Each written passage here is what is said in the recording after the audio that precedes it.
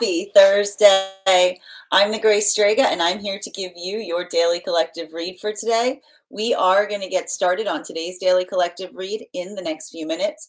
But if you would like to get on the list for today, the list, as always, is open. As always, it is 3 cards for a donation of 28 or more, 4 cards for a donation of 22 or 29 or more, 4 cards for a donation of 23 or more for my subscribers.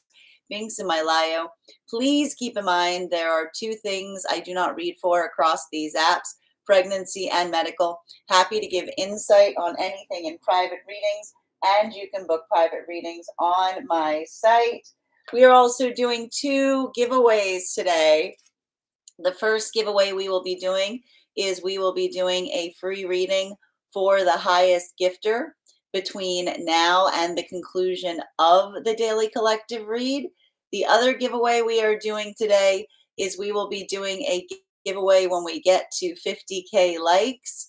So make sure that you're tapping that screen. We will get to 50K in no time. Hold on a minute, hard to type and talk. Prior to beginning today's daily collective read, though, I will be giving a brief recap on what we've been seeing in the cards over the last few days. Now, if you would like to see any of that full reading, you can find it over on the place where we keep the videos and the place that we keep the photos. You can also find it over as a podcast over on my spot and over on my Substack. But first and foremost, most important question: how are you doing today? Scale of 1 to 10. We're gonna talk a little bit about this energy. A lot of emotions potentially coming up, but one of the things that we've been seeing is, and I keep on kind of getting the space of navigating that this energy is helping to build our resolve on things. Now, it's not easy when we're building resolve. And I really feel that a lot of the work that we're doing right now is a summation of a lot of the work that we've been doing in Aries energy. Why is Aries energy so important right now? And I just want to describe this.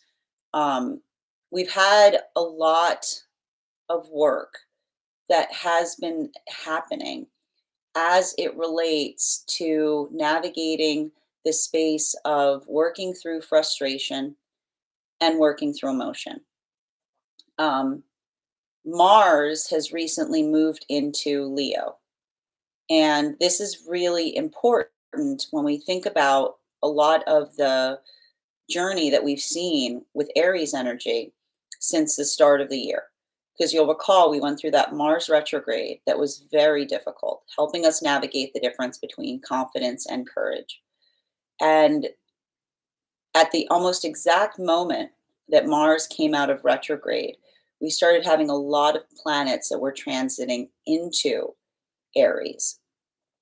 And I want to kind of describe this as, and I want to describe, like, if you're feeling frustrated right now, if you're feeling blocked, if you're feeling a lot of that work in the space of trying to channel frustration into ways that feel like they are creative, the benefit to the energy that we're experiencing right now is it allows for a lot of new beginnings.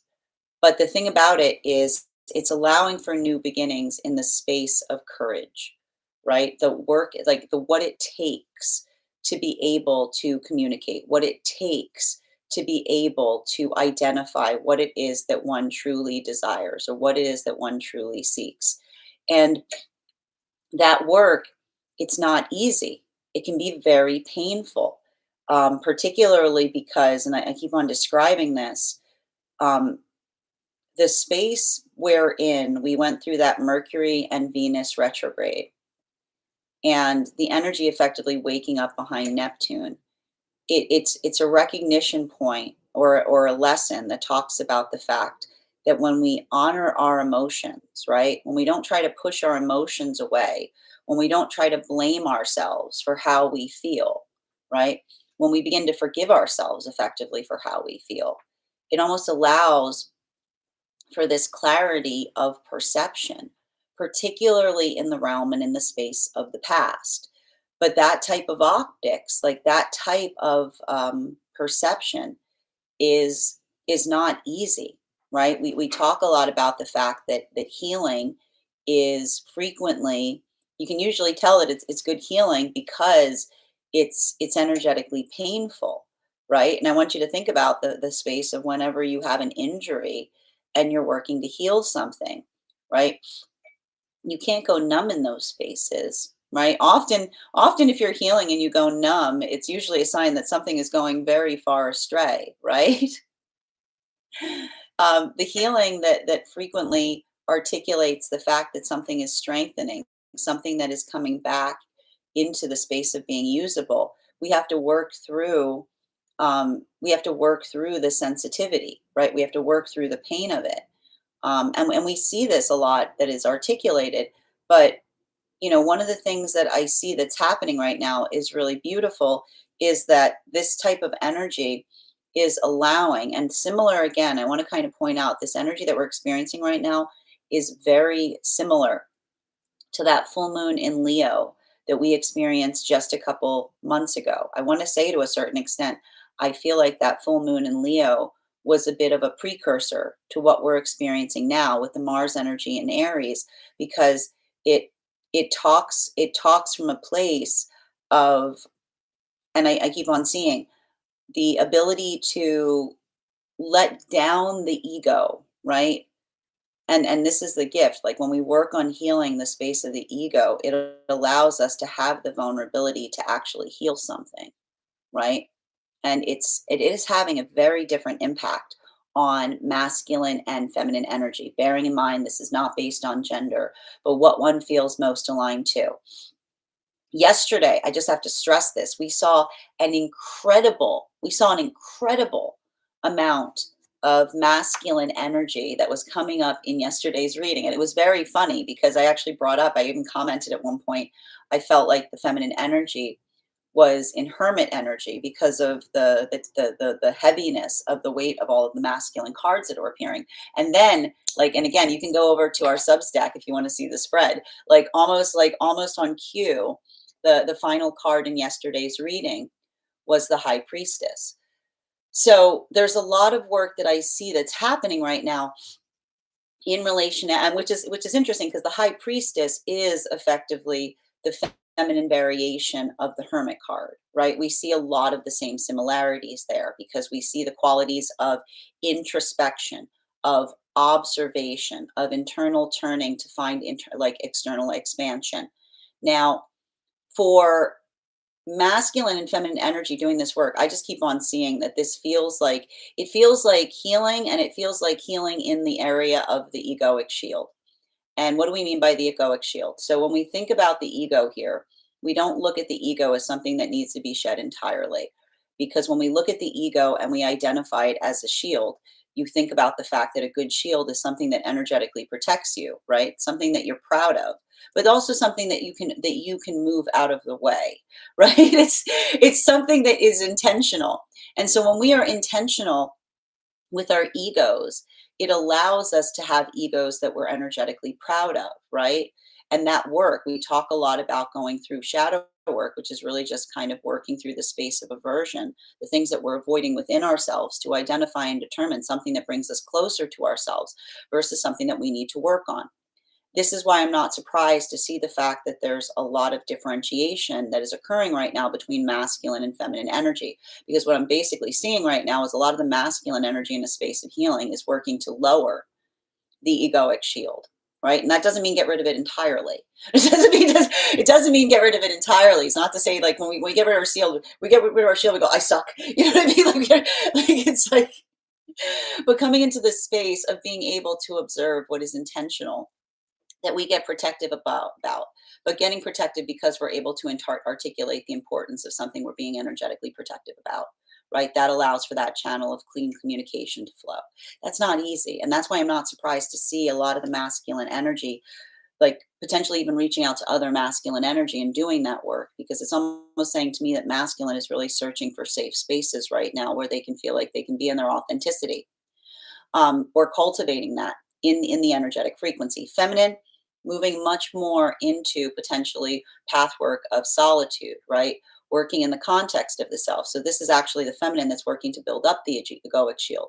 Again, not building up a wall and being like, no, I don't want to talk about something, but being able to articulate and amplify what it is that they hold on to and why it's energetically important to them. So we see even now there's a bit of the work that's happening, and we saw this a few days ago. We had 6 cards pop up in the center of the spread, that there's a lot of that work that feels like asynchronous lessons to bring about the same energetic result, right? And so what's beautiful about this is I do feel like there's something about this Leo in Mars that's bringing a bit of harmony in a lot of that space. Now, this is having a different impact depending on where you find yourselves on the frequency cycles. For masculine and feminine energy, so I want to kind of walk you through the 3 different periods of partnership we've seen since the start of the year. We began the year, a lot of those partnerships were embodying Queen of Swords energy. Those were warrior partnerships coming together very quickly and staying together very quickly. This most recent cycle we saw were effectively chariot energy. And a lot of that chariot energy working towards not necessarily coming towards each other as easily, a lot of trepidation, potentially because a lot of these relationships are healing from relationships built upon whim in the past. And when someone's building upon whim in the past, it doesn't feel like it creates consistency. It's sometimes hard to remove yourself from an unhealthy relationship because it's not necessarily that something is bad there, but the message that we were getting through is something that's good and inconsistent is almost worse than something that's always bad.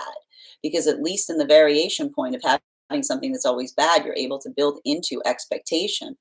But when you have something that's good, but staggered, right, it creates a shock to the system. It damages your nervous system because you never know what's going to happen and you're afraid to walk away from it because you're afraid that the good is not going to come. So we see even now that there's a lot of that energy building into partnership, recognizing the value, the key factor of healthy reliability and consistency that becomes the ground from which we can build, that allows us to move into hermit energy, being able to focus on the self. Now, for a lot of the energy right now that we see that is deep within divine union, we're seeing that a lot of that energy right now is in temperance. Why do we see a lot of the energy deep within divine union in temperance energy? Because they're working to heal something that they've never tried to heal before. This is some deep cuts. This is some deep cut kind of energy.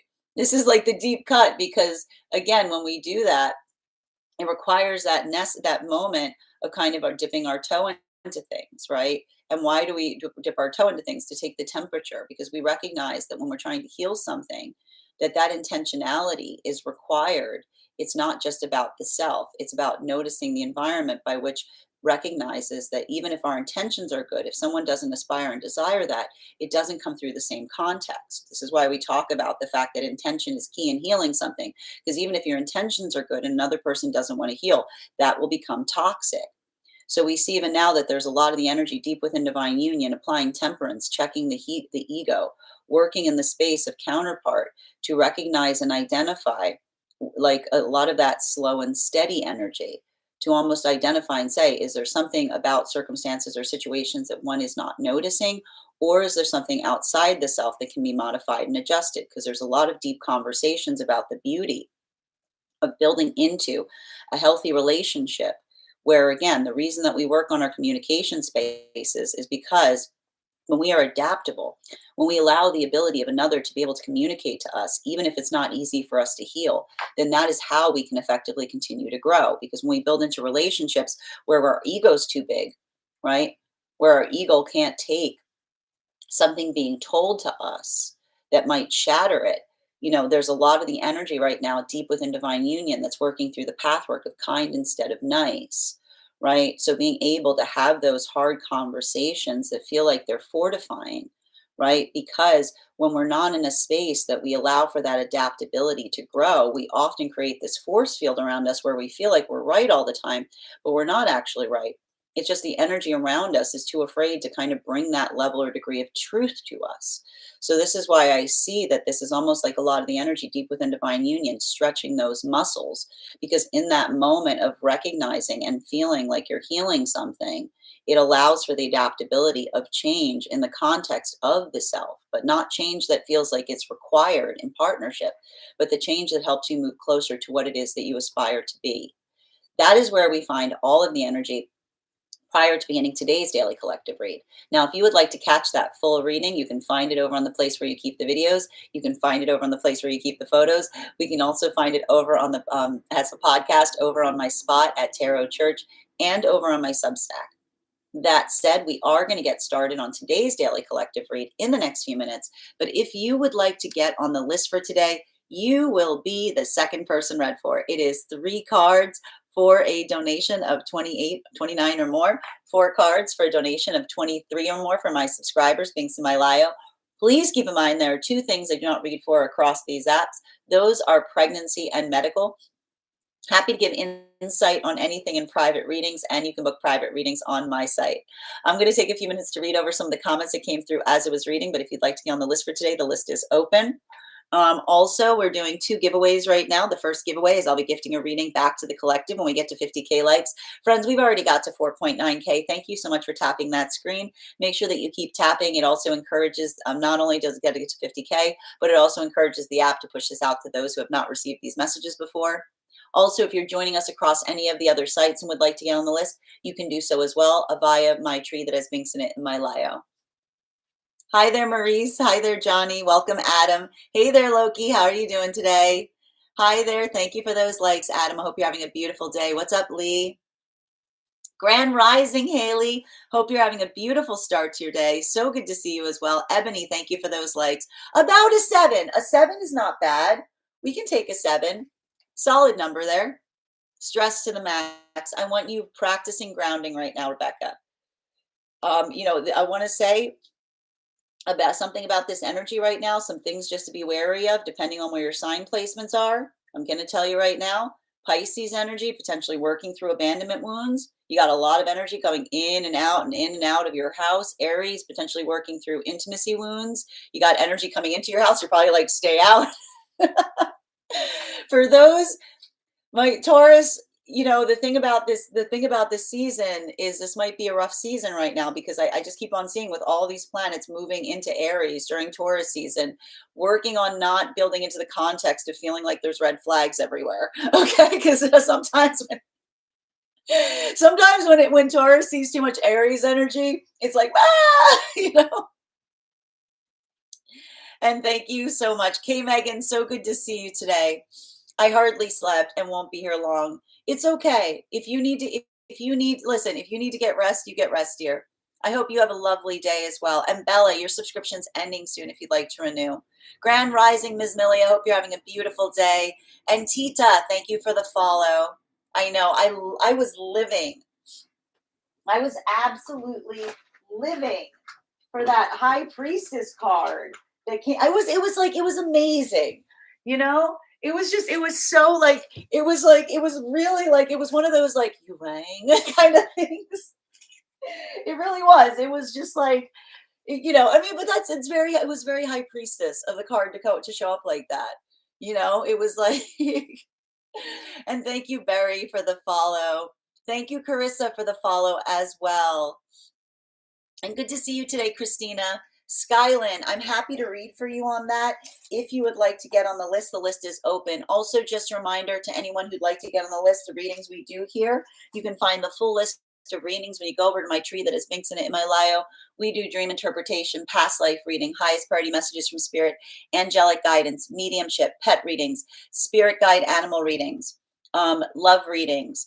And if you have information that you would like to share with me that you feel is relevant to the reading, you can also include it in the notes when you send the donation, or you can also, if you are in our Discord, you can send it as well in the Discord in the designated channels as well.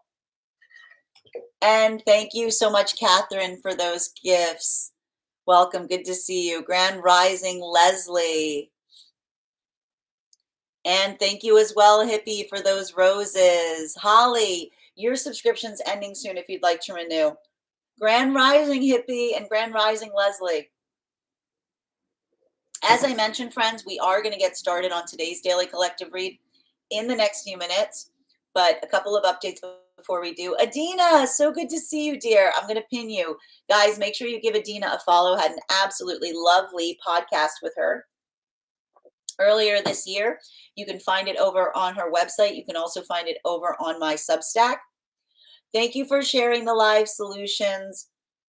A couple of updates before we get started. First and foremost, thank you to everyone who attended our recent class on the Hanged Man card. Our next class will be held on Wednesday, May 14th at 6 p.m. PST, 9 p.m. Eastern. We will be continuing our studies into the tarot with a focus on the death card. There's nothing to fear there. It's going to be a great class. We're going to talk about the symbology of the card, the history of the card. I'm going to work you through spread applications, how to read that card in any direction it may appear in your own readings. I'm also going to present you a unique spread that channels the messages of the death card into your readings. And all you need to do, if you would like to become a part of that tarot class program, is head over and become a paid subscriber to my Substack. Your paid subscription to my Substack is your ticket of entry into our live classes each and every month. You will also, as a paid subscriber, have access to as a paid monthly subscriber, have access to over 9 hours worth of material in the Tarot Church Library Archive. Now, it's not necessary to catch up. I will be doing my best to give you an update on everything we have studied prior to beginning the class, but the material is there for you to receive as you're ready to receive it. You will also have access to a one-on-one chat with me and the other students to ask any questions that you may have in relation to anything that we've studied thus far. And if you become a founding member to my Substack, not only will you receive a discount on the full year's worth of classes, you will also receive a complimentary, you also have full access to the entirety of the Tarot Church Library Archive. That's access to over 13 hours worth of material in an ever expanding library. You will also have access to the option of having and receiving a one-on-one mentorship class with me, wherein I will assess and meet with you and assess where you are on your personal tarot journey and give you the best insights in terms of how to utilize those classes to the best of your advantage going forward. One of the things I tried to do in these classes was make them accessible to the absolute novice tarot reader as well as the seasoned reader. There's definitely something there for everyone. Don't let your lack of experience or your robust experience prevent you from joining us in our class program. And even if you don't become a paid subscriber to my Substack, I would encourage you to follow us there to stay up to date on any new offerings or services. I also post my weekly newsletter there, which will let you know about my in-person events as well as my online live schedule. I also want to let you guys know that on top of my standard life path readings, I also offer mentorship classes. These are for any of my clients seeking a more personalized educational experience with me. I take a very limited number of students for this reason, as those classes are focused on each individual's personal spiritual goals and journey work. Those classes can be purchased on an individual level or as a monthly class series, weekly or bi-weekly as your schedule permits. Also, for my clients seeking more consistent weekly tarot support, I'm very happy to offer weekly tarot insight packages. That is a discounted rate on a package of 4 30-minute readings weekly or bi-weekly as your schedule permits, so that you can stay more consistent on your personal journey. I'm also very happy to offer now dream interpretation readings. These can be purchased on an individual level or per dream or as a series. Now, if you purchase the dream interpretation reading series, I would encourage you to make sure that you start to keep a dream journal, as we will meet weekly or bi-weekly with that journal and utilize the tarot to understand the key themes and messages coming towards you in the dream space. That said, we are going to get started on today's daily collective read in the next few minutes. If you guys can do me a favor and share this live, I would appreciate it. Make sure anybody who'd like to catch this reading live is here to receive it. And I'm going to take a few moments to read over some of the comments that came through as I was giving those recaps. Thank you for those gifts, Loki. Thank you, Catherine, as well. Thank you, James, for the hearts. As I mentioned, friends, we are going to get started, but if you would like to get on the list for a reading today, the list is open. If you get on the list for today, you will be the second person read for. It is 3 cards for a donation of 29 or more, 4 cards for a donation of 23 or more for my subscribers, being semi-lio. Please keep in mind, there are 2 things I do not read for across these apps, pregnancy and medical. Happy to give insight on anything in private readings, and you can book private readings on my site. Also, we are doing 2 giveaways today. Our first giveaway is going to be a free reading for the highest gifter between now and the conclusion of the daily collective read. The other giveaway we are doing currently is we will be doing a reading giveaway when we get to 50K likes. So make sure you're tapping that screen and we will get to 50K in no time. Thank you for those gifts. Thank you so much for those gifts. Hold on, I'm just trying to get money. And Grand Rising, Sophia, I hope you're having a beautiful day. As I mentioned, friends, thank you for sharing the live. That said, no better time than the present. Why don't we get started? Welcome, everyone. Happy Thursday. I'm the Grace Strega, and I'm here to give you your daily collective read for today, Thursday, April 24th. 2025. What do we have coming through in the cards for today? May I please have the first 2 cards in our 5-card spread for today? First 2 cards we are starting our day off with today. Oh my goodness. Oh, okay. It's gonna be fine. It's gonna be fine, okay? We have here our 9 of Swords. We have here our 9 of Swords in its upright and our 5 of Pentacles in its upright. Let's talk a little bit about this energy. Okay, so a few things. I want to remind you that, one of the big shifts that we've seen recently is the fact that Mars has moved into Leo. And the thing with Mars that moves into Leo, and the best way I can describe this energy that we're experiencing right now is I want to take you back. I want to take you back to that Leo full moon we had a few months ago. Because there's a lot of work that we're seeing that's happening right now in relationality to heart expansion. And the thing about a lot of the heart expansion that we have to go through is it's recognizing and working through the factor of what it is that we energetically carry, right? This is often why we talk about this space, that the capacity to heal is also almost directly proportional to our own ability to honor how we feel. Because here's the thing, honoring how we feel allows for the space of identifying what feels like it hurts us, right? It allows for the space of navigating wounds. And so how do we heal? We confront the wounds within us.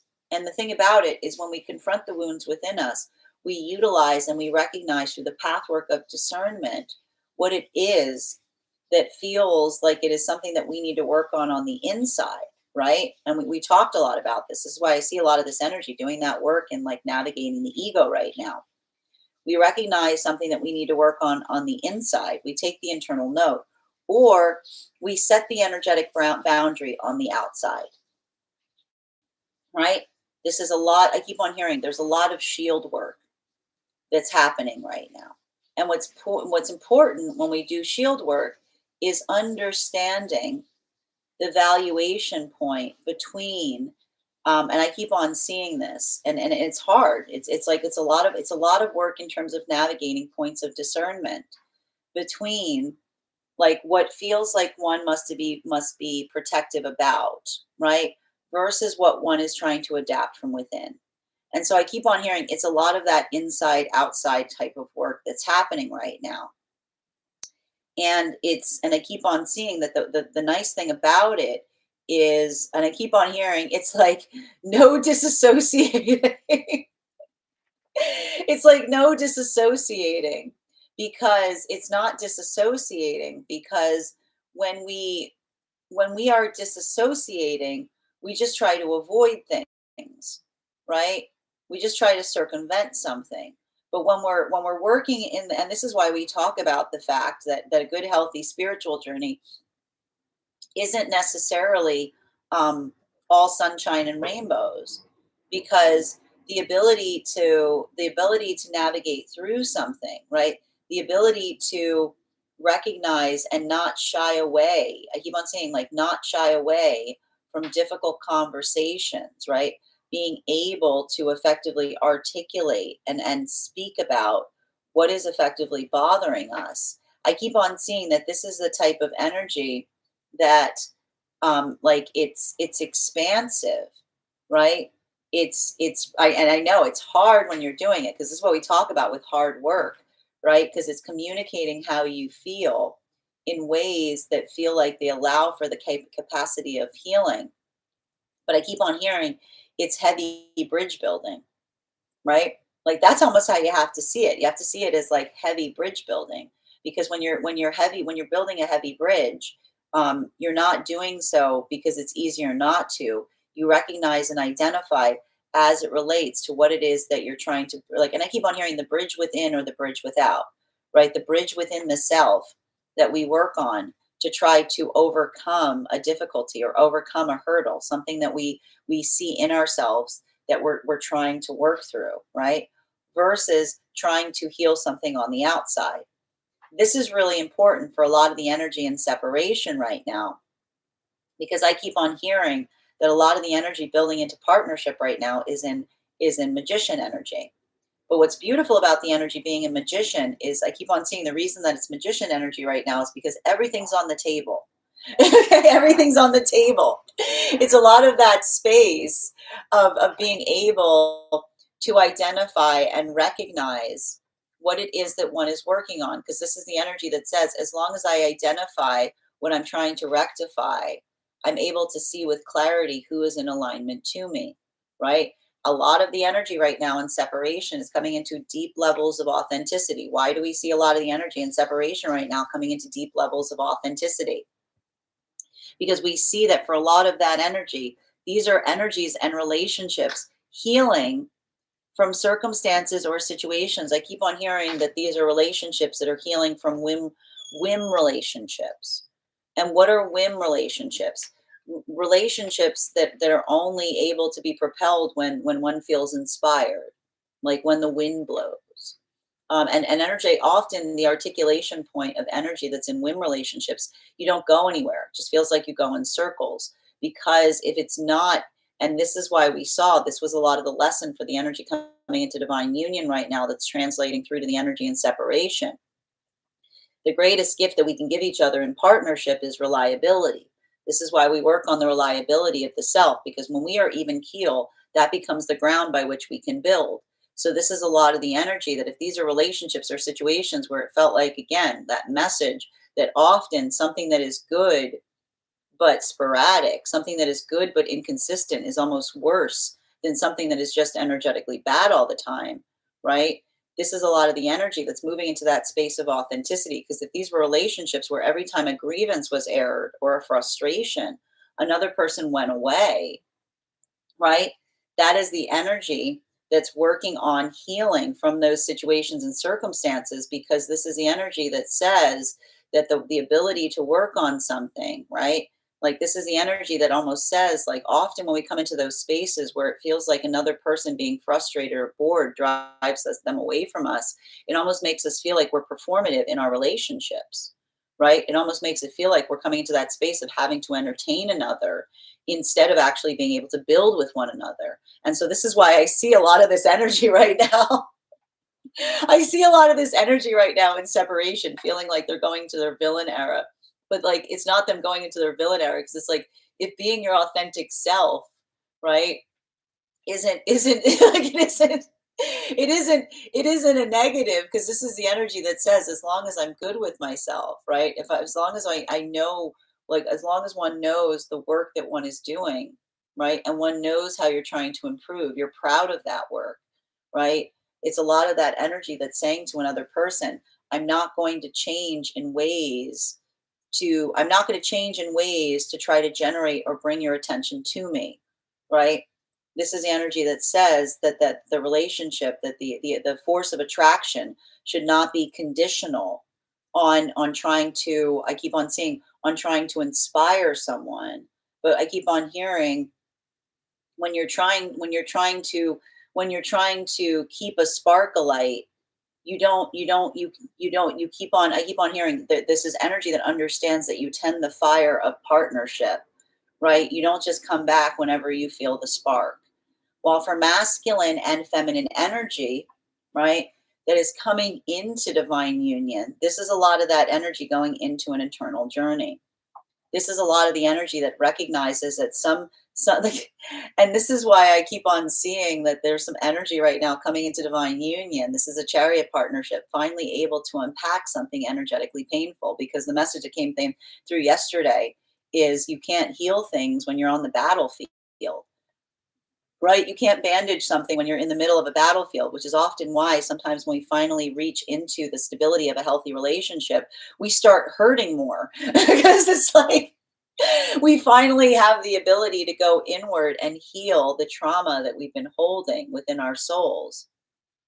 So there's a lot of this energy that, like, I can almost see it. It's like bringing forth.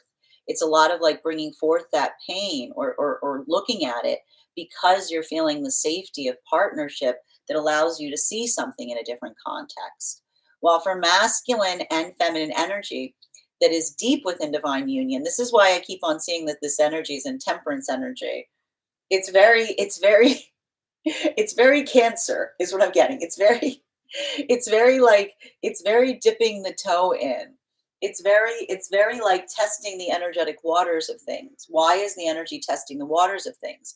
Because if this is the energy that's recognizing and identifying the ability to heal something, it's also working through the difficulty or recognition point that when we're trying to heal something or move something in a certain direction, it's not just enough about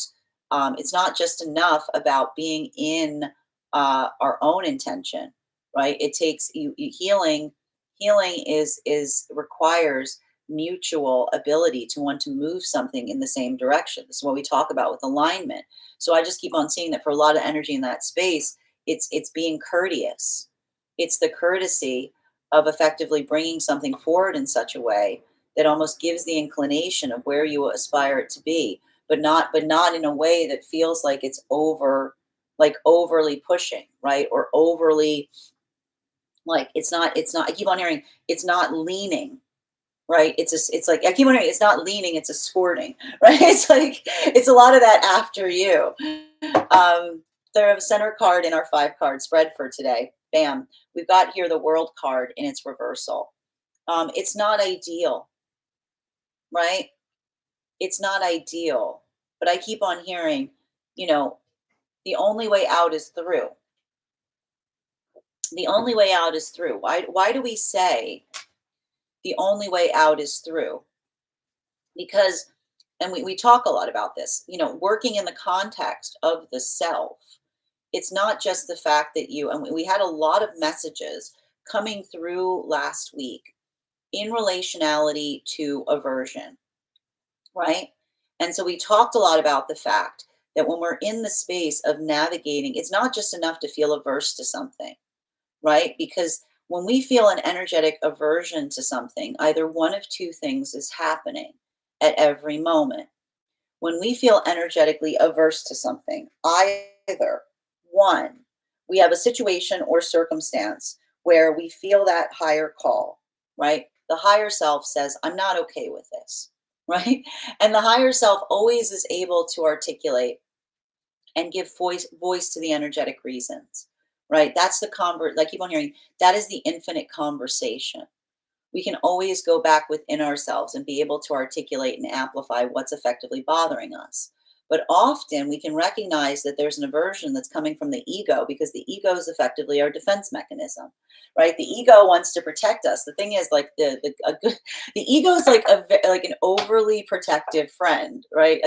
Because the ego sometimes wants to protect us from ourselves. Okay, like sometimes the ego is like, we don't go in there. And you're like, but why? I go, we don't go in there because it makes you feel like, because you got a lot of, like, it's got a lot of trauma there. You know what I mean? Like, it's a lot of that, like, the ego, like, pushing against something and being like, no. And so we can often tell those moments, right? Those moments where we recognize that limitation point when we're not able to articulate why we feel an energetic aversion to something. So I keep on seeing that there's a lot of this. This is becoming very important right now because this is a lot of the energy that is healing in, like, I keep on seeing, pushing themselves into, and I need to point this out, the discomfort of the self. And this is effectively, like, look, I know we call it, like, I actually am very bothered by the fact that we call it shadow work because I feel like it makes it sound like, "Ooh," you know what I mean? Like, "Ooh." It's like that. I mean, that's basically what shadow work is. It's working in the context of navigating our own energetic aversion to understand the source, right? Because when it's coming from source, there is a source. Like, when it's coming from source, and that's what the higher self says. Navigate the aversion because when it's coming from source, there is a source. There's a conversation there, and often you can tell that it's the ego because the ego is like, like that, we've been talking a lot about, like, we had the ace of wands coming up yesterday, which is like the difference between an olive branch and a stick in the mud, right? So, and we're going to talk a lot about this because this is Taurus season, because this is a lot of the work that Taurus energy goes through. It's understanding cultivation. It's understanding something that helps you understand the self better, that you hold on to, tenacity, working in the presence of majesty, versus something that creates a limitation or blocker, the blinder of the self, where you're just like, I said so, right? Because it feels comfortable, because I'm afraid of change. Fourth and fifth cards in our 5 card spread are, yep, we've got our ace of swords. Yep, there it is. Our ace of swords here, and our eight of swords, our ace of swords with our 8 of swords, and it's upright. I love these 2 cards together. A lot of sword energy today, right? Because, and this is the thing that we recognize. We introspect upon ourselves because by introspecting on ourselves, we understand our fear, and understanding our fear helps us recognize who we are, because that ability of doing so, right, allows us to see ourselves clearly. And the ability to come into the higher self is one that you understand, by which, like, by understanding, knowing thyself is the understanding of what it is that you hold dearly. And again, when we're not, and this is why we talk about that point of, as it relates to working in the context of, it's not about letting go of everything, right? It's not about letting go of inhibitions. It's not about letting go of anxiety. It's understanding the energetic force by which you articulate about a concern. Because often, and this is the thing about it, you have to think about the energetic ego as a defense mechanism. And sometimes that defense mechanism rises up to energetically protect something that is precious. And when something is precious, it's something that is important to us, that we're able to clear through our throat chakra. We're able to articulate the why we're feeling energetically protective about something. But sometimes it rises up to protect us from ourselves. Sometimes it rises up because we're trying to energetically avoid something. And the ego doesn't ask any questions. Okay, the ego doesn't ask any questions. The ego just notices the alarm system going off and going like, like boom, boom, boom. Like, it's a lot of that work. And so I keep on seeing that this is the energy that is working in the context of understanding the difference of navigating fear that says, I am afraid of, right? Like, working through something and articulating upon the anxiety point, versus the energy that just goes, I'm afraid, right? And often when we have those, and that's that is like right there, like, that is the moment of understanding the energetic force by which that is. And often when we feel that space that we say, I'm afraid, but we can't articulate why, this is why we start projecting that outwards, right? So we see even now, like, a lot of that work I keep on seeing. And I think that this is really beautiful, because I even see that there's something right now happening for energy and separation in recognizing the difference, even through difficult conversations. Because I see even now, like these new partnerships, everything's on the table.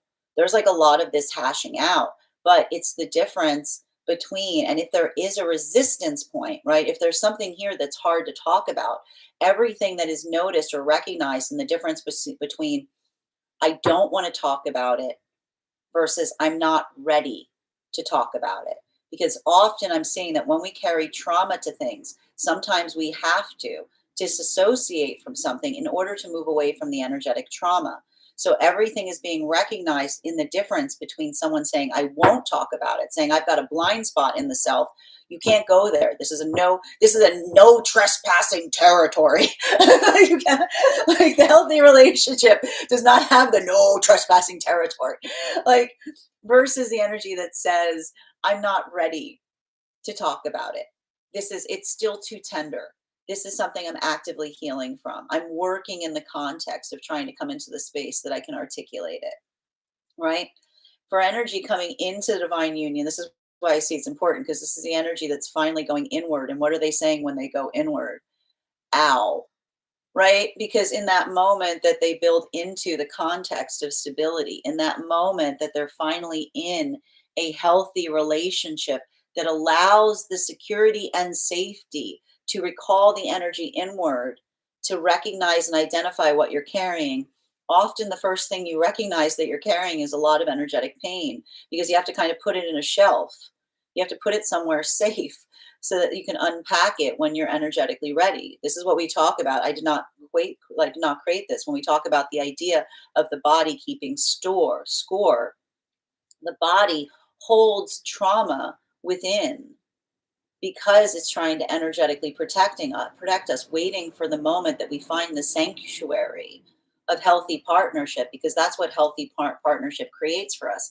It creates a restorative sanctuary where we finally feel the sacredness or the stability to be able to unpack the energetic trauma that we've been carrying. While for masculine and feminine deep within divine union right now, this is why I keep on seeing that this is a lot of the energy working, and this is why it feels like it's temperance energy, because they're dipping their toe in, they're treading carefully, because I keep on seeing that this is the energy. I keep on hearing something about the energy deep within divine union is walking through a library, right? Which is like, again, when you're walking through a library, you move in accordance with what it is that you're seeking, right? But you don't insist upon it, right? You navigate something. I keep on hearing you navigate something with delicacy, continuing to get clarification between our Nine of Swords in its upright in combination with our Five of Pentacles. This is really, these two cards together are incredibly important. This is like a heavy read today. Oof. One card, please. Thank you. Two cards. I was trying to get one card. I saw two cards coming out. This is like the tarot does what the tarot does. There were two cards were about to come out. I was like, no, one card, and then two cards came out anyway. And there it is. There's that temperance energy that we're talking about with more sword energy. So we've got even here the Seven of Swords in its reversal. What's going on with all these? It's, you know what it is? It's Venus on top of Saturn right now. They're sore subjects. You know, there's a little bit of work that I keep on seeing right now as it relates to navigating sore subjects is what I keep on hearing. But I need to stress this out. Like I need to, like, actually, it's funny I said stress this out. When something is sore, you're working on it, right? It's navigating soreness. It's working something in a way that you haven't before, that sometimes creates energetic soreness, right? And so I see there's almost something here. And I told you this is literally the energy in separation, identifying and recognizing the difference between, and this may be the comparison, because I keep on saying with Jupiter and Gemini, a lot of this comparison work is being able to see something that you couldn't see before, right? The difference potentially from those energetic relationships of the past that felt like you were constantly walking on eggshells, right? The anxiety that you feel when someone's only coming towards you to be inspired, which is like every time you may mention a frustration, or every time you air a grievance, someone's like, I'm just going to go away, which again kind of creates that feeling of anxiety and not in like not being like almost feeling like you're having to move into the space of performing like the dream of what another person perceives you to be, right? There's no adaptability there. Often those relationships, they feel like it's interesting because they sometimes are often articulated by being absolutely perfect until one thing happens. Why? Because it's not that one thing happened, it's because every time someone unconsciously pulled away when another person tried to air a grievance, this was the energy that immediately started performing the act of the self until they couldn't take it anymore. So often, like that's why we talk about the space that a healthy relationship has room for airing energetic frustration, because when we air energetic frustration it becomes the sacred breath of union, right? It is the patience that becomes infinite, the need that is immediately met with progress. It's a continual adaptation point. It's the harmony of balance that we create. It's not holding your breath. And this is why I keep on hearing some of these energies that are in separation had a relationship that literally shattered. They had a relationship that literally shattered because if there were those moments where another person was only coming towards them to be inspired and the other energy started to try to articulate a need, but every time they articulated the need, the energy went, that's not very dream of you, and started to move away. The energy that's in the space of the anxiety starts holding their breath. They start holding their energetic grievance, right? They build it up and then boom, finally one thing happens and they can't take it anymore because the other energy has not realized that they've been cultivating or creating the space where someone could not be in their authenticity. So this is why I see that a lot of this energy a lot of this energy is coming into this moment. I keep on seeing the energy in separation right now being like, I'm going to go into my villain era. I'm just going to be authentically me, and the higher self is going, well, why do you think being authentically you is villainous? Like the energy of the higher self is going. Because again, the higher self says that the more that we come into authenticity, we become a beacon for those to find us.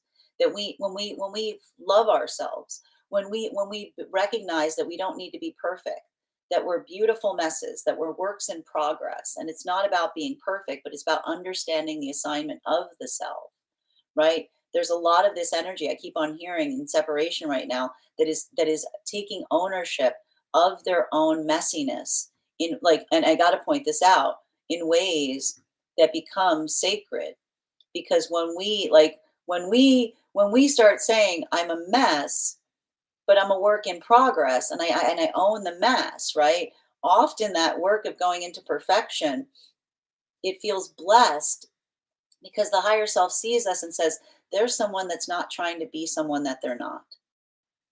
There's someone that's starting to come into the space of loving who they truly are. And when we start to love who we truly are, then we find the ability to offer that same gift of love to those around us. And so that's a lot of the energy right now. I just keep on seeing, but here's the thing about it. I see a lot of this energy having to recover, feel like they're healing from those performative relationships almost as an act of resistance. It's like the energy being like, this is who I am. And someone being like, I think that's kind of cool, right? Because this is the energy that's just like, like this is what we talk about, which is like what they're really doing is they're shedding the layers of pretense. They're shedding the layers of pretense. And often it's in that moment that we shed the layers of pretense that we find who we are.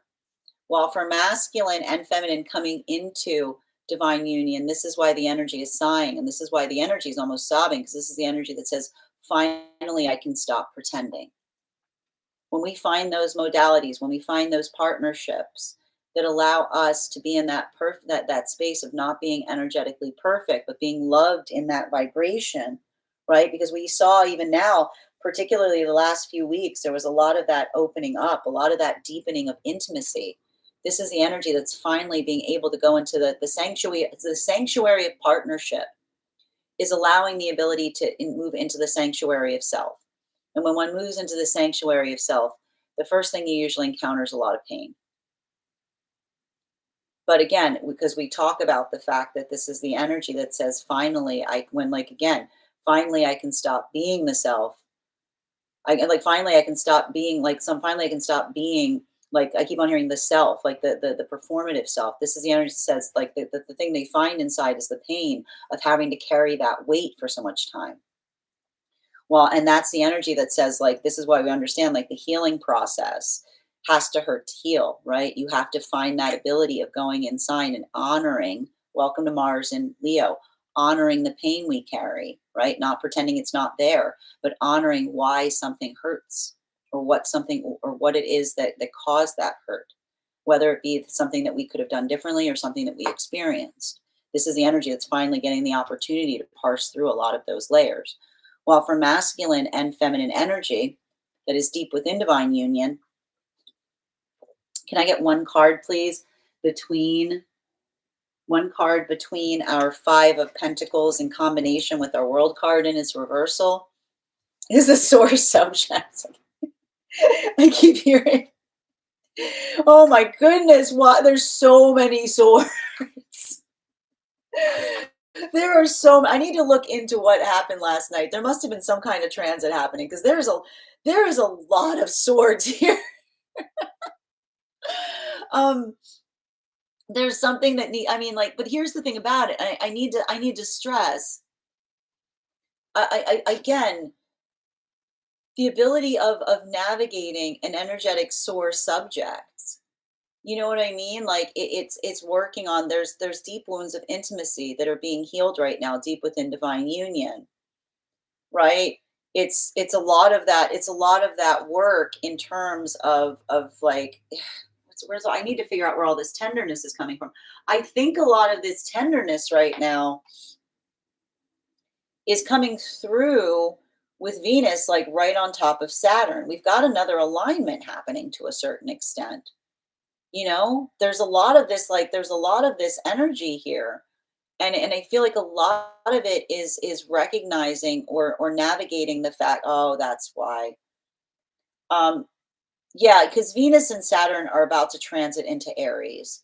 And so it's working in the context of identifying and recognizing time, right? And I keep on seeing there's a lot of sentimentality in that space. There's a lot of honoring. I keep on hearing honoring the journey, either in recognizing how far one has come or identifying how much one has changed. um, or again, how little something has changed, which sometimes creates a space of grief. Continuing to get clarification between our World card in its reversal and our Ace of Swords in its upright. Can I get one card to clarify? A lot of sword energy today. Oh my goodness. It's okay. It's all right. This is a sword that we want to see. This is a sword that we want to see in its reversal, because it's a Three of Swords in its reversal. So it's working through, it's healing, right? But when we work through, like, when we identify, like, it's feeling to me like this is growing pains energy, you know? That's the thing about it. I keep on hearing across all of the frequencies right now, growing pains. Because and we talk about this here, like, when we navigate through certain spaces, we understand that. And I keep on seeing this, you know I keep on hearing, like, change is the constant, and when we appreciate that change is the constant, then we move more in a space of adaptability. Like, this is all a culmination of a lot of those lessons that we articulated upon as it relates to, and we often see this, right? We talk about the fact that often, like, everything starts breaking down when we hold on to things that aren't in our best. Like, when we try to, like, refuse against change, when we start holding on to things from a place of, like, the energetic refusal point, This is like the culmination of a lot of those lessons that we talked about, because we identified the fact that when we come into warrior energy, we don't insist, right? We don't try to force things to be the way that they need to be.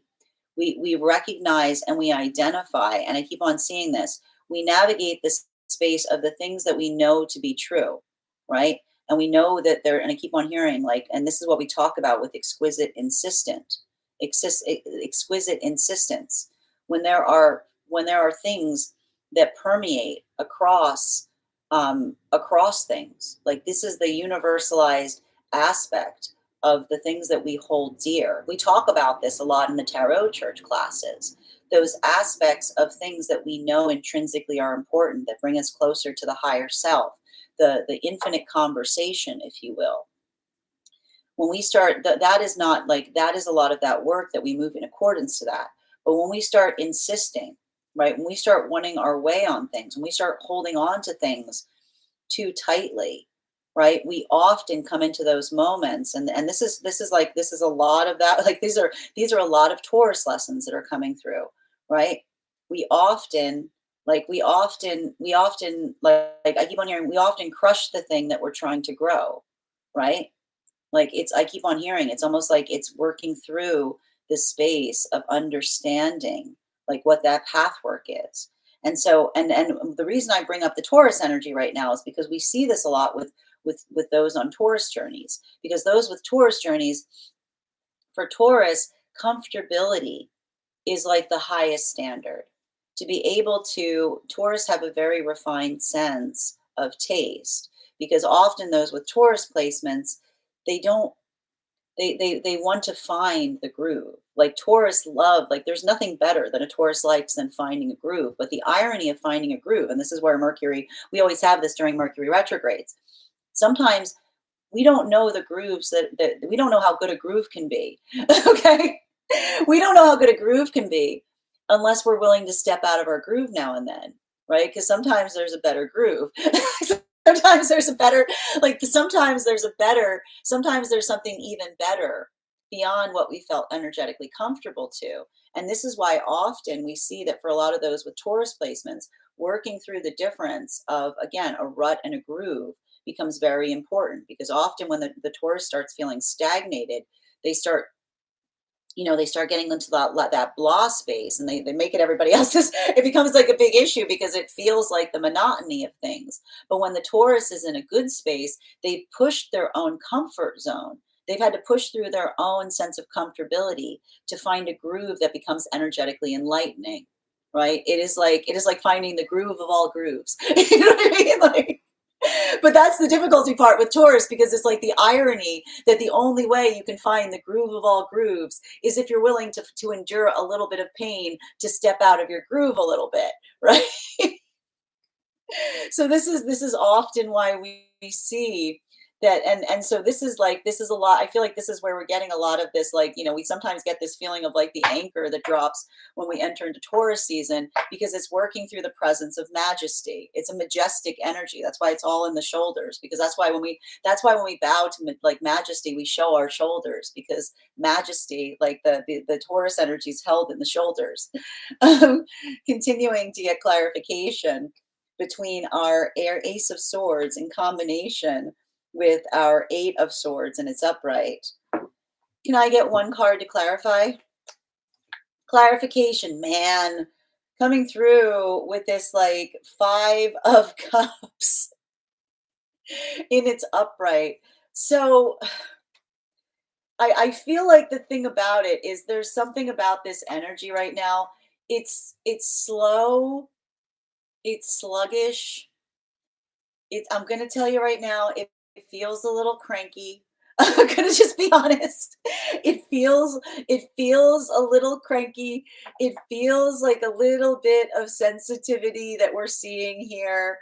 I'm still like, and I think that a lot of this right now is and I feel like a lot, like and I'm gonna tell you, it's because we got a lot of planets that are starting to move into Aries. And the thing about Aries, is sometimes the air. We have to work in the space of patience right now. Okay, patience is the energetic lesson. And the thing about it is it's there's a little bit of this like irritability. There's a little bit of navigating irritability, but when we, and I keep on hearing, and this is how the Mars and Leo is going to help us, because when we're feeling energetically irritable, if you're feeling energetically irritable, I want you to concentrate on giving yourself little treats today. Okay, we got to take on some of the lessons of Taurus right now, because this is how Taurus help themselves through these things. They go, I deserve a little treat. Like, have a little treat.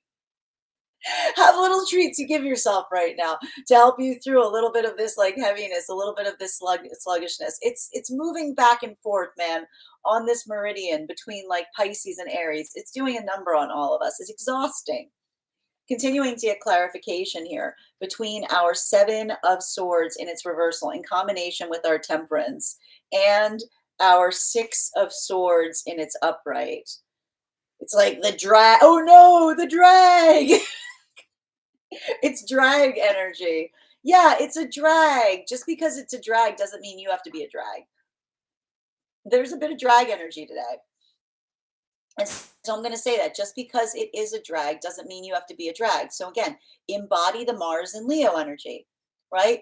Because Leo's like to just like brighten up a room. Like Leo's like to just, like it's a lot of that. I keep on seeing like it's a lot of that work today in keeping in like helping one feel energetically productive, because it is feeling like for me, and I think that the reason that this is happening is Saturn and Venus are basically like transiting right now into Aries.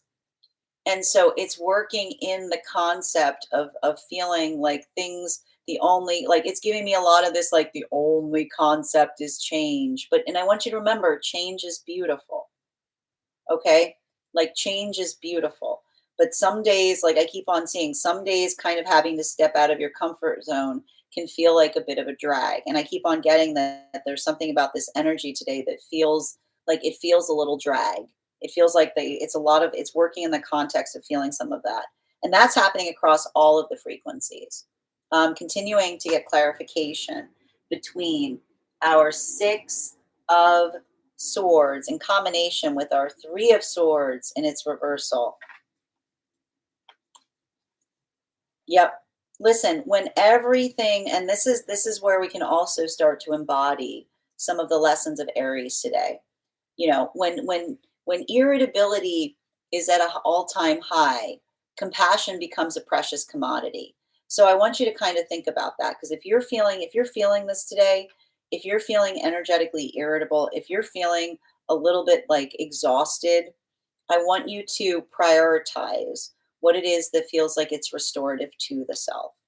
And I keep on seeing that ability of doing so is I keep on hearing being attuned to what can make things easier for others, but also being attuned to your own needs, right? This is giving me a lot of like, it's saying to me like today is like it's like a restorative day. There's the possibility here of a lot of energetic restoration that's happening.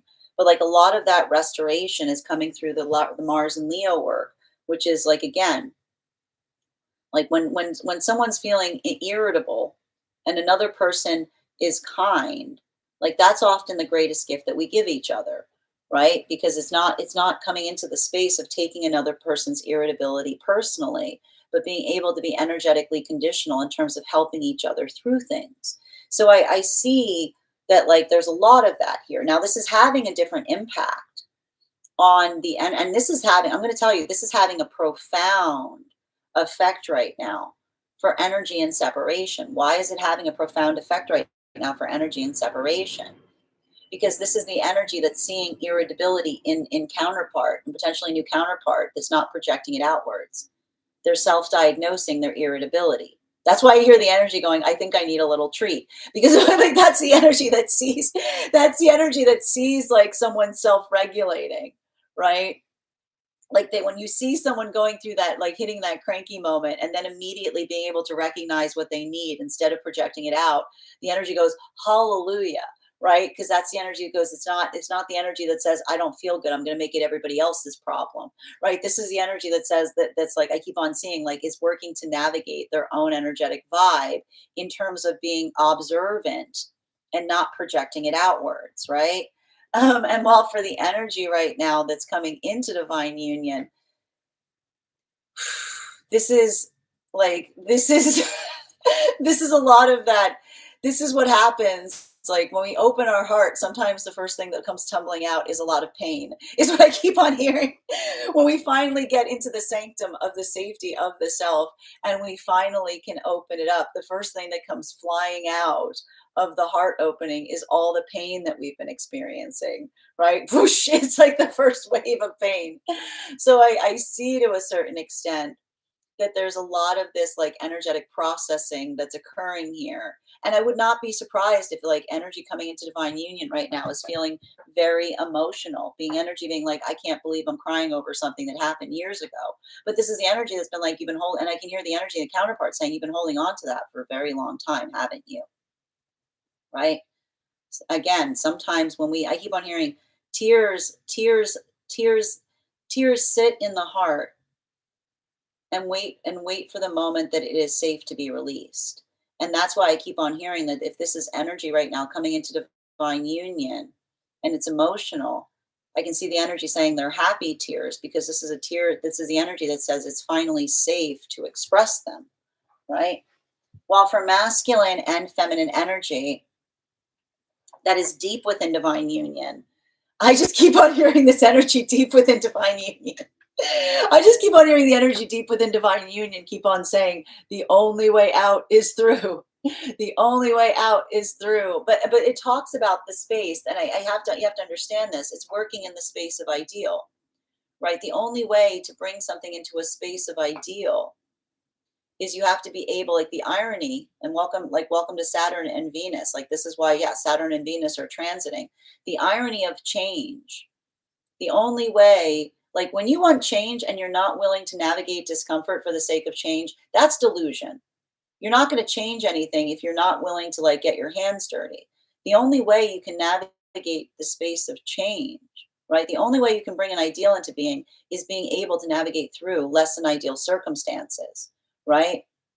It's working through those processes, and it's never easy, but that's where the work needs to go. So that's it. I keep on hearing, like, this is why I hear a lot of the energy right now deep within divine union saying feelings don't have anything to do with it, right? Because often the feelings will sometimes make it harder to move towards an ideal because you have to overcome the feelings that you have in a moment to get to the aspiration of where you aspire it to go, right? So I see a lot of that work that's happening in that space. I'm not surprised with Saturn and Venus transiting into Aries, continuing between our Three of Swords and its reversal and our Six of Cups and its upright. One card to clarify here. Yep, new ground. Again, in order to create new ground, you have to be able to break through the self, right? That's what I keep on seeing. And this is why this is feeling like so many Taurus lessons right now too, right?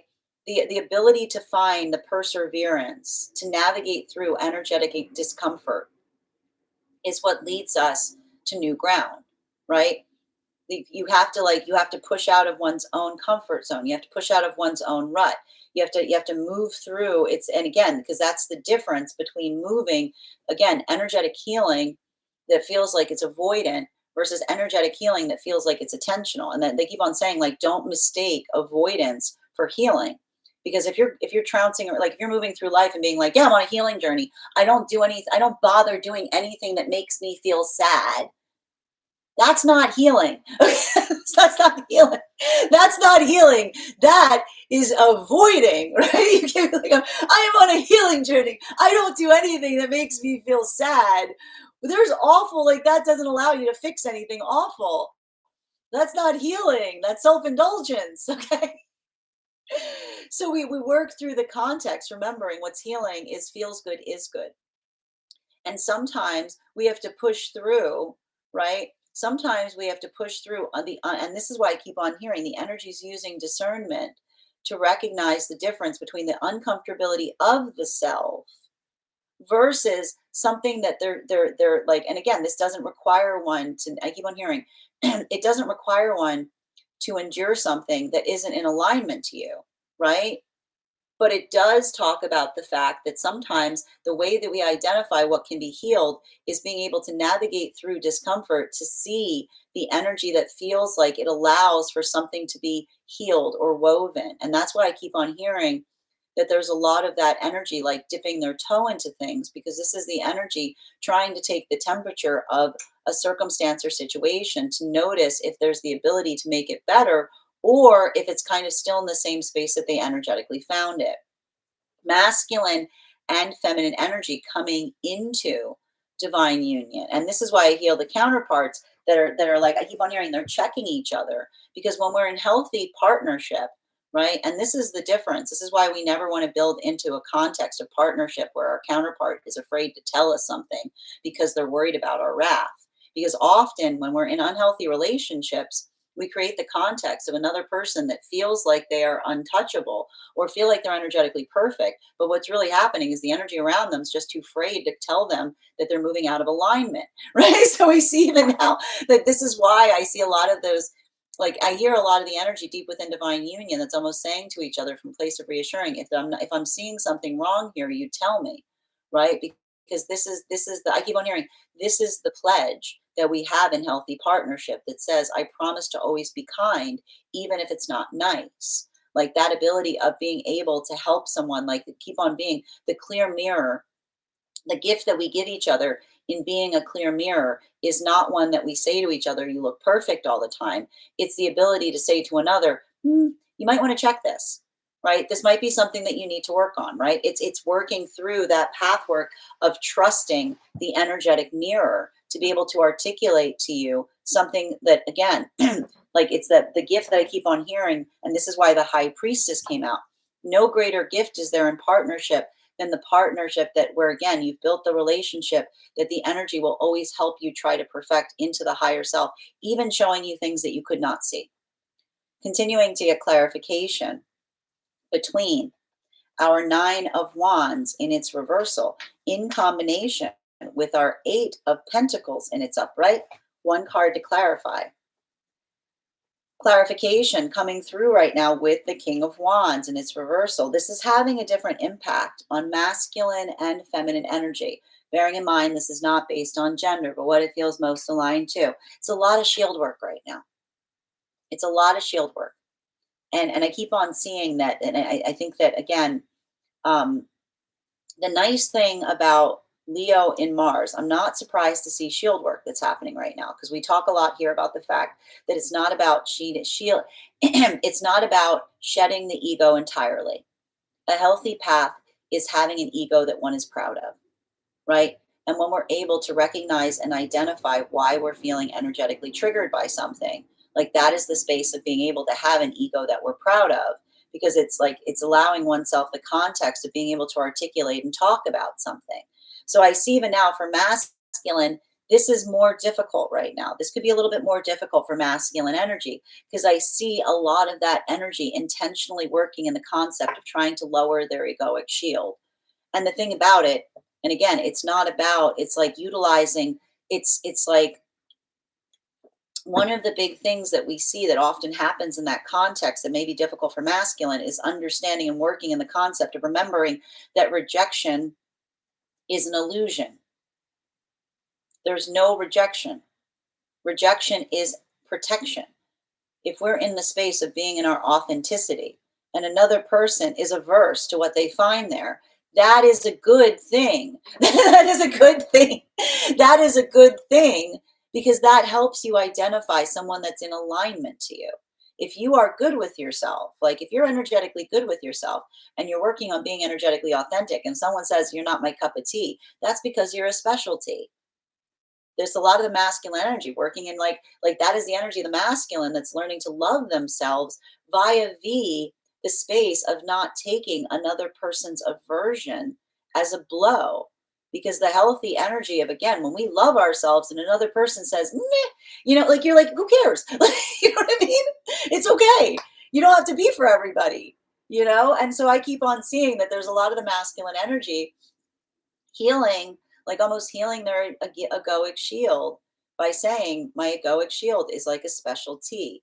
As long as I am proud of it, as long as I can identify everything upon it, as long as I can share that journey with another. If it's not for somebody else, that's cool. So be it, right? That's a blessing. That's something good to see, right? That's just recognizing that sense, like being like, and I keep on hearing, when you are everything for everyone, you stand for nothing, is what I keep on hearing, right? Like the energy I keep on hearing, luke water, like dishwater warm. It's like a lot of that space. It's coming into that space of being, and I keep on seeing that this is the energy that says, I don't want to dilute who I am to move into the context of doing that. I just need to own the things that I am, because in my authenticity, and this is what we recognize, what is the song you will hear as you move into your authenticity? You're really not for me. What is the song you will hear as you move into your authenticity?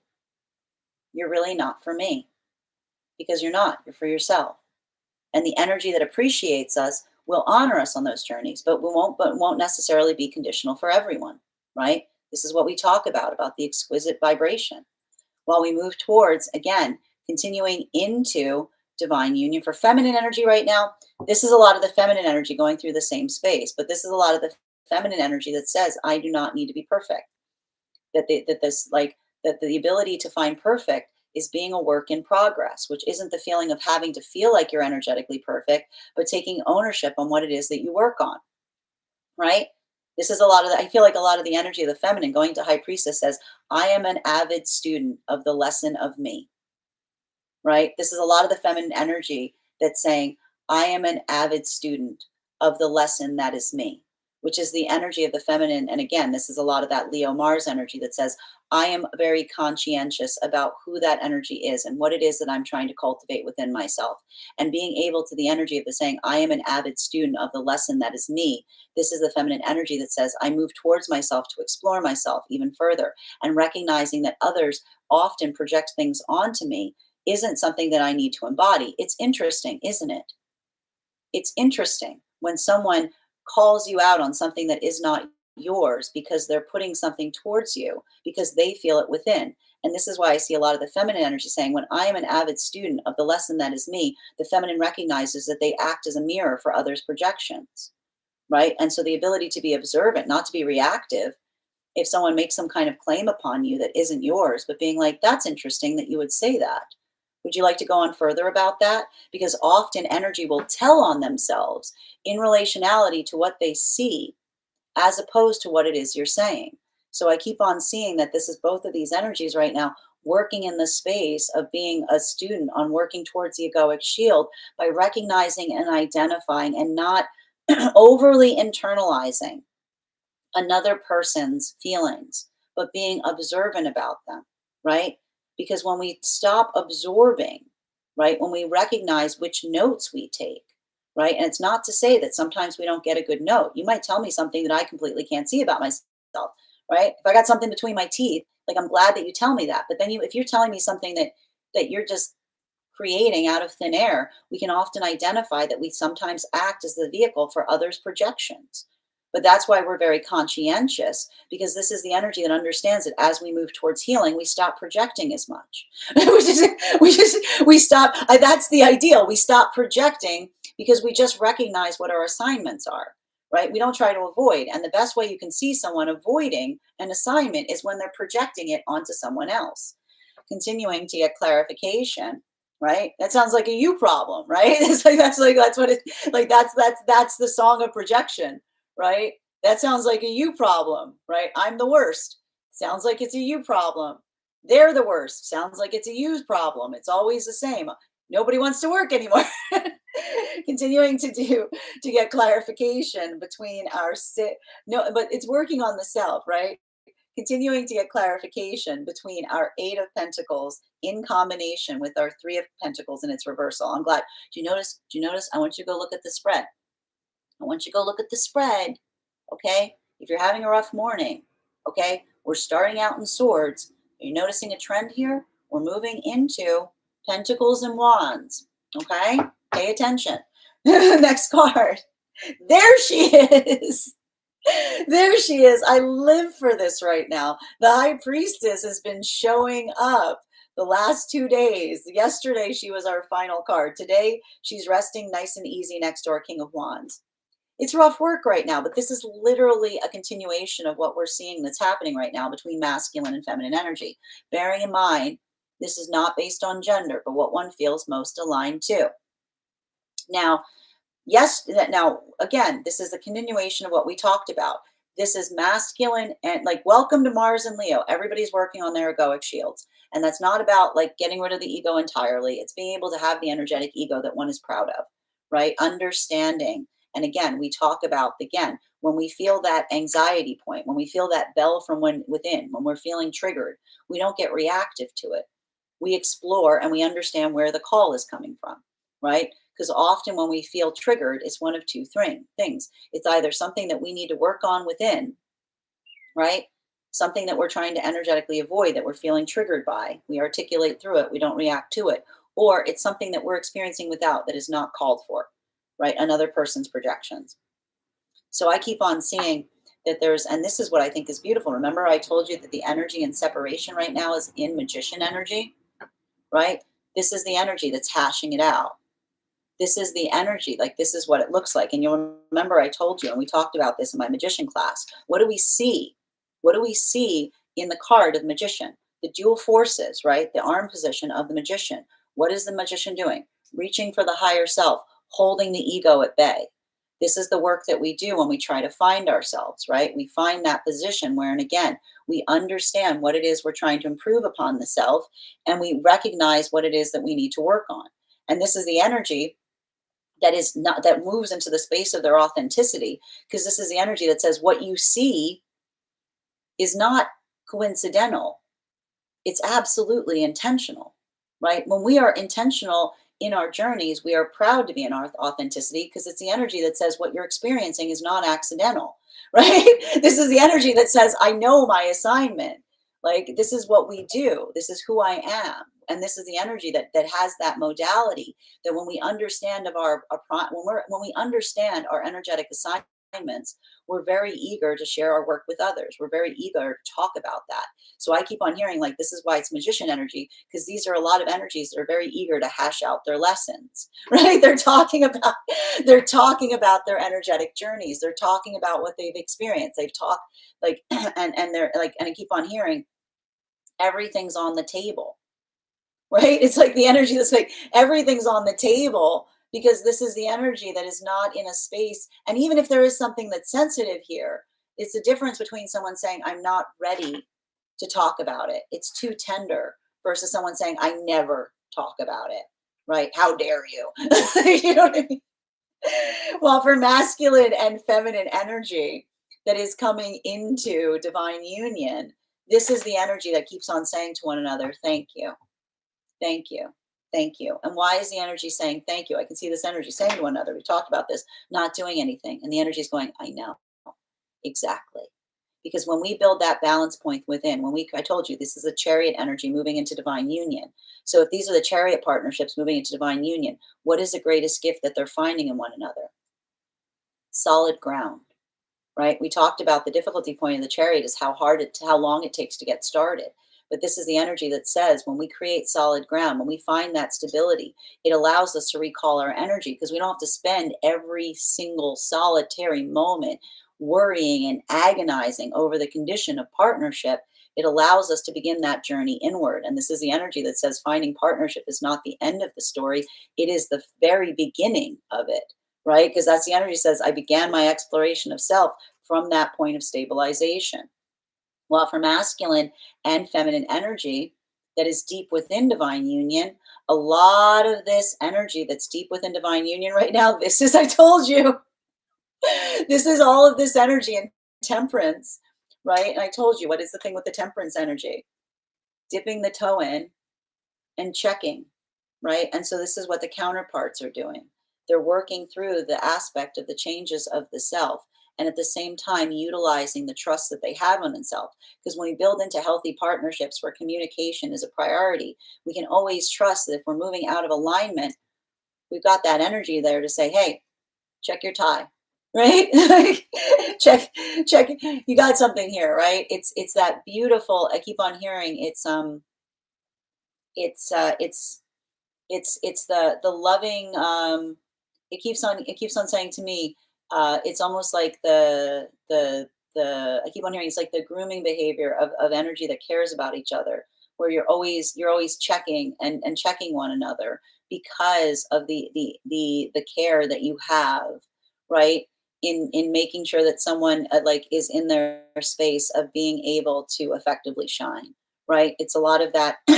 It's a lot of that. I keep on seeing a lot of that tenderness or a lot of that sentimentality. But I keep on hearing the only way you can have that, right? The only way you can have that intimacy is allowing the space of being vulnerable to allow, I keep on hearing allowing someone to come towards you to like articulate upon those little things, right? And I keep on hearing I keep on hearing it's very small gestures. It's a lot of those conversations as it relates to refining and doing something differently, right? It's a lot of, I keep on hearing it's about like, it's like fine tuning, right? Final card. And that's what I love about this, because this is the energy that's like, almost being, I keep on hearing it's like being like covetous in that way towards one another. Continuing to get clarification between our King of Wands in its reversal and our High Priestess in its upright. Wow, final card today with our Four of Cups in its upright. I told you it's fastidious. I want you to take any of that annoyance that you're feeling right now and move it into fastidiousness, because, and I keep on hearing, I'm not surprised with like, yeah. And Taurus, like, here's the thing, it's Taurus energy can be very fastidious, right? And the thing about when we're fastidious, I need to point this out. What's the difference between being fastidious and being picky? Okay, we talked about it yesterday. Yesterday, we talked about the difference between being stubborn and being tenacious. They look very similar, they're very different. Okay, but a lot of this work that we also see, and this is the beauty of Taurus cycles, because again, Taurus is majestic energy, right? Taurus is like it's working through them like the majestic force, right? When we are fastidious, we have exquisite taste, right? We have exquisite taste. We're able to articulate on what something is. We're able to. Fastidious is having a keen taste on something that is energetically exquisite, right? It's the ability to come into that space of refinement and identification between nuance, right? Being able to articulate the difference is what we see as fastidious. It helps us fine tune. When we're being picky, okay, when we're being picky, we've all experienced this, is someone that's moving into a space of discomfort where nothing feels like it's right? It's like when you can't land upon it, you're just like, it's like cranky child's energy. It's like, this sweater is too tight. This, like, it's like, it's a lot of that. So I want you to think about that right today, right? Like, I want you to think about a lot of the work coming towards you. I want you to challenge yourself, if you're feeling cranky, to ask yourself if you are being fastidious or if you are being picky, okay? Because when you are being, and it has to do with the same path work that we saw during the Aries cycle, which is understanding where we insist. Because again, sometimes we insist on things that aren't important. And often when we insist on things that are not important, we ruin the possibility of something that could be profound. I'm going to say that again. When we insist upon things that are not important, we remove the possibility of the universe presenting us something that could be profound. But when we're energetically fastidious, we're usually able to navigate and articulate why something is energetically important to us, right? Why, like the discernment point between pickiness and fastidiousness is heavily at play today. So I keep on seeing that like there's a little bit of that work in terms of recognizing and identifying that feels like it's energetically productive. But you might have to go through some irritability as you're navigating situations and circumstances of that nature. Bottom of the deck on today's reading. Boom. All right. I love it. Okay. We've got the Six of Cups in its upright, and it has to do, okay? It has to do with the space of healing and intention, right? When we are when we are energetically intentional, we become very adaptable, right? Because we don't hold on to the things because it's the difference. I keep on hearing it's the difference because it's more of the continuation of understanding that we can usually tell that our ego is getting a little like out, like we can tell when the ego is it's sometimes hard to discern between ego and higher self, right? But usually the best way you can identify it is with the terms because I want it that way. Right? Like when you're having a conversation with someone and they say, "Why is it so important to you?" And another person says, "Because I want it that way." That is literally the ego. Well, there it is. That's the ego. Yes, that's what the ego does. Like the ego, that is what the ego says. The ego says, "I want it that way," right? But when we are moving in accordance with the higher self, and we say, "Why is this so important?" The higher self says, "How much time you got? Sit down, take a seat. I'll walk you through it." Right? It's the ability to articulate and recognize, like what that is, and that's why we keep on seeing that healing is not about what we want, right? Because we can't put healing on things. Say, "I want it to be healed." That's great. Like we just had a whole conversation about wanting things does not make them good. Intentionality must be shared, right? It doesn't matter if your intentions are good. If someone's not in the same vibration of you, you can try to bring a kind action towards someone, you know, and it's like it's not going to come across the same way. The healing comes in the space of being able to recognize what moves in accordance to the self, and we heal by small gestures. We heal by offering the possibility of energetic directions. And that's why good healing feels like a dance, because it doesn't feel like that moment that you're trying to like drag someone across a river into healing. It's one that you move in accordance to one another, right? It is the flow state by which we harmonize. So I keep on seeing that there's a lot of release potentially that's happening, especially with Saturn moving, as opposed to what one desired to happen as it relates to situations versus the energetic resistance or reluctance that we meet outside the self. And this can often feel profoundly healing, but it can also feel very triggering, particularly as we recognize and acknowledge like the force of care, like what we hoped versus what we energetically encountered. So if you're going through that work right now, especially with like a lot of this, like Saturn, like with Venus, I want you to honor yourself. I want you to honor your journey. I want you to communicate through it, and I don't want you to be triggered by it. That is our daily collective read for today. I want to thank you guys so much for being here and receiving these messages. Just a reminder, if you would like to book a private reading with me, you can book one on my site. Please keep in mind, if you book a private reading with me, it is a two-step process. You have to book the reading, you have to pay for the reading. Please make sure you do both if you'd like to have that reading. Most importantly, please remember, I will never, ever, ever, ever, ever, ever, ever reach out to you for a private reading. I'm never going to PM you. I'm never going to DM you. I'm never going to slide into your inbox and tell you that I have a very important message that only I can deliver. The only way you can book a reading with me is if you book one on my site. So I encourage you to do it there. Also, a couple of updates before we move into personal readings right now. First and foremost, thank you to everybody who attended our recent class on the Hangman.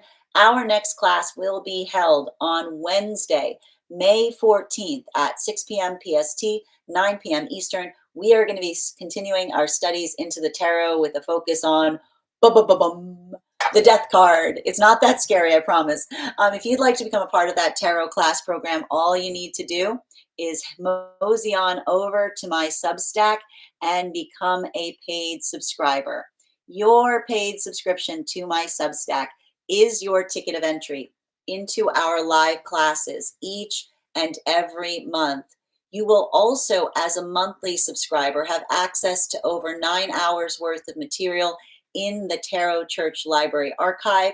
Now, it's not necessary to catch up. I will do my best to give you an update on everything that we've studied prior to beginning the class, but the material is there for you to receive as you're ready to receive it. You will also have access to a one-on-one chat with me and the other students to ask any questions that you may have in relation to anything that we've learned or are currently studying. And if you become a founding member, not only will you receive a discount on the full year's worth of classes, you will also have full access to the entirety of the library archive. That's over 13 hours worth of material in an ever expanding library. You will also have access to the option of having and receiving a one-on-one mentorship class with me, where I will meet with you personally and assess where you are on your tarot journey to give you the best insights in terms of how to utilize those classes most effectively going forward. One of the things I tried to do in these classes was make them accessible to the absolute novice tarot reader as well as the seasoned reader. There's definitely something there for everyone. Don't let your lack of experience or your robust experience prevent you from joining our class program. And even if you don't become a paid subscriber to my Substack, I would encourage you to follow me there to stay up to date on any new offerings or services. I also post my weekly newsletter there, which will let you know about my in-person events and my live schedules. I also write articles detailing the energetic frequencies that we experience each week. You'll also, I want to let you guys know that on top of my standard life path readings, I also offer mentorship classes.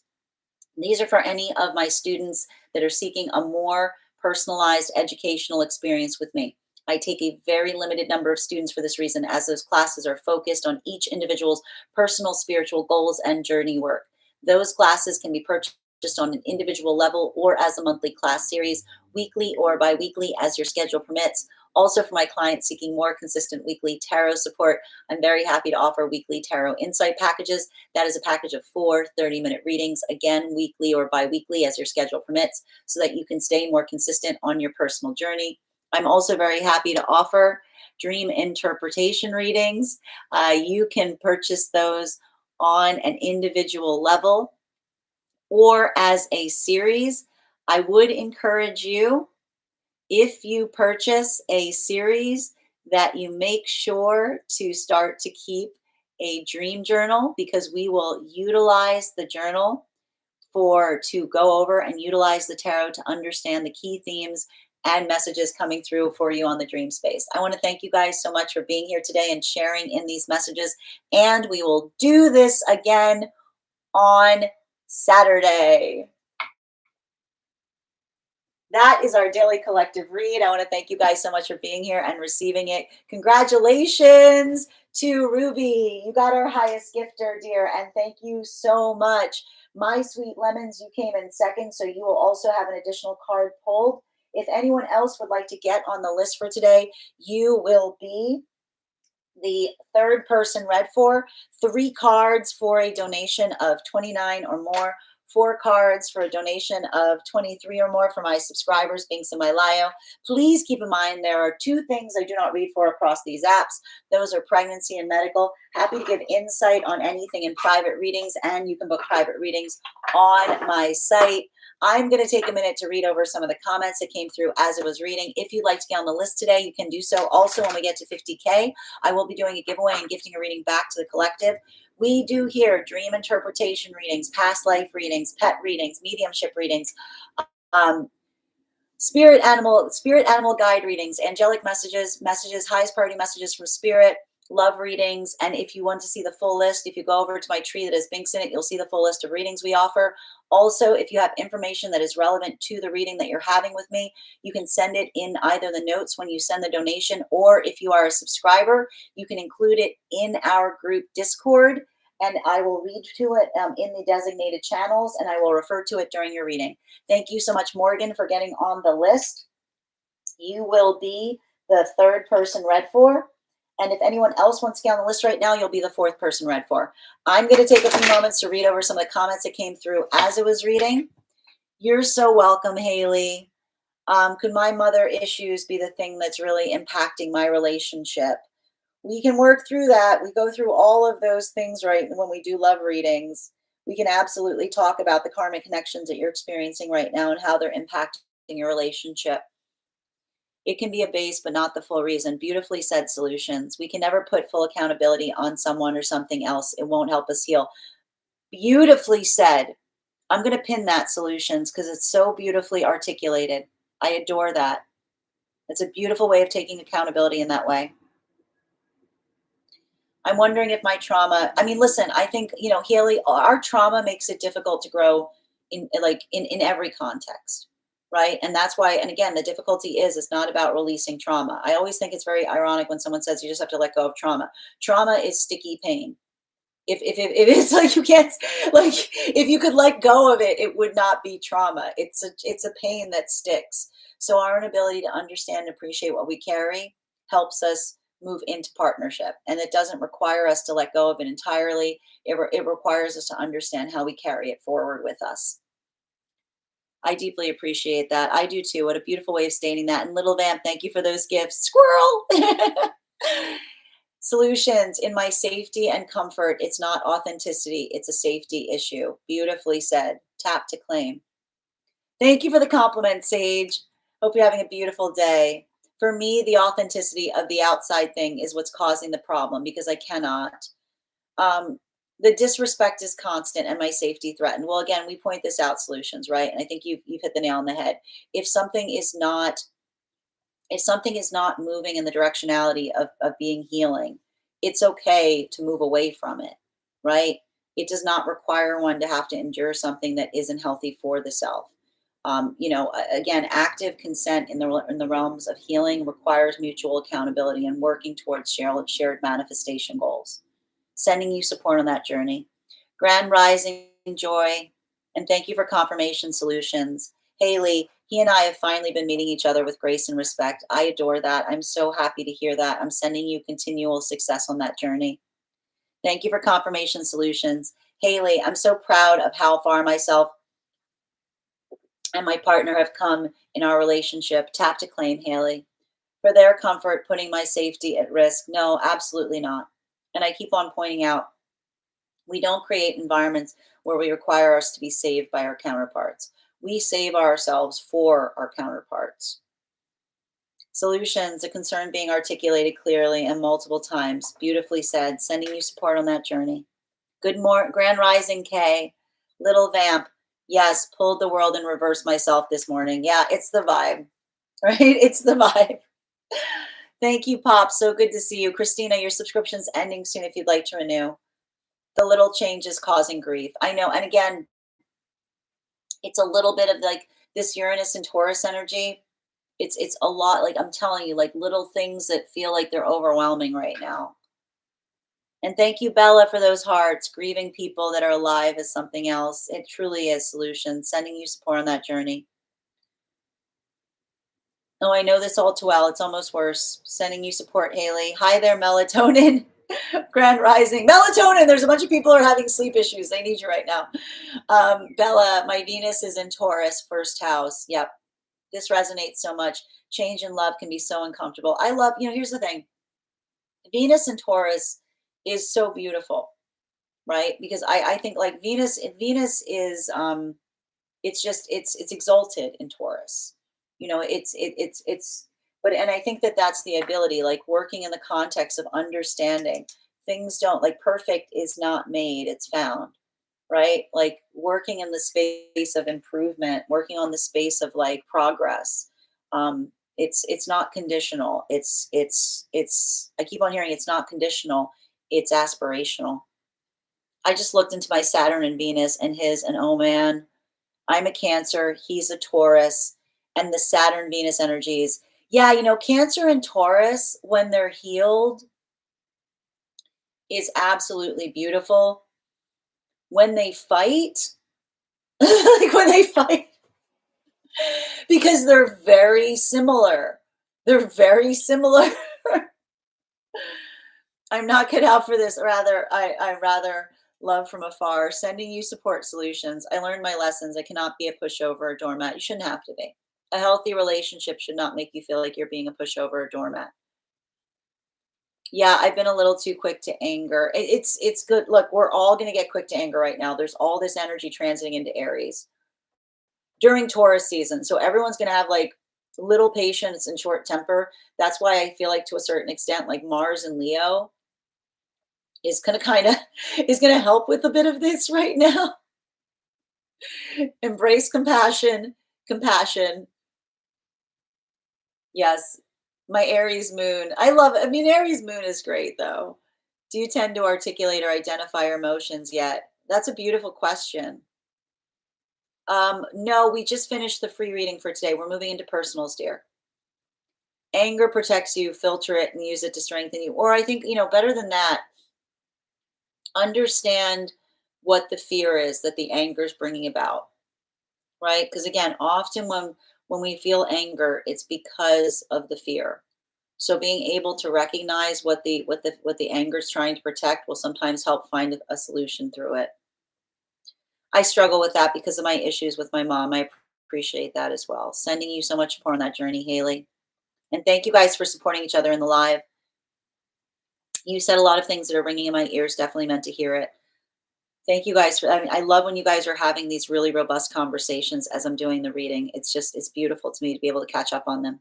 I slept for so long. It was so nice. I'm so glad you got some rest, Choose. And so good to see you today, Ruby. Looking forward to our reading. Carla, oh, Carla, that sounds like a lot. It is going to be a drag, but you can do it, right? You got this. I'm sending you so much support on that journey right now. Thank you guys for supporting each other in the live. And Maggie, thank you for the follow. A little treat adds new shoes to carts. I saw you post that when I was reading Little, and I almost cracked up.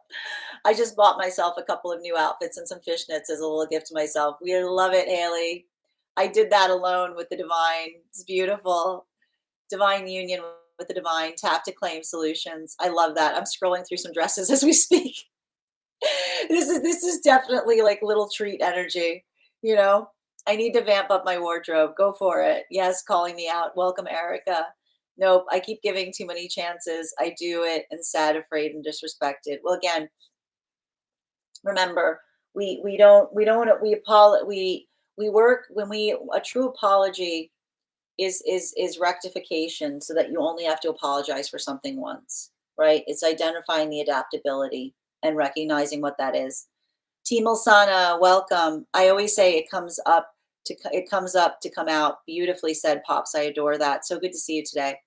I was taking some time of mine out, found some with tags. I love it. Good morning. How you doing, Cece? Welcome. I'm unfortunately holding on to a lot of clothes I haven't worn in years. This is good. This is good energy to move it into a space of something, like moving it to a place that has meaning. It's giving me like impact energy. Revamp, evolve, new wardrobe. I love that. Good energy for now. I tend to donate 3 or 4 times a year for this reason. I have slowly let go of my attachment to certain things. It's definitely a process. Absolutely. Honor that journey, Haley. Rejection is redirection. Tap to claim. Pops. We're going to pin that.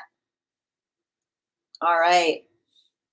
Haley, sending you all the strength and discernment in that journey. Sending you guys support. Thank you for that. Rejection is protection. Absolutely. Specialty.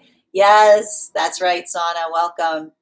You always strike the right chord. I do my best, Haley, especially when it comes to your physical, emotional, and spiritual safety. Always. Spirit's first directive is always we take care of ourselves. We can take care of those around us. I so needed to hear this. Thank you. You're so welcome, Erica. Thank you for being here and receiving these messages. This does not feel good. I know it's cranky energy today, Choose. But again, honor what you need right now. Yes, please make that a sound. Oh, which part? Which part? My Leo's in Mars too. Oh, how are you doing right now, CC? Don't make sure that you're communicating through things, not reacting to them. Don't just be the force of change. I can't be an enabler. We shouldn't have to. We should not have to be enablers. We should be empowerers. We should empower, not enable. Can't dance. Nope. No enabling. Thank you, Erica. Observe, don't absorb. Geo, if I can get complicated with soulmates who know each other but haven't met in the 3D. I mean, I think that it's important. There's a couple of different ways that I can read into that. If you're talking about someone that you have an energetic connection with that you haven't met in the tangible space, understood. That can always be very, very difficult. But that's why we also, we talk a lot about here about how to navigate different relationship dynamics and how to heal them. Hi there, Per. So good to see you today. Grand Rising, Evie, and thank you for becoming a subscriber to church. I wave more wine. I don't know what wave more wine means, but I like the wine. I like the wine part. I just came in to say observe, not absorb is my daily mantra. Tap to claim. It's a good one. That's a good one right now. Absolutely, Evie. Hi there, Danelia. Thank you for being here and receiving these messages. I know. I love the fact that the high priestess popped out 2 days in a row and very much in the same position. High priestess and Mary Magdalene have been coming up a lot lately. Absolutely. Yep. We're seeing the vibe. Thank you as well, Evie. Adam, thank you for joining us. And Gugu, thank you for those goats. Viv, thank you for the follow.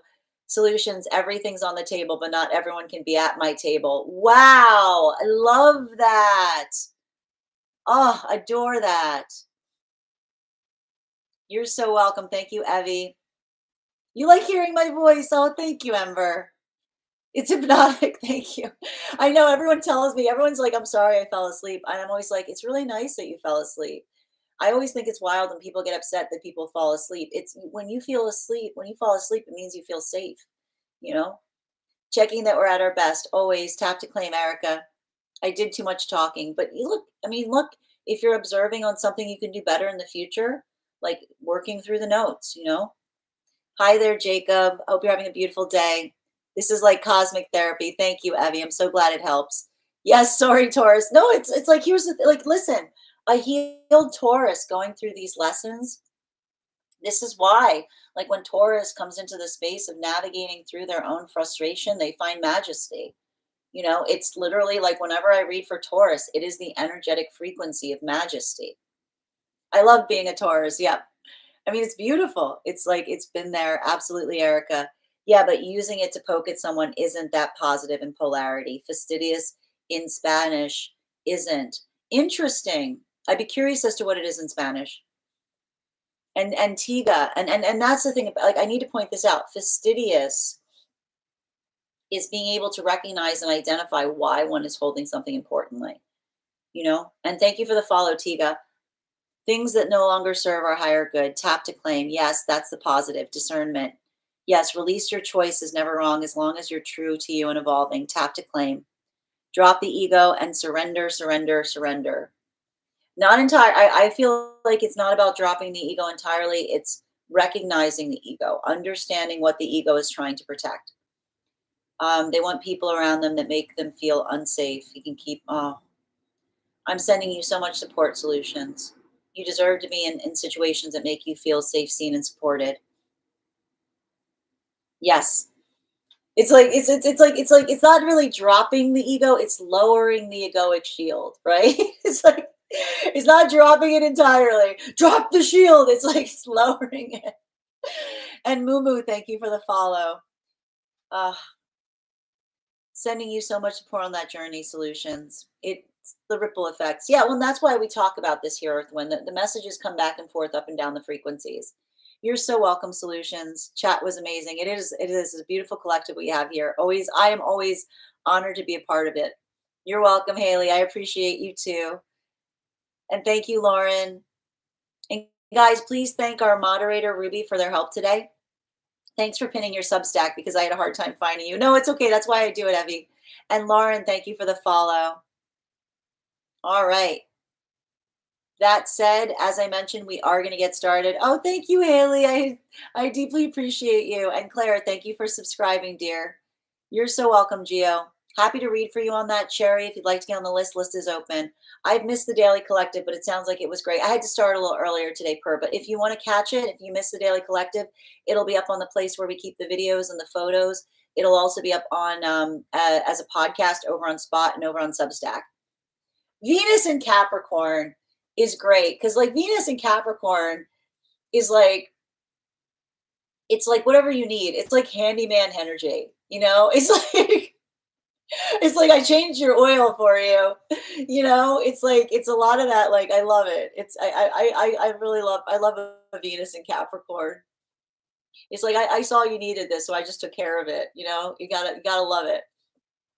And Evie, thank you for sharing the live. Juanita, thank you for the follow. Together we rise. Tap to claim. Hi there, Juanita. I hope you're having a beautiful day. Hold on a minute. Hey there. When I'm listening to the recaps at night, I fall asleep. Oh, I'm so glad, A10. I'm so glad I helped you sleep. And Elisa, Grand Rising. No worries. No, you're not late. I was early. Yep. Thank you guys for thanking Ruby for their help today. All right, friends, we're going to get started. If you'd like to get on the list is open.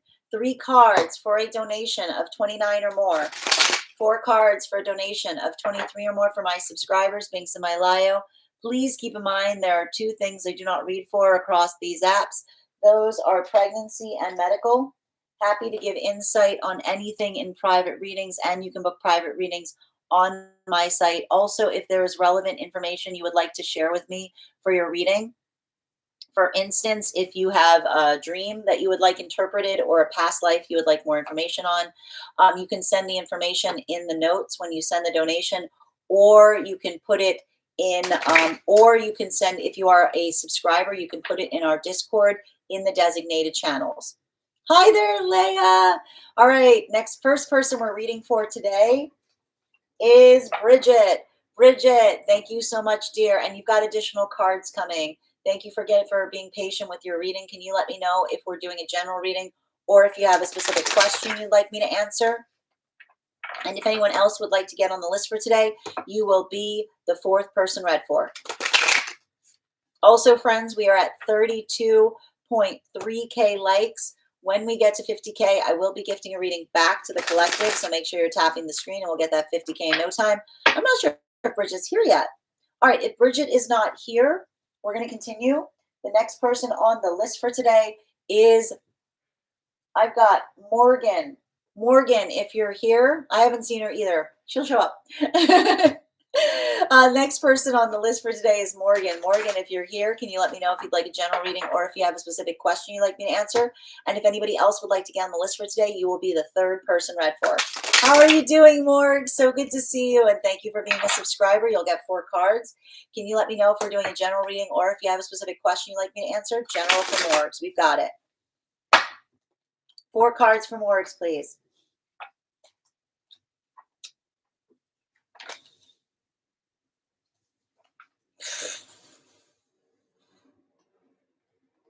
Man,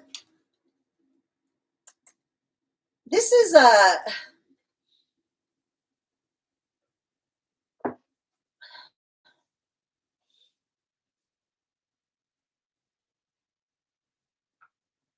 why do I have some kind of situation with energy vying for your attention? I've got something here that feels like this feels like some schoolyard stuff. This feels like some schoolyard stuff. I keep on hearing like, oh my goodness. Like this is like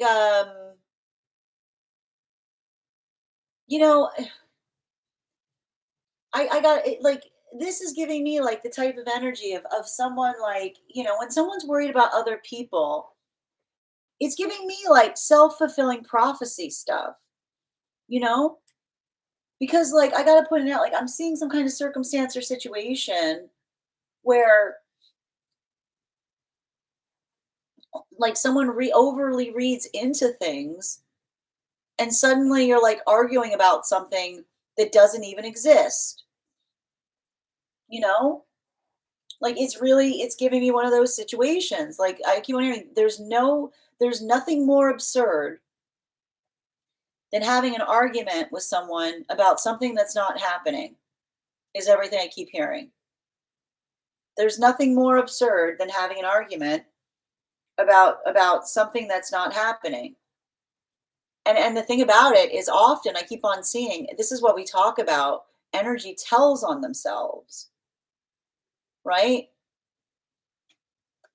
Like I keep on seeing some kind of situation where someone was accusing you of something that they themselves were doing. Like, that's what I'm saying here. It's like, that's what I keep on hearing. They're like, pay attention because they're saying like school's in session. Because they're saying like when someone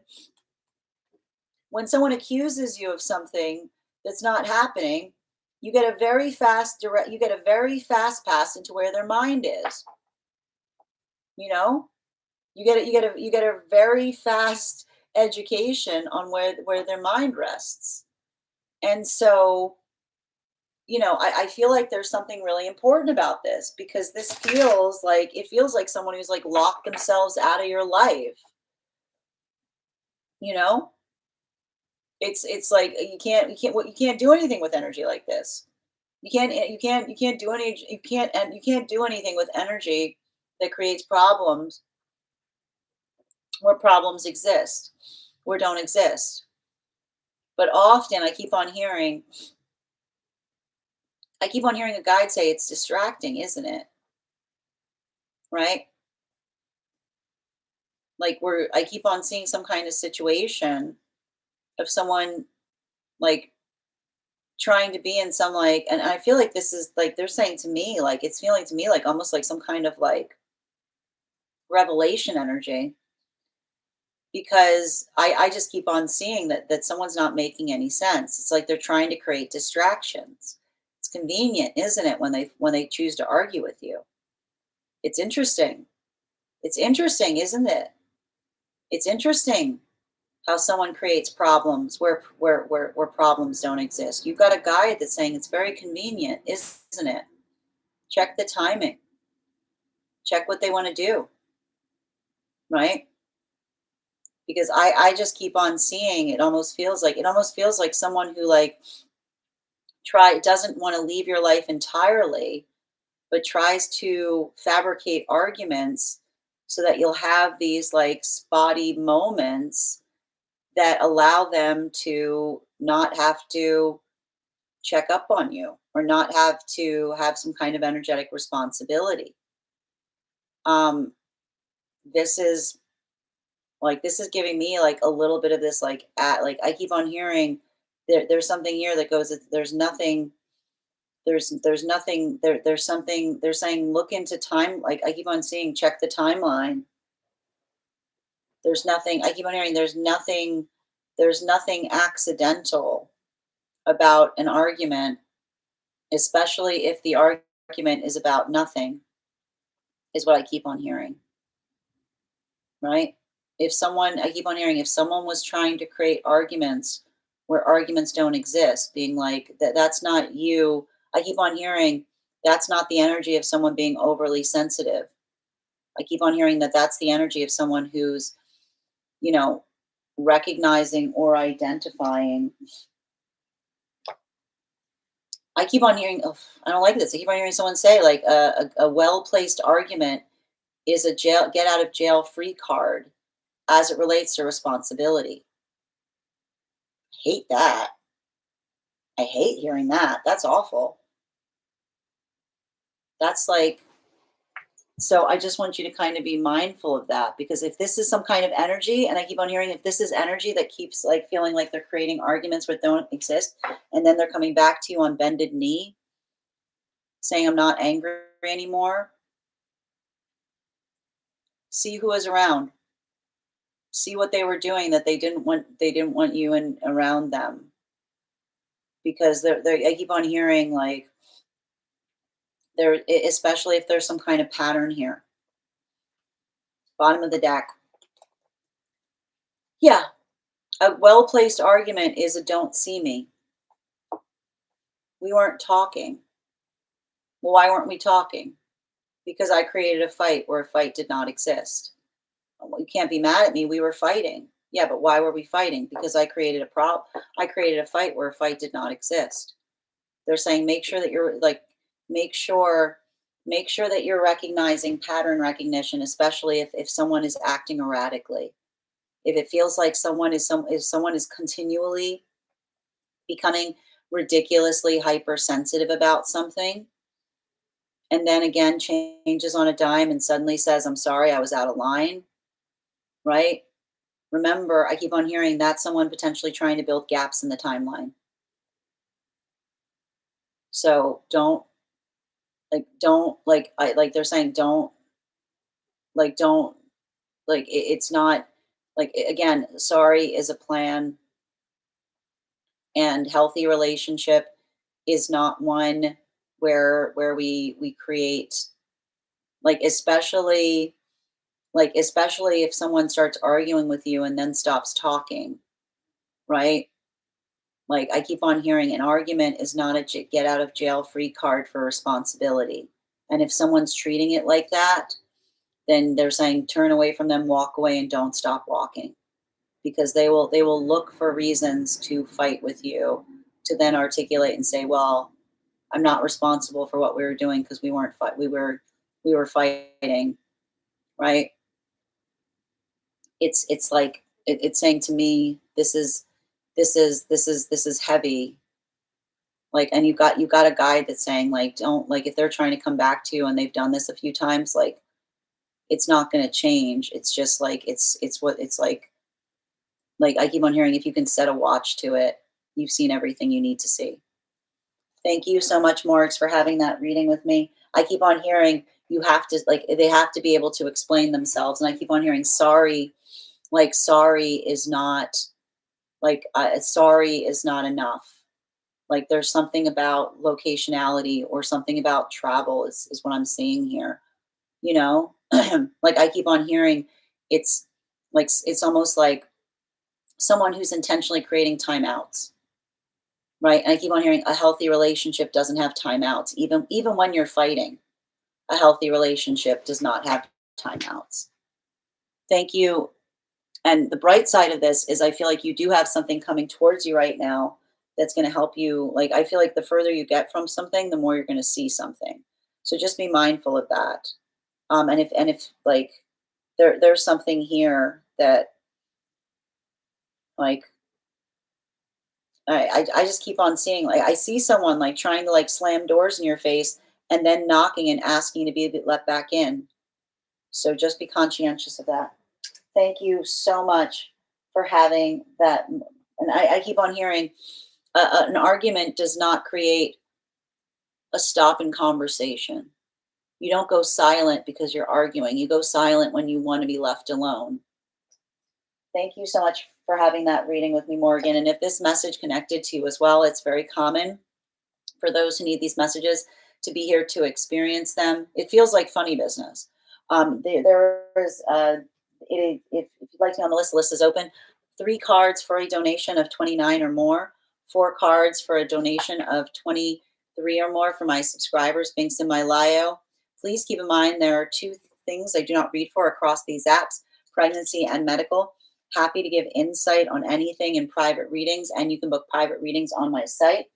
Next person we are reading for today is, I'm still looking for Bridget.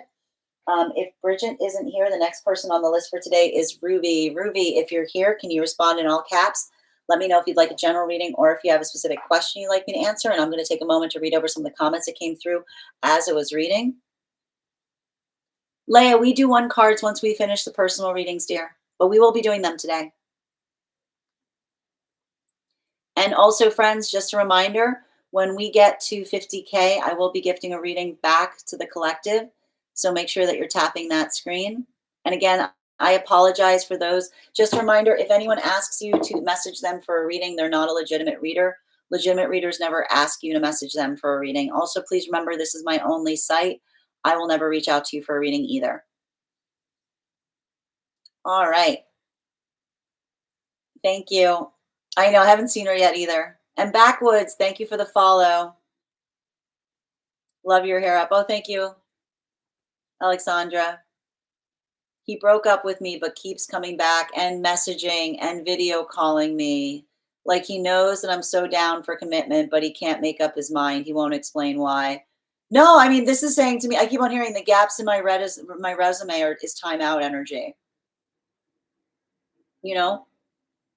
Thank you as well, Ryan. Grand Rising, Esteban. Sammy, thank you for the follow. Nilla, thank you for the follow. Yes, there's room on the list, dear. I've got you on the list. Thank you, dear. Yes. Thank you guys for supporting each other in the messages. All right. And again, thank you as well. This is resonating. I'm sending you so much support on this journey, Morgs. And I keep on hearing, like, you should not feel like you have to shake down someone as it relates to their manifestation goals, right? If they're not able to articulate commitment, like what they're basically saying is like, I keep on hearing like someone being like that is not something for you to change. Like like I keep on hearing like this is not a revolving door. So I keep on hearing they articulate what they want or they don't come towards you at all. Because I feel like I just keep on I see something here that feels like someone playing some like very strange games. Yeah, I saw them, Nikki. I do my best per. Hi there, Charlotte. How are you doing? Are you saying that it's not okay to take time to process things? No, absolutely not, Limber. That's not what we're saying here at all. But I'm seeing like the thing is, I'm just seeing in this reading, there's a lot of whack energy coming up. Like there's an absolute large amount of whack energy. And so this is saying to me, like, again, the ability of saying that you need time to process something is not the same thing as saying you don't know what you want. So if someone's coming towards another person saying, I don't know what you want, I want, but still proceeding to move towards us, like that's energy of captivation. That's someone that's saying, I'm not going to give you clarity as it relates to where the relationship's going, but I like your attention. I hope that helps, Limber. Angel led on love. I love it, Ruby. Absolutely. Happy to do so. And guys, please thank Ruby for their help moderating today. Can I please get 4 cards? 4 cards for Ruby. Highest priority messages from Spirit. Highest priority messages from Spirit.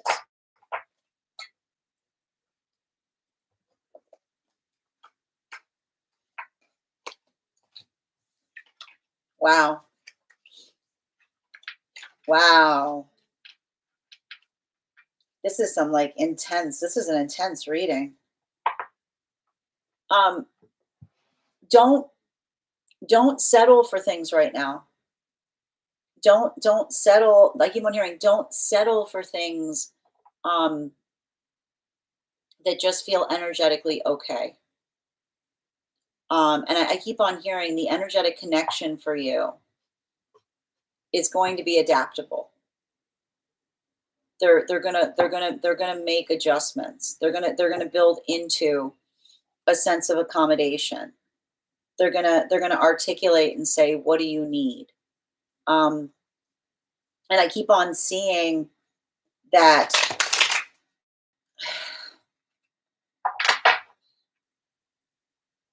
I keep on hearing that there's something there's a couple hold on, there's a couple different messages that are coming through right now.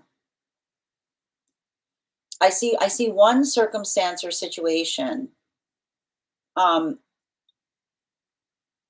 I've got 2 different okay, hold on. I've got 2 different like I've got 2 different situations around you right now. One is somebody I see someone who cares about you deeply, but understands that they can't provide the things that you energetically need. Right? Like there's a lot of that energy I see, like somebody almost articulating and saying like the gift of care is articulated in kind of like I keep on seeing stepping backwards from something, like working in that space of understanding, of not creating an energetic burden because of the understanding of just like the circumstances around in the world. Like this is it feels like bittersweet, but that's almost like I hear someone saying, like, I've got nothing but love for you, baby. Like I just keep on hearing someone say, I've got nothing but love for you, baby. Because they're almost articulating and saying, they've got nothing but love for you, baby. And I know that I'm not the thing that you energetically need. You know what I mean? Like it's giving a lot of that vibration here. And I keep on hearing though, what's beautiful about this is I feel like I see you moving closer to a manifestation goal in relationality of someone that is able to make the changes necessary to make something positive and possible. I keep on hearing that the energetic connection point for you, your divine counterpart, is effectively a creator. It's what I keep on doing. Like, and it's saying to me that the reason that that they're a creator is I keep on hearing them say, whatever it takes is what it takes. Because when I want something, I don't let anything stop me from moving towards it. And so I want you to write that down somewhere, because I keep on getting the message that there's something about the term whatever it takes is really important, because I almost see like a situation where um, there's some kind of navigation point. I see you getting closer to your manifestation, um, but there's like someone who's like limited themselves as it relates to what they've identified as practical. But that's what I think is beautiful about this manifestation of the counterpart that I see that's coming towards you, is this is a kind of energy that literally looks at the practical as the energetic nuisance. Like, I see someone being like, I'm not going to let something, I'm not going to let something as small as something as like, I keep on hearing the energy go, I'm not going to let something as small as reality stop me from energetically attaining the things that I want. And that's why I keep on hearing that the energy that's coming towards you is a creator in some way, because this is the energy that doesn't look at the tangible space like a hurdle, right? Doesn't like kind of say like, alas, woe is me because of the situations. This is the energy that says, bear with me, I'm making some changes. Bear with me, I'm making some accommodations. I'm like this is almost the energy that says, like, I can hear the higher self saying to you, rest assured, I wouldn't let something as small as a logistical or practical inconvenience stop us from an authentic connection, is what I keep on hearing. I keep on hearing this energy that says, I keep on hearing your divine counterpart that says, recognize I know how to close the distance, right? And that's why I keep on seeing them. It feels very much, it almost feels like Gemini energy, because I keep on hearing energy saying here things like, all it takes is what it takes. Like, nothing stands between me and my goals. All that stands between me and my goals is the determination of what I'm willing to change to move towards the things that I energetically desire. And that's why I kind of see the fact that this is not some kind of energetic force that's burdened by logistical problems or burdened by the inconvenience of a circumstance.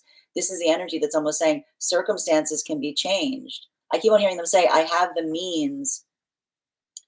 I keep on hearing them say, circumstances can be changed so long as I have the means to change them, and I'm capable of changing anything, is what I keep on hearing them say. So it almost feels like it almost feels like a bit of a rallying cry that's coming through in relationality to the angelic message, because it does feel very much like your divine counterpart has a bit of angelic energy that they're connected to, because I keep on seeing them see, like, I keep on hearing them say, oh, the terrestrial plane, that pesky thing, that's fine. As I keep on hearing the energy say, as long as feelings are there, the rest of it is inconsequential.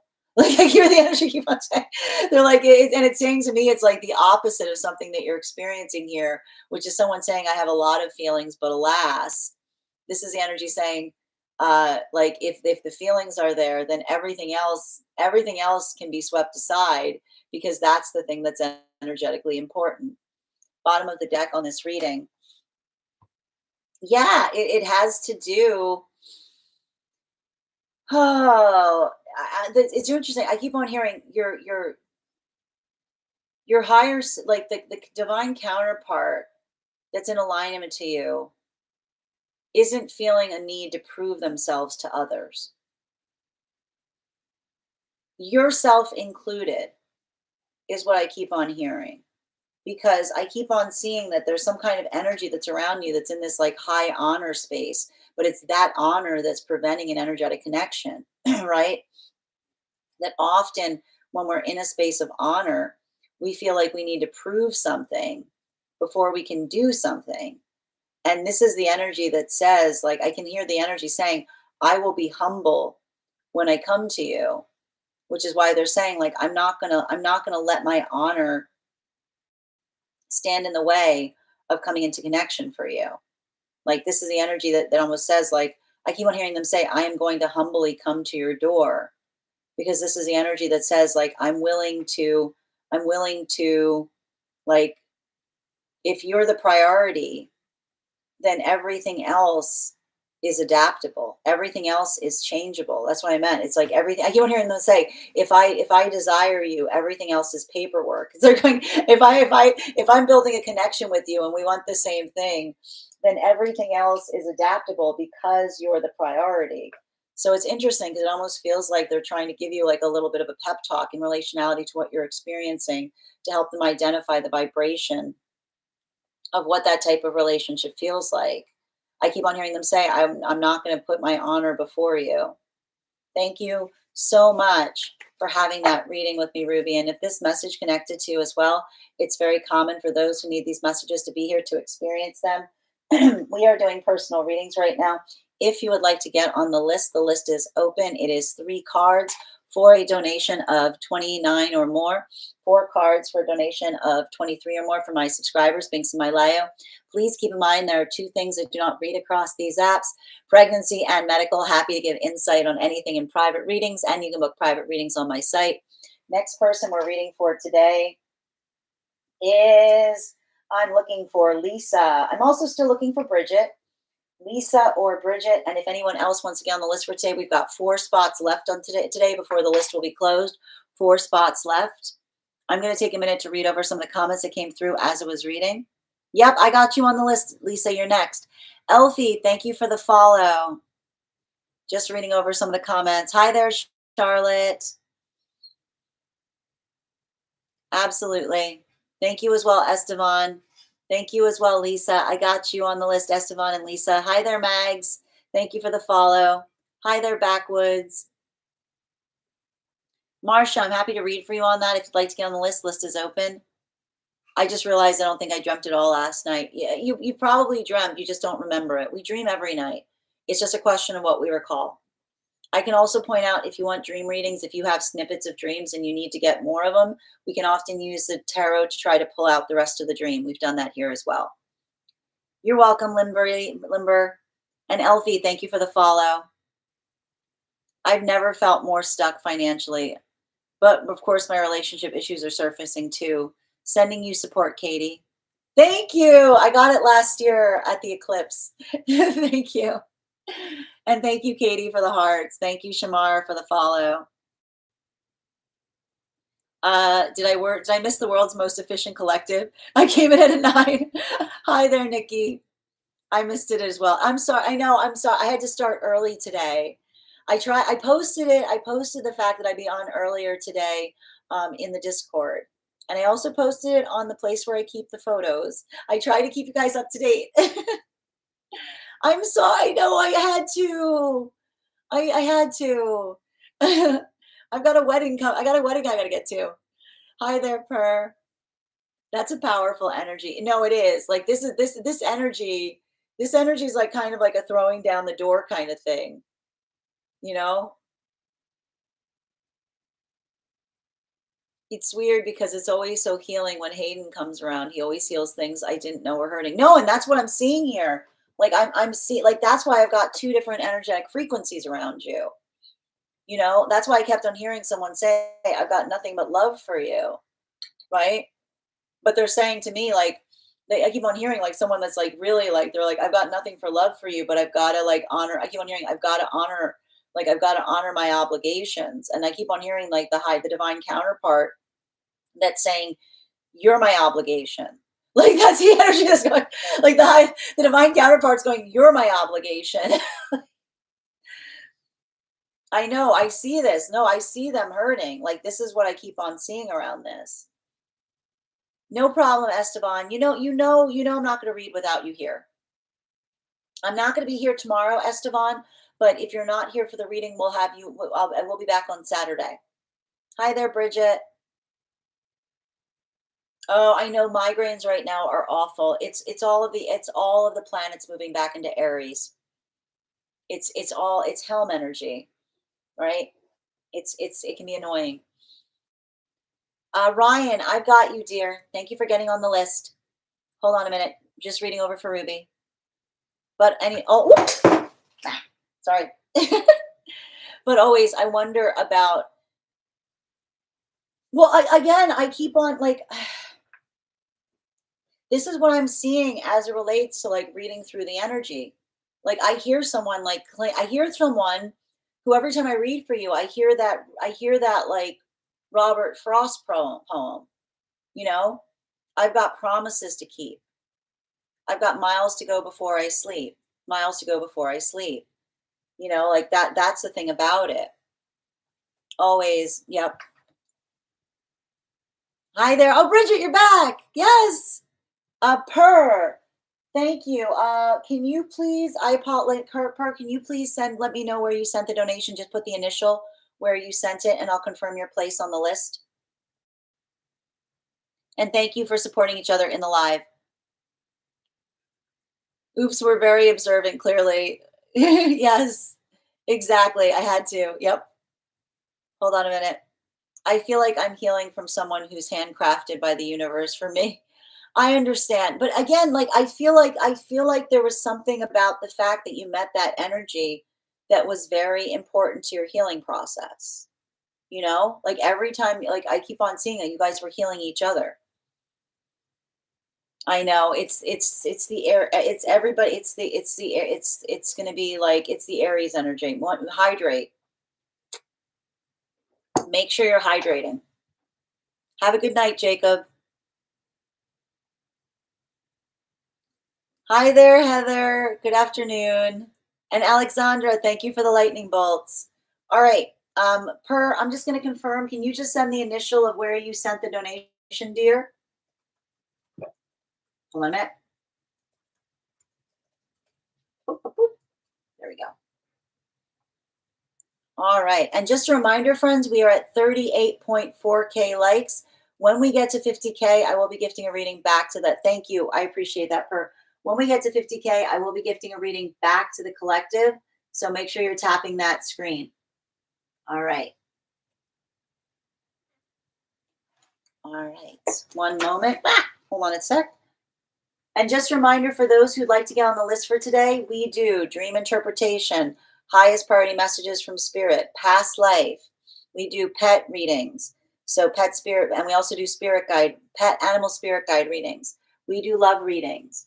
And if you have information that's relevant to the reading, all you need to do is send it over in the notes, or you can put it in the Discord in the designated channels. And I've got you. You're actually next on the list. So Lisa, if you could hold on a minute, because actually that was my mistake. Per is next. And if anybody else would like to get on the list for today, you'll be the third person read for. So the list right now is Alona. And then, hold on, we've got Alona, Lisa, Bridget, Estevan, and Timothy. All right. Okay. The spot on the table. Is there a spot? This spot? Oh, the spot. This table has been banged up because I have been negligent with candles on it. Whoops. There's a huge one. There's a huge one over here you can't see. All right. And so we're now reading for Per. Thank you. Thank you for the compliment, Alexandra. And thank you, Dee, for the follow. Oh, I'm so glad that you're here every morning, Nikki. And you're welcome, Per. I know I feel like sometimes the table sometimes rotates, so depends on what's in the shot. Yeah, at some point you'll see the giant one that's on the table. Here, yes, are we doing an old dream? We're doing an old dream interpretation on the Discord. I can read it out loud. Wonderful. I love this. Excellent. Dream interpretation time is the best time. All right. I like it. I like it as a sign of clarity. I think that's a beautiful way of looking at it. All right. One moment. Just bear with me as I pull up. So we're going to be doing a dream interpretation, and I'm just pulling it up on the Discord before we begin. There we go. All right. So, and we have consent to read the dream. So this is the dream.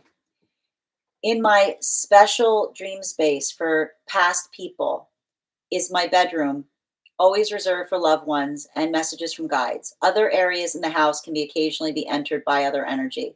When I was about 20 years old, my grandmother on my father's side attacked me in this space on the stairway. She was trying to strangle me. Eventually, I was strong enough to fight her off and banish her. History. I've never bonded with this grandmother and was scared of her when I was a child. She had some addiction issues and was not a nice person when she was intoxicated. She passed when I was 10. Yesterday, the dream suddenly got me thinking, was she trying to tell me something in an awkward way, or was this a different energy with her appearance? I was not getting along with the energies of the particular house. Please help me understand the incident and her message. She scared the out of me. Okay, I understand. Can I please get, yeah, can I please get 4 cards for Alona on clarification of the dream space? Hmm. Yep, that makes sense. So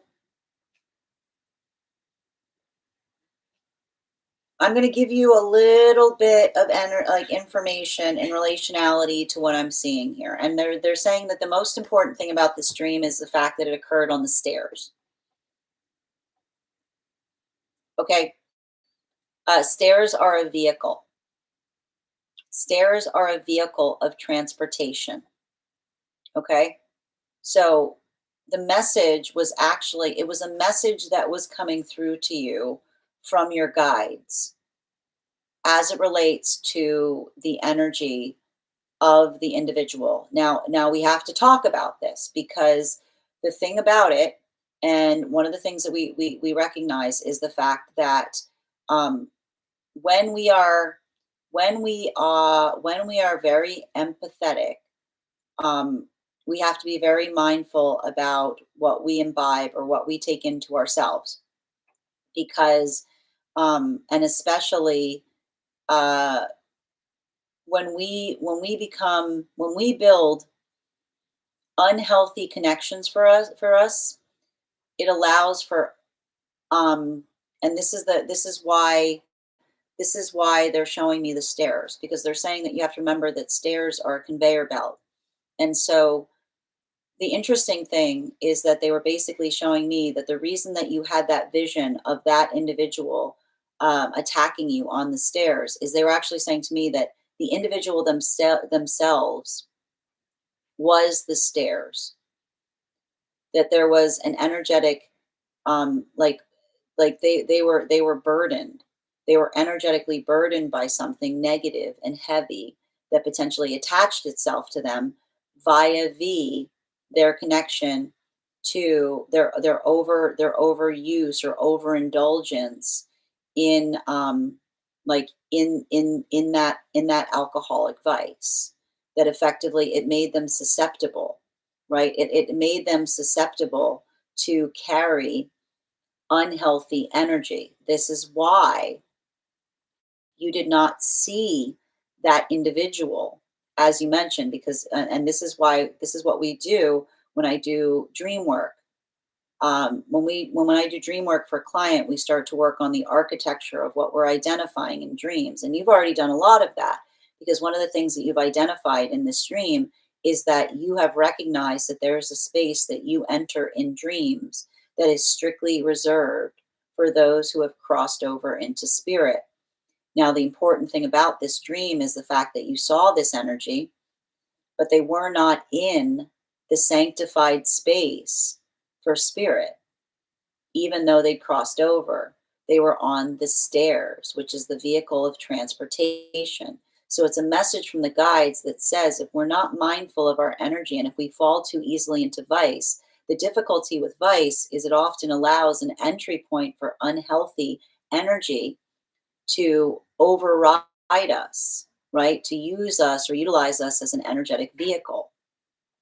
And this is why they were effectively showing it to you. They were showing you that individual on the stairs because they were actually saying that it wasn't that you were on the stairs, they were effectively on the stairs. That they may have, I would not be surprised if this is someone who they started acting like a completely different person when they're in that space of being like too heavily reliant on that substance because they're saying that it basically made them susceptible for unhealthy energy to utilize them and act out, right? Like not like I keep on hearing that wasn't them is what I keep on hearing. And the fact is that like, they were like in their unhappiness, they basically like they superseded their autonomy in the space of their habit. And when we supersede our autonomy in the space of our habit, we allow unhealthy things in.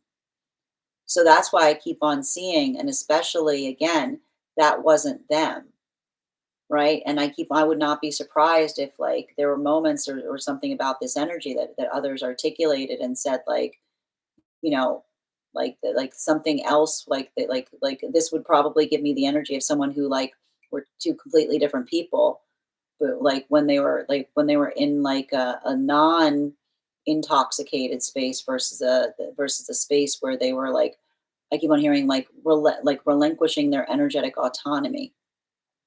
So I feel like I think it's interesting because I feel like there was something about that message that was being shown to you from the guides to help you better understand grief or suffering, right?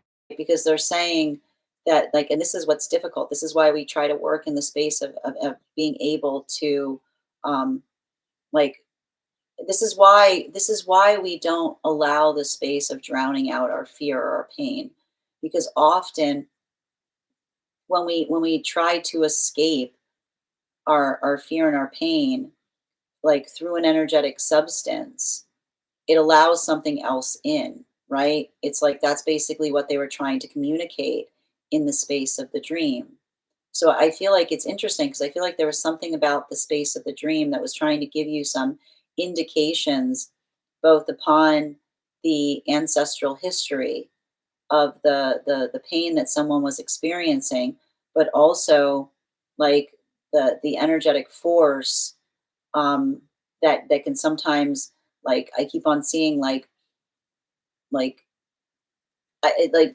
this is I keep on hearing it's like this is how trauma like this is how the trauma of trying to escape something leads to worse trauma, right? I want to give you a bottom of the deck energy. Yeah, and I think it's interesting because I keep on hearing that there's something about the guides showing this to you. I keep on hearing they were gifted, like you are gifted, which is saying to me like there's someone who carries like a deep level or degree of empathy. But that's why I keep on seeing that there was almost something that was was being like shown to you in the dream space to say be energetically conscientious of this, be energetically careful of this, um, because and I keep on seeing like, and this is why we talk about a healthy spiritual journey is not one that we embark on to try to absolve ourselves of pain, right? We talk a lot about here like a healthy spiritual journey can sometimes suck because we start to feel pain. Like we allow ourselves the space of recognizing the weight of what we're carrying because often like when we're trying to avoid it, right? When we try to avoid pain, this is how we become the source of trauma. um, so I keep on seeing like there was something about this about helping you recognize, um, and how strong you are, because I think that there's something about the fact that in the dream you were fighting that energetic force, that actually says to me it's an allegory for how you resist that tendency, you resist that inclination. It's not that it's there, but that you wrestle with it, you fight against it, right? Because this is often, I would be very curious as to where your chiron placements are. This is often the articulation and the recognition of the fact that we heal not by being perfect, by acknowledging and understanding where our weaknesses are, so that way we can fight against our weaknesses more effectively. Thank you so much for having that reading with me, Per. And if this message connected to you as well, it's very common for those who need these messages to be here to experience them. We are doing personal readings right now. If you would like to get on the list is open. We've got 3 spots left for today before the list will be closed. It is 3 cards for a donation of 29 or more. 4 cards for a donation of 23 or more for my subscribers, Binks and Malio. Please keep in mind there are 2 things I do not read for across these apps, pregnancy and medical. Happy to give insight on anything in private readings, and you can book private readings on my site. Next person we are reading for today is Lisa. Lisa, if you're here, can you respond in all caps? Let me know if you'd like a general reading or if you have a specific question you'd like me to answer. And if anyone else would like to get on the list for today, you will be the 1, 2, 3, 4, 5th person read for. I'm going to take a moment to read over some of the comments that came through as it was reading. All right. Hi there, Heather. Good to see you. And Dee, thank you for the follow. You're welcome, Per. My Virgo placements love that. I love that, Alexandra. Hi there, dear. And thank you for, I love the popcorn that comes out when we do the dream interpretations. And if you'd also like to have a dream interpretation and you'd like to send me information relevant to the dream, you can either include it in the notes, or if you are a subscriber to our Discord, you can post it there in the channels dedicated to dreams. I feel like when you're in a sort of fight or flight, you don't notice details, or at least me. Oh, of course not. Absolutely, Nikki. Wow, I'm so intrigued. Sorry you had to experience that, Per. No, I know it's a very intense dream. But I feel like it's an intense dream trying to show you something. And it feels like it was guide led. Like I feel like it was guide led. And Trish, thank you for the crowns. Sounds it does. It's a rough one. Yeah, it's so crazy. Absolutely. Interesting. I agree, Bridget. Kirby, thank you for sharing the live. Yes, they were very loud and aggressive. Yeah, because I keep on hearing that wasn't them. I keep on hearing that was whatever was using them as stairs. Hi there, Culture. And TLM, thank you for sharing the live. I know. I mean, again, like it's I keep on seeing it's very sad. You know, like I see it. Like I can see someone who was trying to like move away from grief, but that's why I keep on seeing it's like I keep on hearing that wasn't them. And thank you, Jesse, for the follow. Hope you're having a beautiful day. It was at least of all of my traumas. It was the least of all of my traumas, believe me. Well, and I feel like, again, I feel like one of the reasons they were showing that to you is because they were trying to articulate to you in some way, shape, or form, you are like a spiritual warrior in the space of like not choosing that same path or not choosing that same direction. But in some way being connected to the inclination is what I keep on getting. I will definitely listen to it a couple of times to understand it better. You're so welcome, Per. And if there's any other clarity you need, don't hesitate to let me know. And thank you for sharing that dream with us and wishing you support on that journey. Kirby, I've always been a silent watcher, but I adore being here and listening to you. Thank you, Kirby. Again, you don't need to speak, but again, I really appreciate that. And thank you for being here and receiving these messages. All right. Next person we're reading for today. Lisa, are you here? If Lisa's not here, we're moving to Bridget. Lisa or Bridget, can you let me know if you'd like a general reading or if you have a specific question you'd like me to answer? And just a reminder, we've got 3 spots left for today before the list will be closed. 3 cards for a donation of 29 or more, 4 cards for a donation of 23 or more for my subscribers, Binks and Malio. Also, friends, we are at 42.1K likes. when we get to 50K, I will be gifting a reading back to the collective. So make sure you're tapping that screen.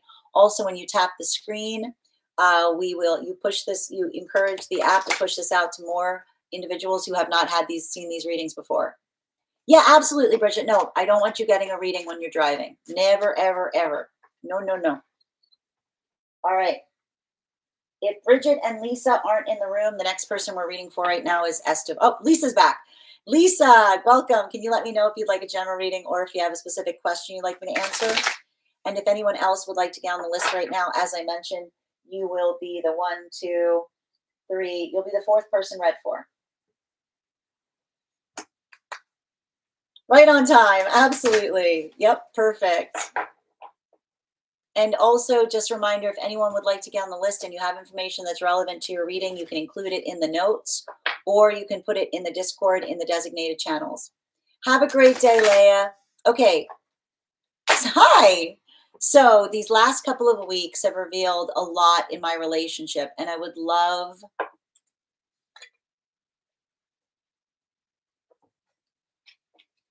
to have a chat with my spirit team about what's going on moving forward. Okay. Yeah, absolutely. Can I get 4 cards, please?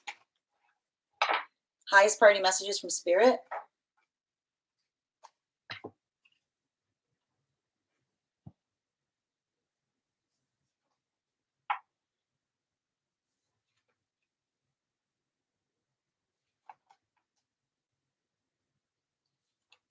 I mean, I'm presuming these are good things because these cards are. Can I glue these cards down? Like, I just want to glue these cards down. This is. um.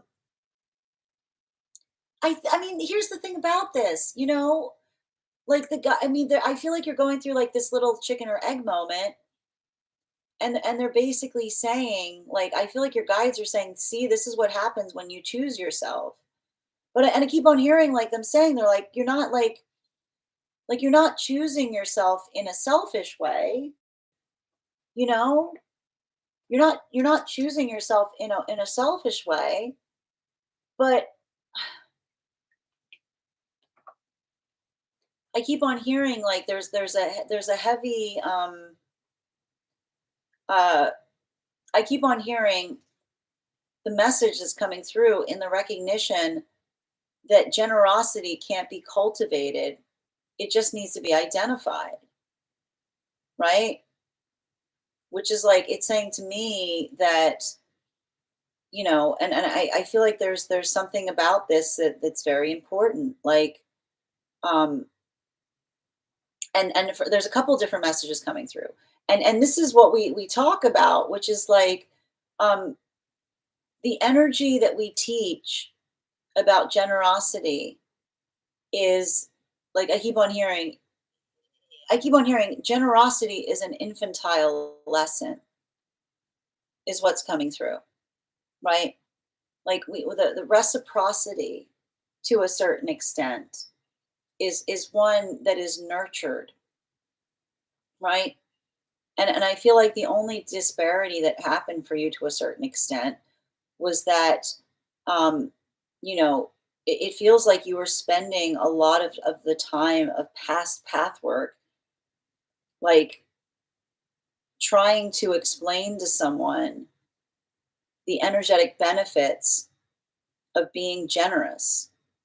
And the difficulty point about that is, and this is what's impossible about it, is you can't if someone is I keep on hearing, if someone is stingy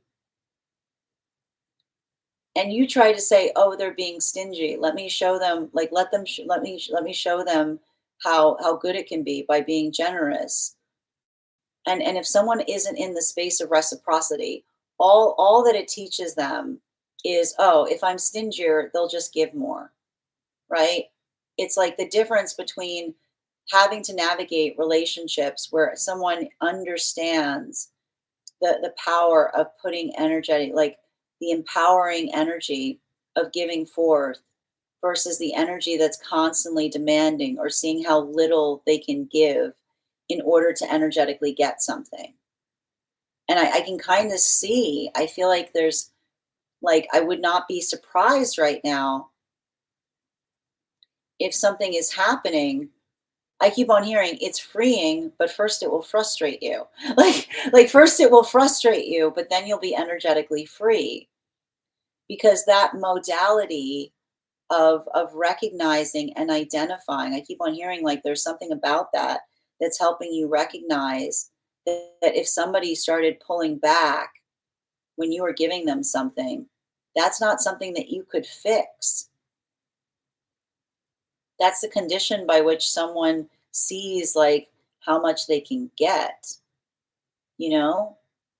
Um, and I can see like it'll like when you see that, it's heartbreaking, right? I see it. It's like when you see that, it's it's profoundly disappointing. But I feel like the thing that's happening right now for you is I feel like the guides are showing you something to help you heal as it relates to helping you understand that you were, I keep on hearing you were over internalizing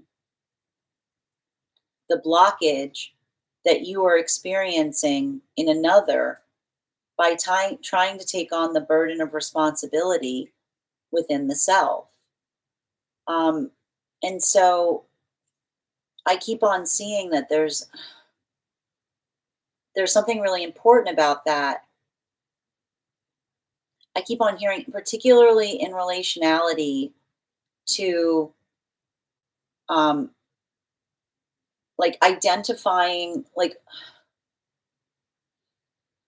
I keep on hearing the word generosity around you, you know? And I feel like there's a bit of this energy or a bit of this work that's helping you recognize and get your confidence back. Um, and I feel like a lot of it is also um, like there's a lot of plans here. And I almost see like I feel like you're healing to try to make room for joy. And I keep on saying, remember, you're going to be triggered on that journey. You know, there's going to be moments that it feels similar to something that you experienced in the past. But again, it has to do with like deja vu energy, which is why it's always really important when we're experiencing something from the past that we don't get triggered back into those modalities, because I feel like there's something really important that's happening as it relates to some lessons based upon observation, which means something that feels like it's happening again. But the universe basically saying, now we get to show you what that would be like with someone that was like on your side. Now we get to show you something like now we get to show you what that would have been like with someone who was not pulling against you, someone who was pulling with you. And so, um, you know, I keep on hearing that like the overarching message is you can you can tell someone how to better love you, right? But you can't, if someone's treating you badly, you shouldn't have to convince them as the reasons why they shouldn't.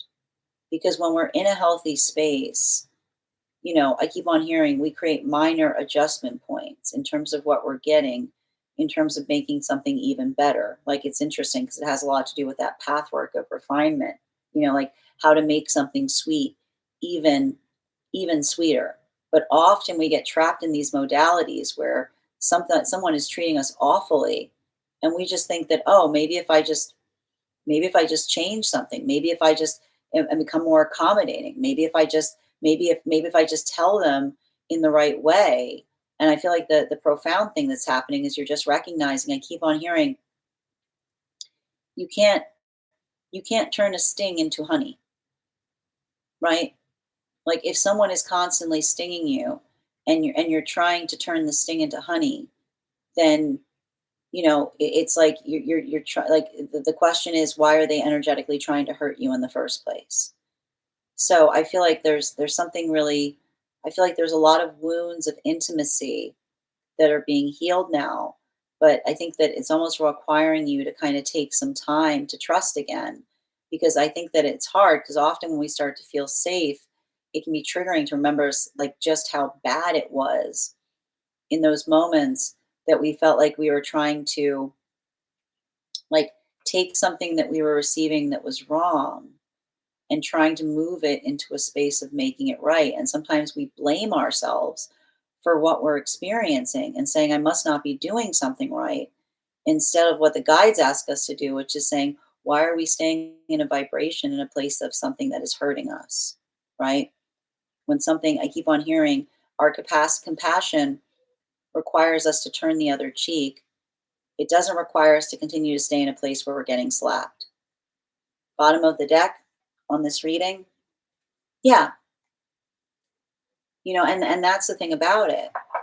Often energy that is hurting us will try to say that we're abandoning them. We're trying to say that we are at fault because we're not showing up, failing to recognize that they're actively trying to hurt us. The guides are very clear on this. I've never had a reading where the guide said you have to endure pain to heal someone. It's not our job to heal someone.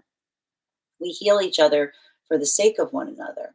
But it's very easy for energy that is hurting us to always try to make it like, I need to point out, it's like the energy that doesn't do anything until the point that we're about to like lose it.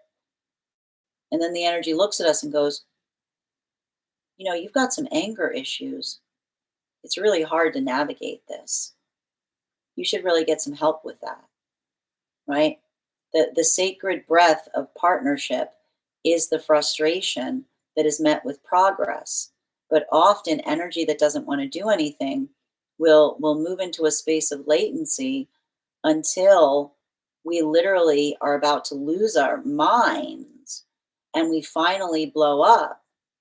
And then the energy will then build deeper into that space by saying, this anger that you have is really something that you need to resolve. It's really hard. I have to suffer under all of this anger.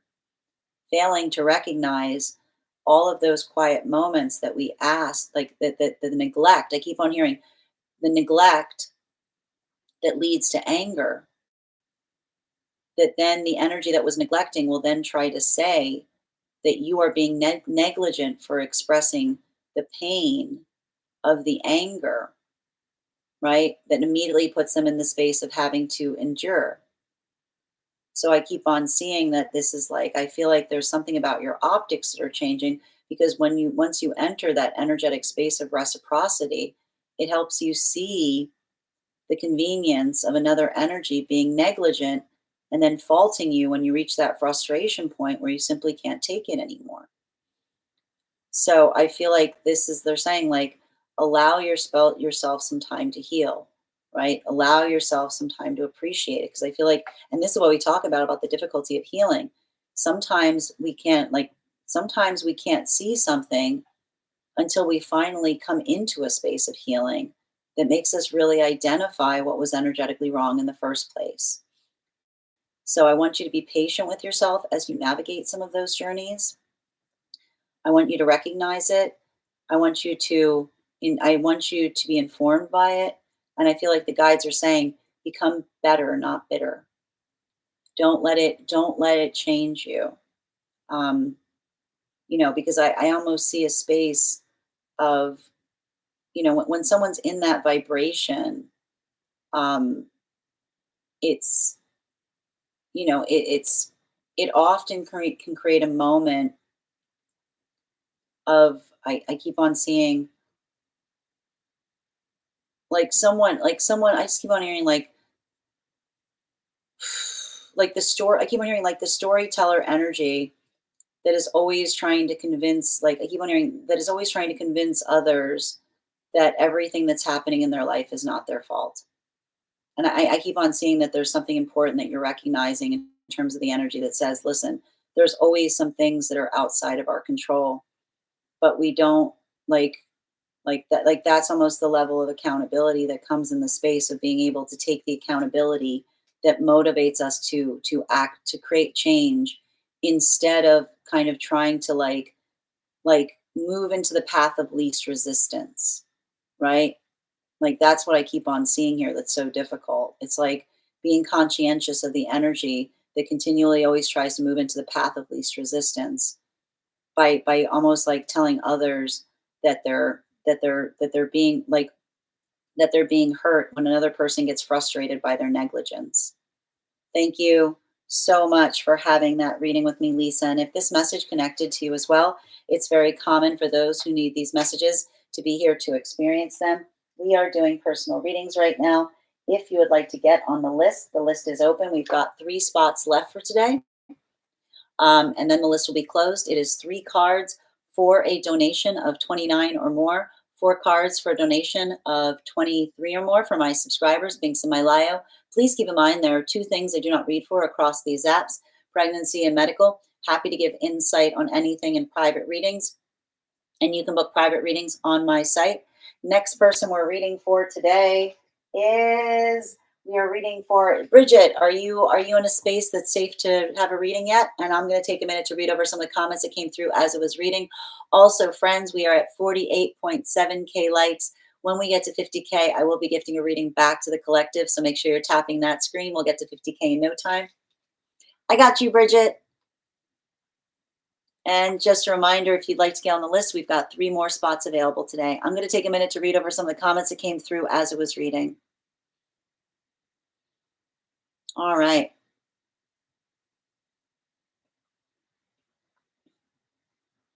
Hi there, I1 Culture and TLM. Thank you for sharing the live. Always appreciate when you guys share the live.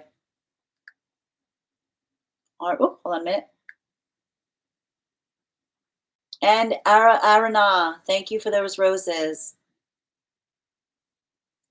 All right, off to work. These last couple of weeks, yep, thank you. I should definitely be home by the time. No problem, dear. And Ado, thank you for the follow. That gave me chills. I can't turn a sting into honey. That hurts. Sending you so much support, 810. Thank you as well, Sana. Thank you as well, Trishina. Lena, I'm happy to read for you on that. If you'd like to get on the list, list is open. Yeah, pass first. Now, I just got to tell you right now, like these cards are beautiful right now, Lisa.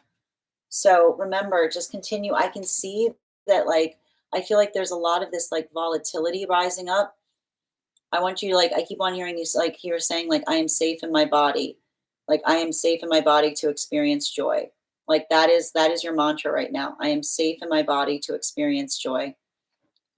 That was exactly what my ex said, but it was all from him sending you support, Lisa, so much resentment. And now I'm seeing my own wounds in my new relationship. But that, I feel like that's the beauty of it, right? It's being able to recognize, like I keep on seeing the true wounds instead of the wounds another person was trying to thrust upon you. So true. Many things have come up that I remember previous experiencing, but creating a new way to move through them and forward. That's why they're saying keep on doing that. It doesn't require you to be perfect. It requires you to recognize what you're changing. Hi there, Grace. Happy to read for you on that. If you'd like to get on the list, list is open. Thank you as well, EO. You're so welcome, Lisa.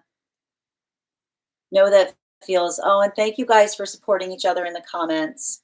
All right, Bridget, what are we reading for, dear? Where'd Bridget go? Oh, there she is.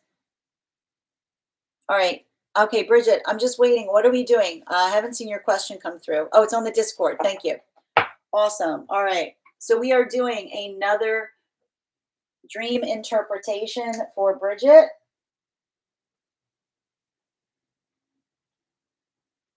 And just a reminder, if you would like to have a dream interpreted, you can, oh, it's a meditation. That's fine as well. We can do a meditation.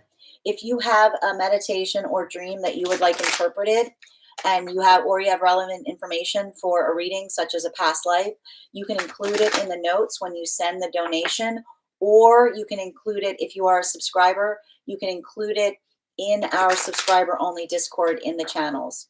Yep, I got you, dear. All right, just bear with me one moment as I find it. Okay, I've got it right here, dear. And let me just put the offer here for anyone else who'd like to get on the list. If there's anyone else who would like to get on the list for today, the list is open. We've got 3 spots left before the list will be closed. 3 cards for a donation of 29 or more. 4 cards for a donation of 23 or more for my subscribers.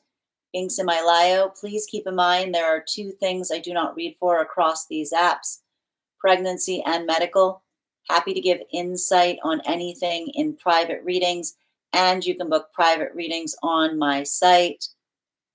And just a reminder, we do dream interpretation here, highest priority messages from spirit, life path readings, past life readings, pet readings, spirit animal guide readings, love readings, angelic guidance.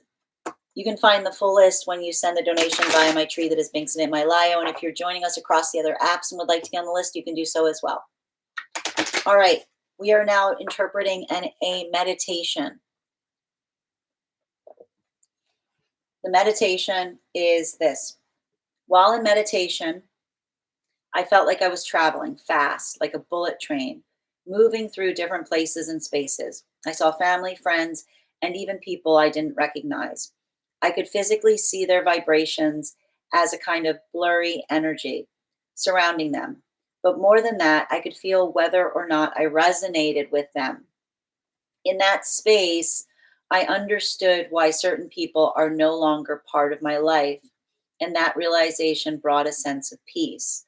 But it also showed me that some people who are still in my life, especially some family members, no longer align with my energy. I felt a strong urge to distance myself, not out of judgment, but from a place of clarity. What does my higher self want me to do with the awareness I now carry? Yep. Can I please have, and thank you, Bridget. I believe we're drawing extra cards in this. 4, 5.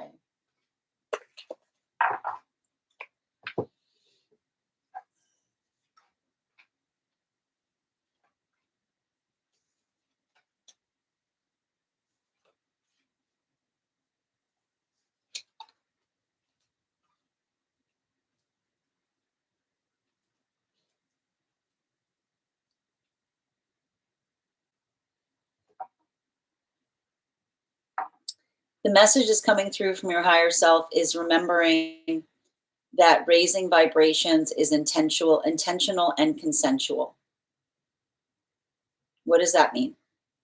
That I feel like there's something really important. It's actually interesting because they're almost saying to me that like you were going through a meditation, you were almost doing like a Reiki session. Like I know you're saying that you are doing a meditation, but it feels like it feels like it was a Reiki session. You know, you're basically going through a lot of the energetic frequencies around you and identifying and recognizing. You're basically diagnosing where they were energetically in alignment to your vibration. And this, I need to stress this. It's not that there's any vibration. Listen to me very carefully about this. It's not that any vibration is good or bad. Okay. It's in attunement or in alignment with what our own frequency is. And so this is saying to me, this is feeling like a bit of a frequency checkup in terms of recognizing that you yourself are at a certain frequency and then identifying the alignment points as it relates to the energy around you. Now, what they're basically saying is, and here's the thing that's important, our frequency, our energy always affects those around us, right? We always have the ability to change the tenor in the room, as it were. But and this is what's important. Sometimes energy desires to change, right? Sometimes energy would love an opportunity to move into a different energetic frequency. Like some of us are like, that's often why people, sometimes you'll sometimes have this when you say, so, like, and we say this, like, I love being around you, right? Those moments that I always feel better when you're here, right? Like we can often tell when someone is in a space that they appreciate the energy that we bring to a space because we honor it by talking about how much it means to us. right? Like that's like we literally say like it's so good to catch up with you. It's so good to share that space. So this talks about the fact that the gift of attunement, or the gift of building in the context with one another, is we partake in each other energetically. Like we're energy having a terrestrial experience, right? And so that ability of feeling that, they're saying like they're showing you that, to discern what can be healed and what needs to be avoided, right? Because sometimes we find someone and they're not rigid in their vibration, right? They're not rigid, you know. They would love that shift, and so I feel like there's something about that they may have been trying to show you about the energy that's more adaptable, right? More in a space of being able to come into attunement with you, right? Or desiring to, like almost helping you see the energy that you can kind of work to kind of help to repair something. Because they're saying you really have to think of it from a Reiki session. Like they're saying, think of it like a Reiki session versus energy that's working really hard. Like, versus energy that is, like, I keep on hearing, I always define this as like the stick in the mud energy, which is like, I am not changing for anybody. Like, I'm not changing. Like this is why, like energetically, whenever shown this, it's someone who's like, and again they're saying, again, recognize who's holding olive branches, which is something that says, I hope we can change this, versus the energy that's like a stick in the mud that says, this is the vibration I want to be in. It looks really painful. I don't care. Like, are you sure? It looks uncomfortable. I like it. All right. You don't have to be like, and what they're basically saying is like, and this is why we talk about the fact that even when we see someone in that rigidness, we can offer that possibility, but we can't go far out of our way because, and again, this is what we talk about in relationality, to not insisting, because when we insist, even our best intentions become toxic, right? Even if we're trying to help someone move out of a vibration that we know, like we know deep in our hearts, does not serve them, right? Unless someone wants to move into that, not only will it just create greater resistance, but the energy you're trying to give them will appear to them as toxic, right?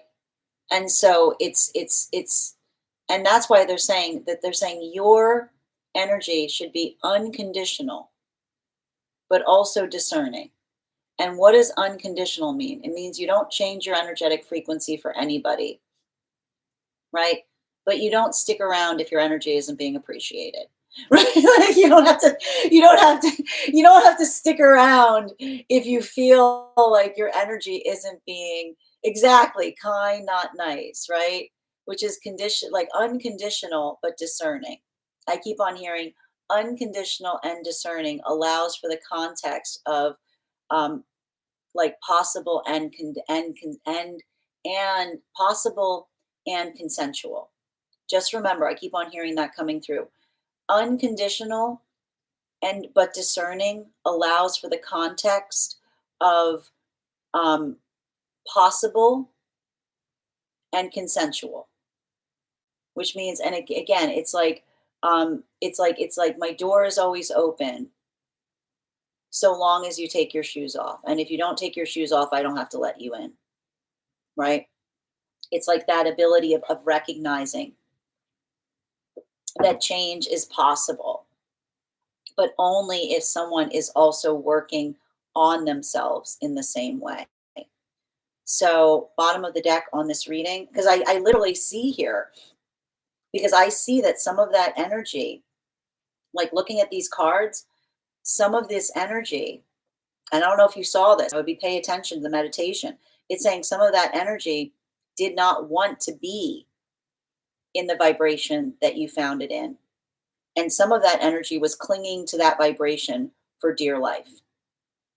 Like some of the energy's like, please. Like some of the energy's like, and some of the energy's like, no. So they're saying that that's something that might be important to notate. If you find I keep on hearing, if you find yourself in that meditation again, they're saying pay attention to the difference between the energy that says that they're trying to energetically change, that they're working, like they're trying to like heal. Like I see it like I keep on hearing the energy that's reaching versus the energy that's saying like they're working really hard to stay in that energetic vibration. Bottom of the deck. Yeah. Because everything is not about, I keep on hearing, it's not about the vibration you find someone in. It's about the intention they have in having it, right? It's not about the fact. It's like when energy rigidly clings to a certain frequency, like there's nothing you can do about it. And nothing you try, like that's like, it's like I told you, it's the difference between tenacity and stubbornness. You know what I mean? Like it's the difference. It's the difference between holding on to something because it serves you versus holding on to something because the ego wants to hold on to it. So they're saying just like next time, like they're saying the first time you went, I feel like you're gonna, like, they're saying to me, you're gonna have that meditation again. So they're saying the first time was helping you like recognize the energetic force, and they're saying the second time will help you see the intention behind where you're finding the energy.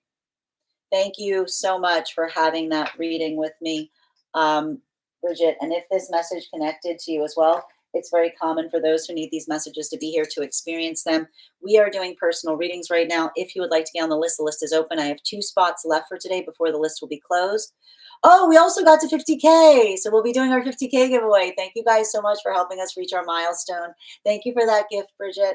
I'm going to take a minute to read over some of the messages that came through as I was giving that reading. And thank you guys. And before we continue, I am going to do that drawing. All right. And thank you so much, Bridget, for sharing that really, really beautiful meditation. And thank you, Adam, for joining us. It's very interesting. What are you talking about? Why are you saying that wasn't interesting? All right. I know. It was very profound. Absolutely beautiful. So cool. You can envision things like that. I know. She's like, yeah, it was a very boring meditation. I was just flying through space and time and seeing all of the energetic connections around me and the quality and frequency of where they were all rest. Just run of the mill, just run of the mill stuff. And everybody's like, I adore it. I adore it. I feel like I leaped into a new vibration. It's beautiful. I feel like it's more like new gift unlocked. Absolutely. I've always seen snapshots like a reel when in meditation. They go so fast. I've been trying to slow them down. That's so cool. It's my family that was most prevalent. Yeah, because they're saying it's the energy you're traveling with, right? Like I could move across the world and be okay without them in my life. Understood. Yep. And thank you, Naina, for confirming. Kind, not nice. Yes. Hi there, V. A frequency checkup. I love this. I feel like I need to be moving, like physical locations. Oh yeah, absolutely. I felt the ick with some. Well, and again, I feel like I see the fact that like we've been talking about this. You're going through a transformation process right now. And Sebastian, thank you for the follow. Now, this reminds me so much of my dream last night. Oh, really, Naina? I love it when we see the interconnectedness of these spaces. It's not about the pasta. Anyone knows that reference? No, but now I want pasta. Please post the meme. Post the meme in the Discord. I get sad when I don't know memes. I don't watch enough TV. Oh, you see, yeah, there you go. Vanderpump Rules. I've never seen it. Thank you for that, Garland, Bridget, and thank you for having that reading with me. Also, guys, we've got a lot of spammers today. Just a reminder, a legitimate reader will never ask you to reach out to them for a reading. And this is my only account, neither will I. New gift unlocked, exactly. Thank you, Sophia. And thank you, V. Yes, find the clip about the pasta. Thank you for posting, Nikki. All right. And I've got you on the list. Thank you for getting on the list, Carly. All right. So we are going to do our 50K giveaway right now. I am going to think of a number right now between I'm going to think of a number right now between 1 and I'm thinking of a number between 1 and 63. First person I see that posts a number will get the reading. First person I see, not the first person that posts it. Remember, I see things. Oh my God, Jacques, you got it first try. Jacques got the reading. You guys can stop. First number. Jacques just like,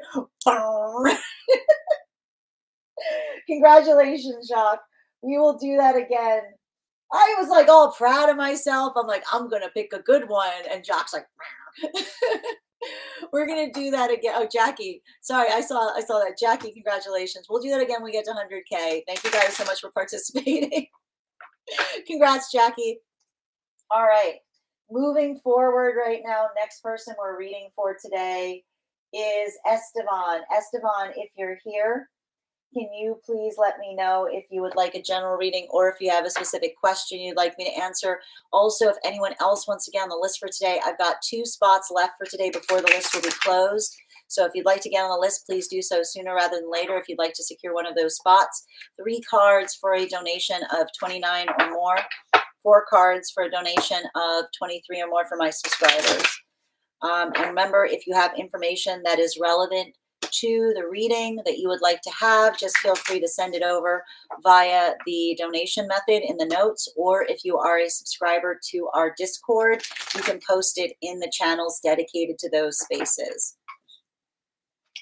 All right, Esteban, still waiting for you here. Second call for Esteban. If Esteban has had to step away, the next person on the list, because Esteban did say he might have to step away.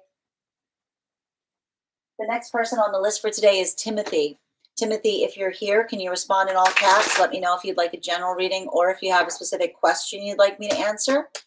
And if anyone else would like to get on the list for today, you will be the 4th person read for. Look, as I drop my pen. All right. Hi there, Ryan. How are you doing today, dear? Okay. And congratulations, Jackie. Can you let me know, Ryan, if you'd like a general reading or if you have a specific question? Also, we are at 55K likes. When we get to 100K, I will be gifting another reading back to the collective. General for Ryan, please. 2 are out. 1 more, please.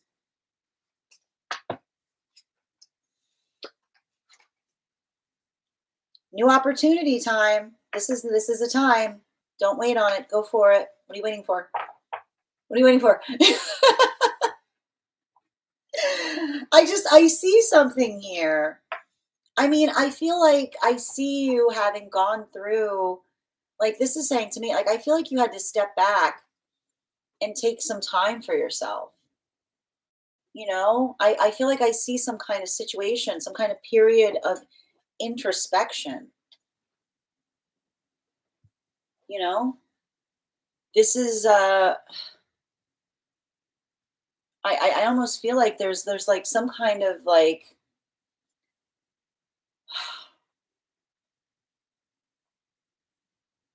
and it's interesting too because it feels like some kind of desire here for a fresh start. But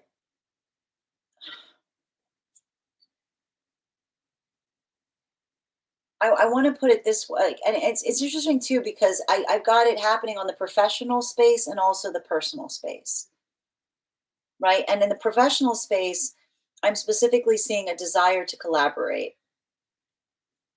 Like there's some kind of breakthrough that I see that you're reaching in relationality to recognizing that you might not necessarily need to I almost like I feel like there's something very important that I see that you're landing upon that's almost saying it's giving me like a lot of this like work smarter, not harder kind of energy, or being in that space of saying like, um, using your time wisely, not having to necessarily learn how to do something that you don't know how to do, but finding someone that you can work with in terms of some kind of knowledge share or skill share. This could also speak to me of some kind of energy of apprenticeship, especially with like the star and the page of wands. And I feel like a lot of this, I keep on hearing presentation, presentation, presentation, right? Because when you're asking, like it almost feels like you have to offer your services to someone, right? It's like it feels like it's giving me like it's having to say to someone like, this is how this is how I can help you. This is what I can offer. Um, and it's interesting too, because I almost hear you saying to someone, "I think we'd be really good together." Like, like I hear you saying that to someone because, and I keep on seeing, I keep on hearing, if you want to say to someone, "I think we really, I think we'd be really good together."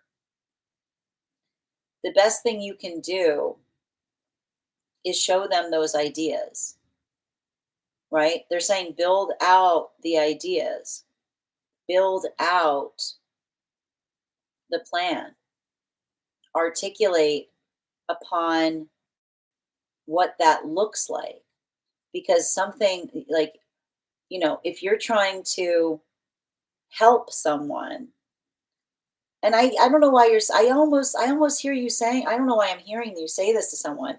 I almost hear you saying, I think you're leaving some money on the table, is what I almost hear you saying to someone. I almost hear you saying to someone, there's something that you could be doing. Have you considered doing this? Right? Like, and that's why I keep on seeing, like, I almost see a situation of you being like, I can help you with this. Like, I can help you. Like, and that's what I mean about some kind of energy of collaboration. But they're saying that it's really important because it feels to me like you have to work on the space of your confidence as it relates to like, like introducing yourself to another, and art, and like I keep on hearing like refining the pitch of yourself. How do you pitch yourself? How do you introduce yourself to someone in that way? Now, in a relationality to the professional space, like the personal space, I see, like, I see that there's something happening, um as it relates to partnership, that feels very, it feels very promising. It feels very, it feels very tender. It feels very intimate. Um, but I like it because it almost feels like I almost see a situation where you're moving slower than you ever have before. But there's something about that slowness that almost speaks about how good something is. Because I need to point this out. Like when we know that we're in the right vibration, we savor every moment. We don't feel the need to rush the process. I'm going to say that again. I feel like there's something that's different that's happening in the space of your relationship, because I keep on hearing the way you'll be able to notice some of the change in relationship is the recognition that when we're in an energetic alignment with someone, we don't try to rush through things. We try to slow them down, right? There's no rush, because it's like when I keep on hearing when it's good, it's good. You don't feel like you need to, as long as you have the same invested direction, like it feels like a walk. It feels like, it's like that energy that says I could do this forever. And it's almost why I keep on hearing like the way you can recognize when you know it's right is when you feel like you're savoring every moment, right? Because the milestones don't feel that important, because it's the energy that says like, what you mean to me. Everything else just feels like artifice. you know?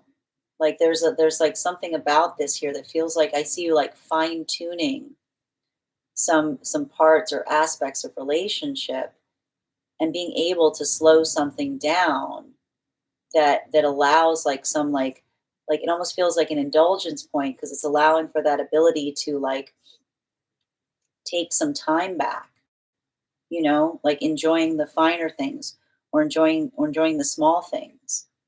I want to give you some bottom of the deck energy, something to keep in mind going forward. Yeah, this is like there's a lot of this pathwork of refinement that I see with you right now, which is like it's like I keep on hearing it's quality instead of quantity, right? It's not about they keep on saying it's not about doing something in a bigger way. It's almost saying to me it's doing something in a more exclusive way. Is what I keep on hearing. It's interesting because they're actually saying it's like it's not going big. It's going smaller.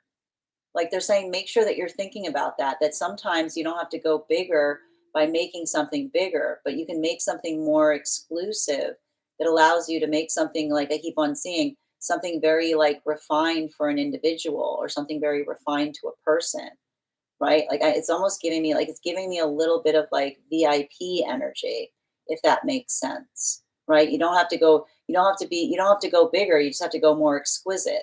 So keep that in mind in relationality to anything that you're working on right now.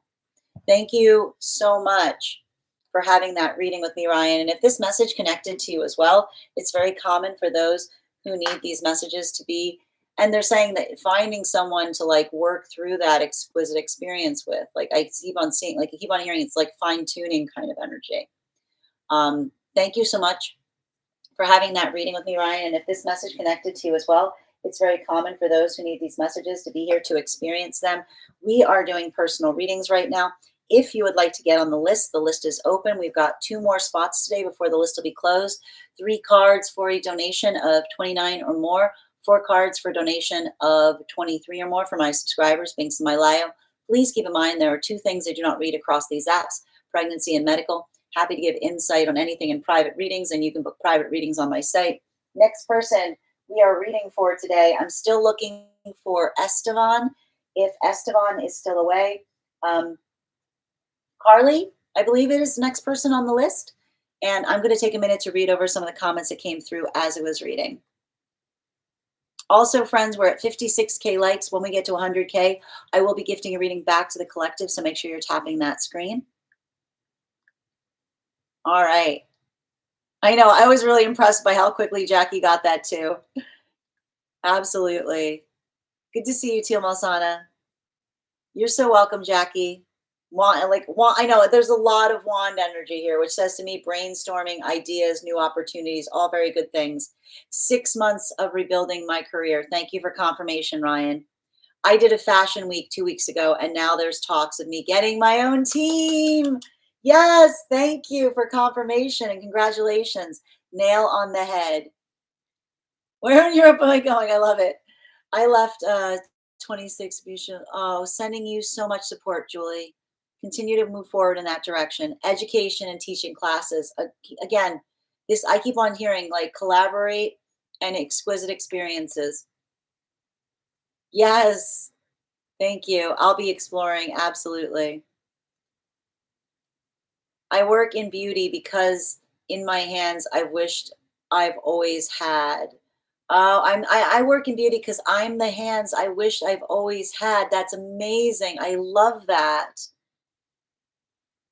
I did that. We've been rushing to have kids and move forward, but I want to savor our time, just us. Thank you. Like again, like moving back into a point of like I see like fast now slow. It's like the process is reversed. Light bulb. Thank you, Ryan. I'm so glad, and thank you for having that reading with me. I'm wishing you a lot of luck in those new opportunities, and thank you so much for trusting me with that reading. Hi there, Kay. Hold on a minute. Okay, I've got you, dear. I don't know. I don't think it is. There with a V. That would be very funny, though. All right. What are the chances? Oh man, that's great. All right, can I please have? Oh, they're gonna crack up when they come back. All right, and just a reminder to anybody joining us across the other apps, if you would like to get on the list is open. We've got 2 more spots on the list for today. Just a reminder for those who would like to get on the list, we do dream interpretation here, highest priority messages from spirit, past life, pet readings, animal spirit guide readings. We also do angelic guidance and life path and love. And if you have information that you feel is relevant to share with me for the purposes of your reading, for instance, if you have a dream that you'd like me to interpret, or a past life regression that you would like more information on, all you need to do is send it to me when you send the donation, and I'll be sure to. You can either send it in the notes, or if you are joining us, if you are a subscriber, you can post it in our subscriber only Discord channel, and I will read from it there. All right, can I please get 3 cards, please? Highest priority messages in relationality to that connection. Whoa.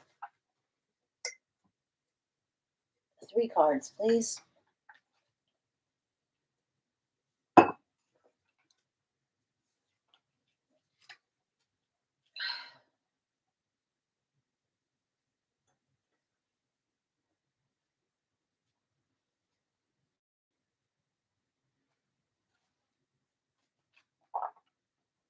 I see someone going through some kind of experience of overwhelm.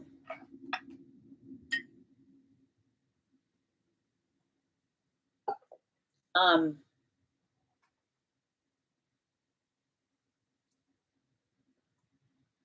and also like trying to break a pattern, trying to break an unhealthy cycle, you know? There's something important that I'm seeing here. Um,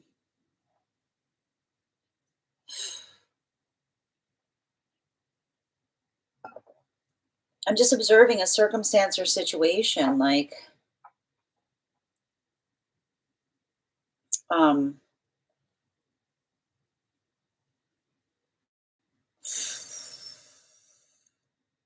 like there's somebody has experienced an ending is what I'm identifying here. Like and I see like there it's like working through, like there's anxiety, there's straight up fear. Like I see someone like I don't know what's gonna happen. Um and the thing about it is like it feels like it almost feels like someone going through a crisis,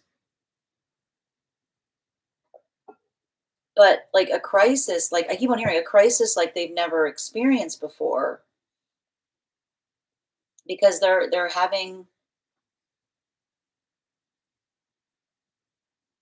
like they don't I keep on hearing I don't like there's someone who prides themselves. Like they love knowing what's gonna happen. Like this is giving me like Cheshire cat energy. This is somebody who like usually hangs out with a bunch of people, and I keep on hearing it's like they always have information that no one else has. You know what I mean? Like I see someone like you know what I mean? Like they're like they're giving me like this, you know? Like they like to be they pride themselves on being like I would be very this feels like a Scorpio energy, you know, because they pride themselves on knowing things that other people don't know. And now I see like the same situation, but I just see someone that's like that's why I see them. They're like their jaws on the ground because they literally like I see someone just being like I don't know, I don't know, you know. Um, I almost I feel like they're like if this person is trying to tell you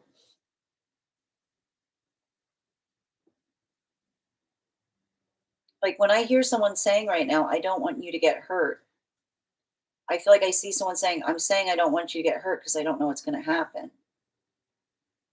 You know what I mean? Like I'm seeing a situation where I feel like somebody is trying to like navigate like a situation or circumstance.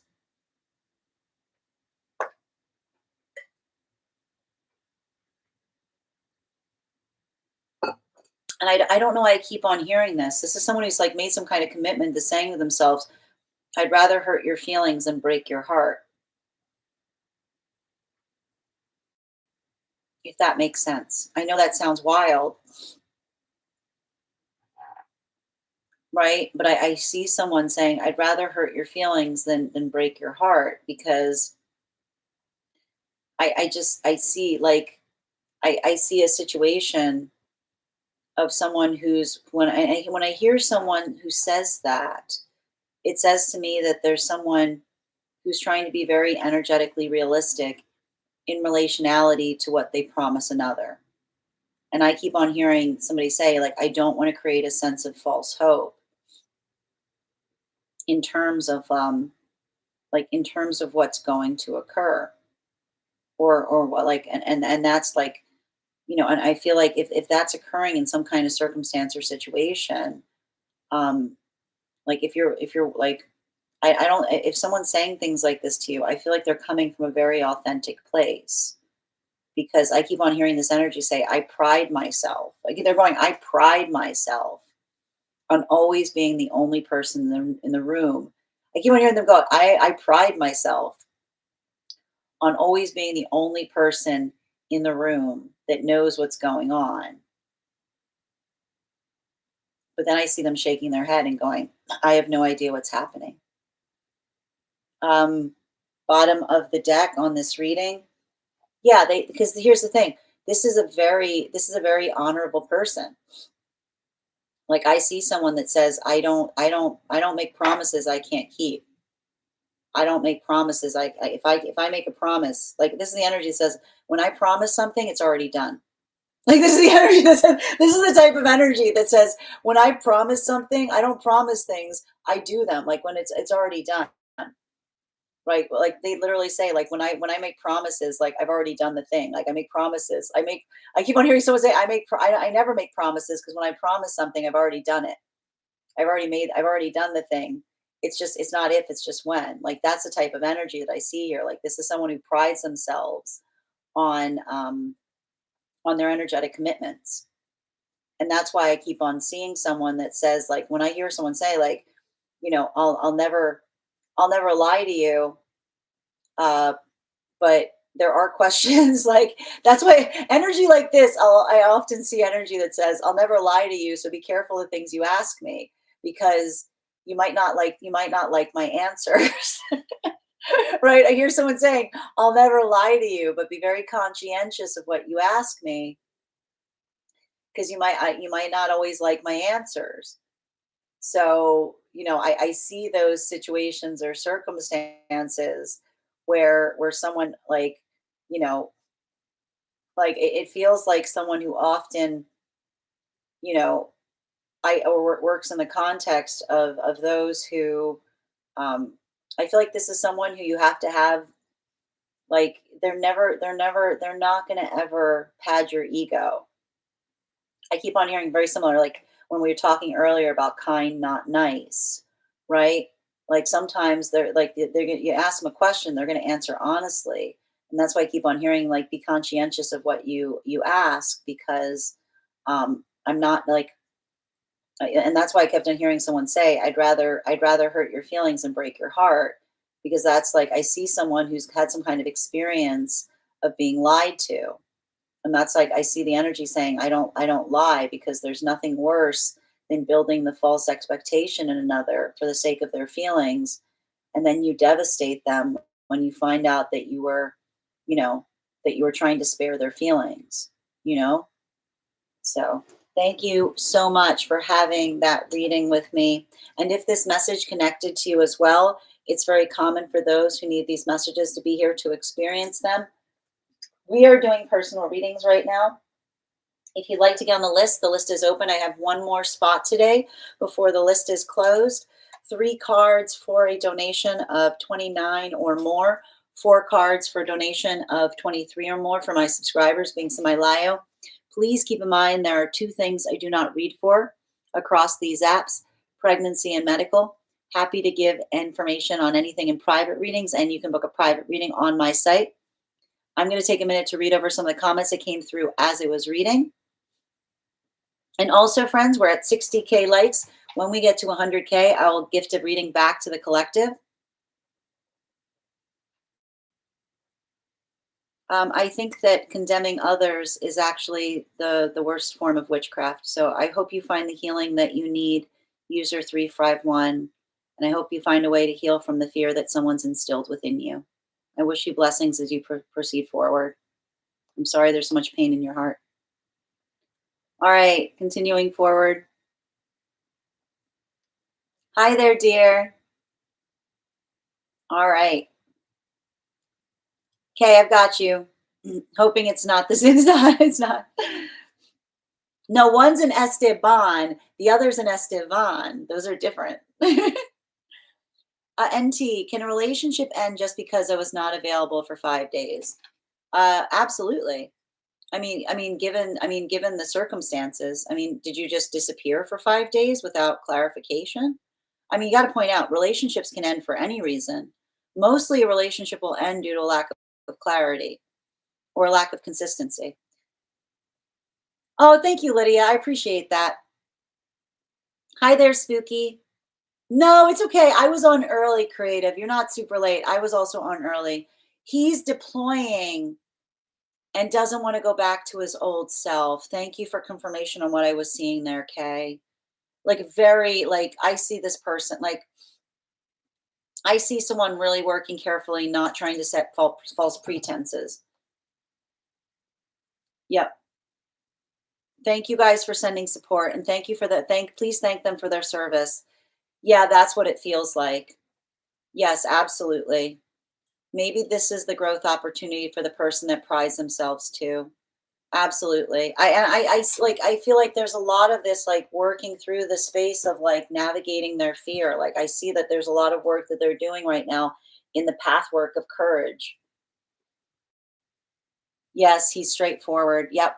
I want to say if there's anything here, I see someone that's doing I keep on hearing, I see someone that's doing their best to be authentic, but not setting false expectations. And I keep on hearing someone say, it's I see them being I have to walk a fine line because I don't know what's going to happen.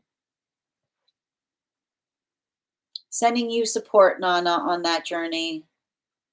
And thank you again. I'm happy again. Thank you so much for sharing your experiences here. Just make sure not to spam the chat with the same message because it's not courteous to those trying to communicate. All right. No, you're not too late. We were waiting for you, dear. All right. And thank you, Tyler, for the follow. Thank you so much. I hope and pray for that. I think it's one of their biggest fears. I see it. Absolutely. Sorry. No, you have nothing to apologize for, Estevan. Thank you, Leela. We do our best. Yep. Thank you yep, absolutely. Same here. So much support to those veterans and to those who are actively serving in any context. Thank you as well. And Angie and Kimchi. Thank you so much. Hi there from Dallas. Okay. We are reading right now for Estevan, can you let me know if you'd like a general reading or if you have a specific question you'd like me to answer? And just a reminder, we've got one more spot on the list for today.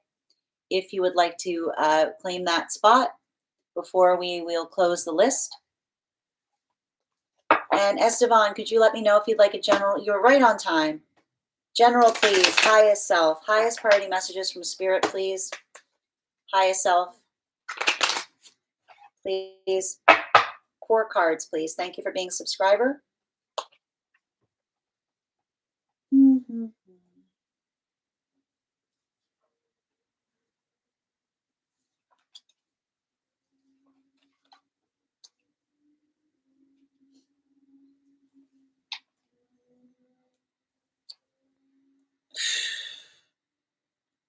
I mean, being the voice of reason, I just keep on seeing, like, the thing about it is, um,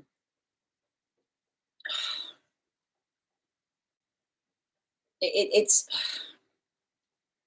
there's something that's really important I'm seeing.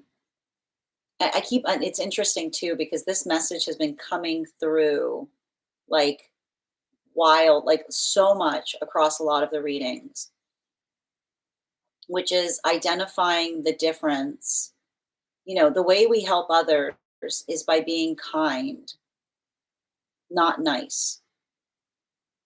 Um, and why is that coming through? Because when we're like, and again, we can be, and here's the thing, we can be kind, like, but often when we're being kind, we can't spare another's feelings. Often when we're being kind, we can't spare another's feelings because when we're being kind, it sometimes requires us. I keep on seeing, like, ripping a band-aid. It's working in that space of having to help someone through something, um, even though it's not easy. Uh, and this is often like, and I keep on hearing it's not kind. Sometimes it's not kind to be nice because when you're being nice, you're just like, sometimes energy that's nice, they're just patting another person's ego, right? There's nothing worse than being nice because someone's like, you know, if someone's doing something in such a way that they don't want to upset another person, like, that's why we talk about the fact that certain roads to bad places are paved with niceness. Like, this is what we talk about, with sometimes the road to bad places is sometimes paved with a bunch of niceness, because when everybody's sitting there and they're too afraid to say something to someone, right? Like, it doesn't matter if someone has the best intention. It's working through what is energetically kind. And sometimes what's hard, and we've all had those moments. This is why it's so important that we don't get defensive in the face of criticism, right? Because when we're working towards the best possible solution, we have to navigate through the ability of hearing something that might not be easy to hear, right? It's not, it's often like and this is like, I keep on hearing, the value and power of constructive criticism is an absolute gift, because they're like, you have to think about that, and the way that we often talk about it is, and I keep on seeing this because they're also saying to me that there's something about you navigating from some trauma. This is also, they're saying it's a fine line between the truth that another person gives you that is helpful versus the truth that another person gives you that is meant to wound, right? Because it's not just enough for something to be true. And they're saying you have to think about the truth like you would think about hot water, okay? Why are they saying that? Because if I have something that's difficult for you to hear, and they're saying you can tell how much someone cares about you by how they carry the truth, or how they carry the hot water that is the truth, right? Because why is the truth like hot water? Because if I have something that I know to be true about you, right? And I throw hot water in your face, right? And you're reeling from it and you're crying, and I say, I was just being honest. It doesn't matter.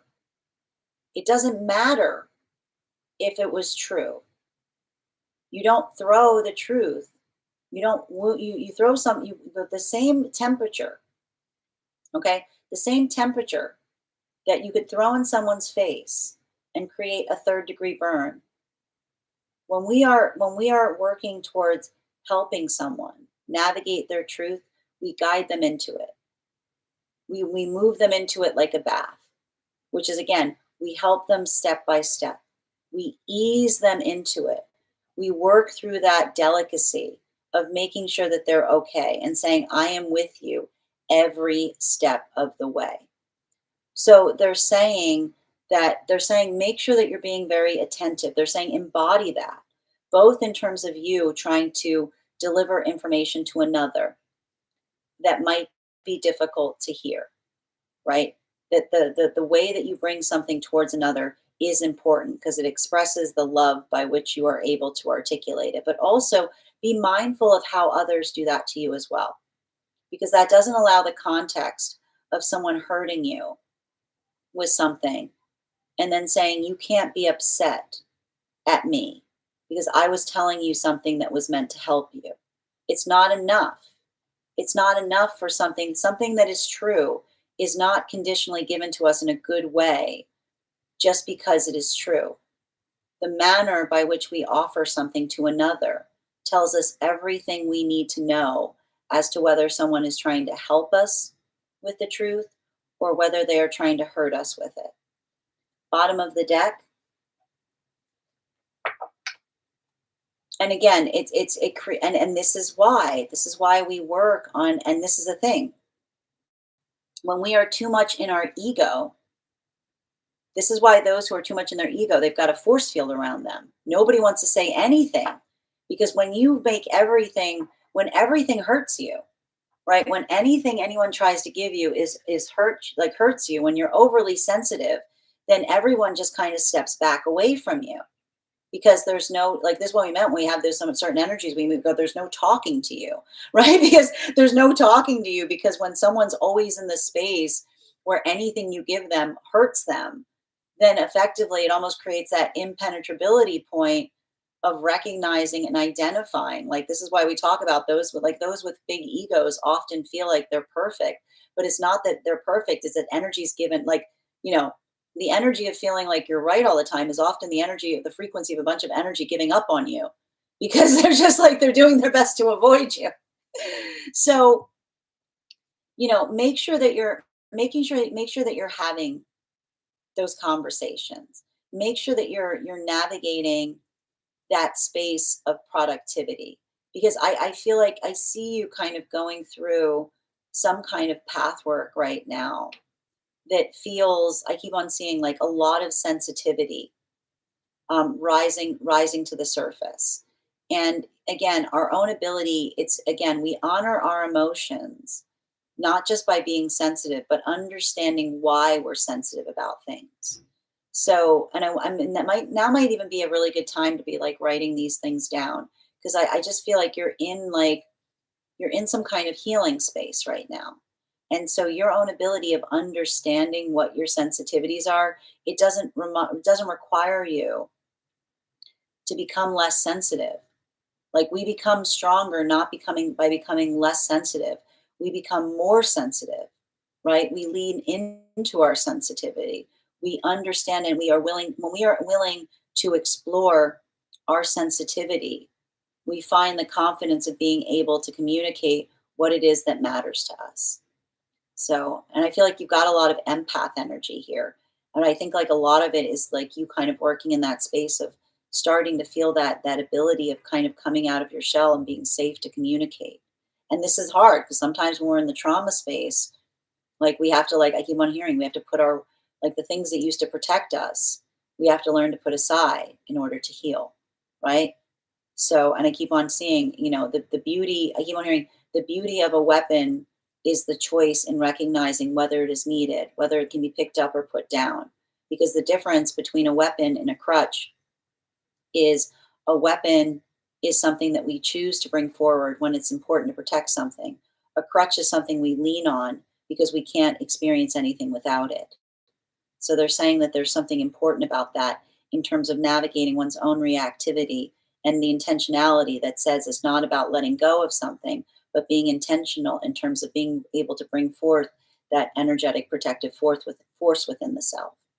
Thank you so much for having that reading with me, Esteban. And if this message connected to you as well, It's very common for those who need these messages to be here to experience them.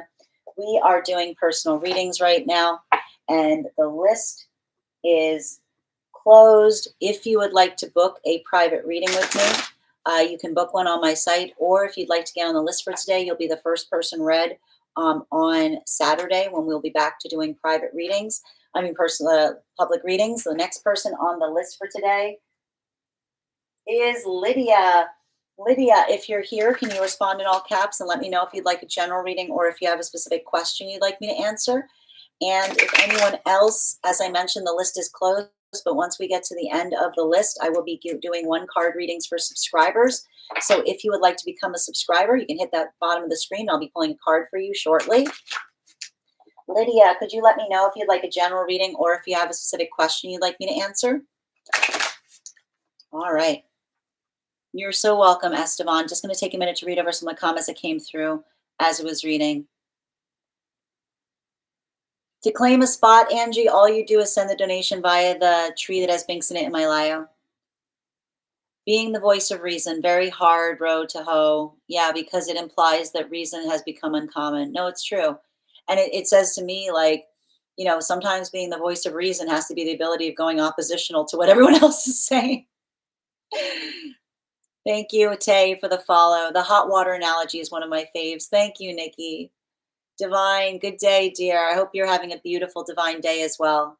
I'm a Cancer born on 7/11. I feel feelings and everything else. You feel everybody's feeling.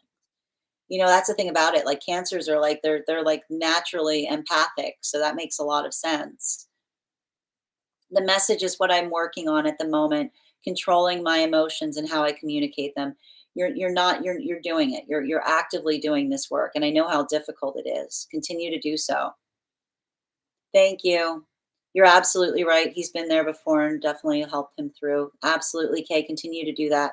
You're literally speaking to the page I'm working on at the very moment. Thank you for confirmation on the reading, Esteban. You're so welcome, dear. Let that serve as confirmation for your own path work. You're doing exceptional. I know it's not easy. You're so welcome. And thank you guys for supporting Kay as well. I got you, Lydia. Good to see you today. Feeling misunderstood in my relationships and needs guidance. Okay. Okay. Can I please get 4 cards? 4 cards, please, for Lydia. Highest priority messages from Spirit.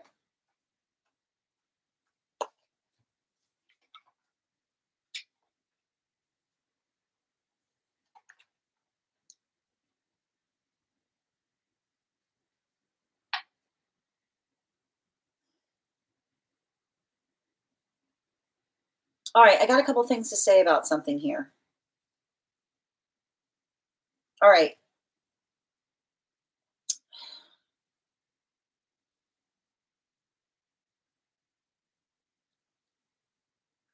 The difference, a good indicator, right? Like, there's a couple things coming through on this.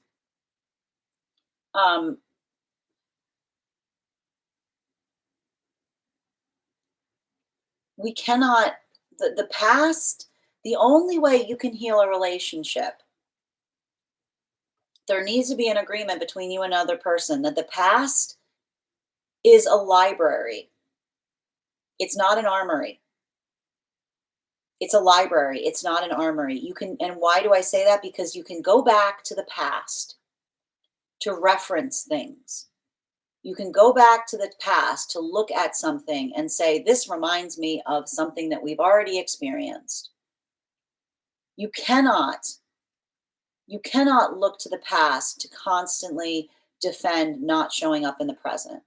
That's usually how I can tell the difference between energy that's looking at the past as an armory versus energy that's looking at the past like a library, right? Because when we're looking at the past like a library, we go, you know what, we've been through this before. We worked through those lessons. We're not going to repeat it. This is how we're going to avoid that happening again, right? It becomes a source of education. It becomes the base of knowledge from which everything can happen. But when we're building in the armory, right, we look to the past for excuses. as to why we're not showing up. It's very convenient. Because if you're looking for the past to look for reasons of not showing up, you're always going to find stuff, right? That's the energy saying, well, I'm acting like this because you acted like this last week. And then you acted like this last week, which is why I'm not doing it this week. No, nope. I remember on Tuesday, on April 22, you did this. So this is now what you get from me. We can't have relationships like that. When someone is in the context of always looking at the past for a reason why they're not showing up for the present, there's no ability to fix something. That's not energy. That's not energy in a space of forgiveness. That's energy looking for an excuse to move out of alignment with something. And so I feel like a lot of this is not, again, and I keep on seeing, not like working. And this is why they're like, pay a lot of attention as to how someone is showing up to you if they say that they want to work something out. Because I keep on hearing working something out is not conditional. It's not saying unless things change, this is what you get from me. I keep on hearing this is not energy that holds itself hostage by saying this is like the bad, like I keep on hearing the bad behavior will continue until morale improves. That is not ever going to happen. Like that is not ever, that is the song of someone that does not want to change. When someone says the bad behavior will continue until morale improves, that is the energy that will never change, because the energy will always find a reason to give an excuse as to why they're not showing up, right? Healthy relationship is an excuse-free zone, which doesn't mean that we're perfect. It means that we tend our side of the lawn. We move in accordance with what it is that's true to us, and we don't move out of character when we're feeling energetically triggered. And I'm telling you right now, I mean this with all the love of my heart. If someone's saying that the reason that they got reactive was because they got upset, being upset is no excuse for bad behavior. We get upset. People get upset. We get upset all the time. We get upset all the time. We don't move out of character when we're upset. Who we are when we're upset defines our character. And again, if this is a situation where someone's trying to say, well, the reason I did that was because you upset me, what they're really trying to say is the only way we can be healthy in partnership is if I'm never upset. That is never going to happen. Literally, the experience of being alive with another person is just a series of incidents of being upset. There's joy, there's anger, there's joy, there's anger. It should not create a rift. And there cannot be a situation where someone's saying, the only way this works is if you don't upset me, because that is not a relationship. That is avoiding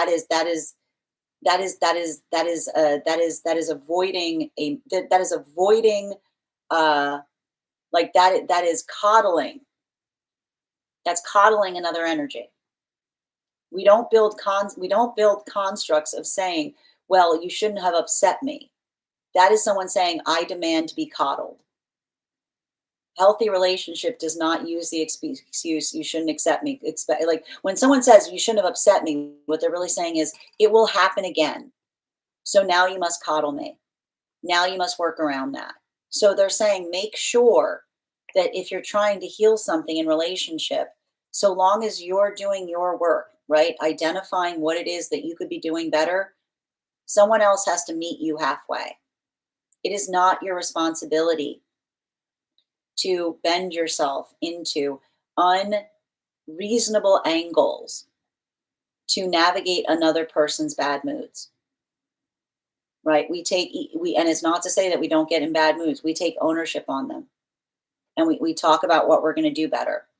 Because the only thing I'm seeing here is your ability to articulate and identify what it is that you're working on, taking accountability, identifying that you're not perfect. You deserve, if you're doing all those things, you deserve the same. And if someone's trying to blame you, when someone's trying to say it's all your fault, what they're really saying is, I refuse to change. When someone's saying, I'm the worst, I'm sorry you have to put up with this, they're really saying the same thing. I don't want to change.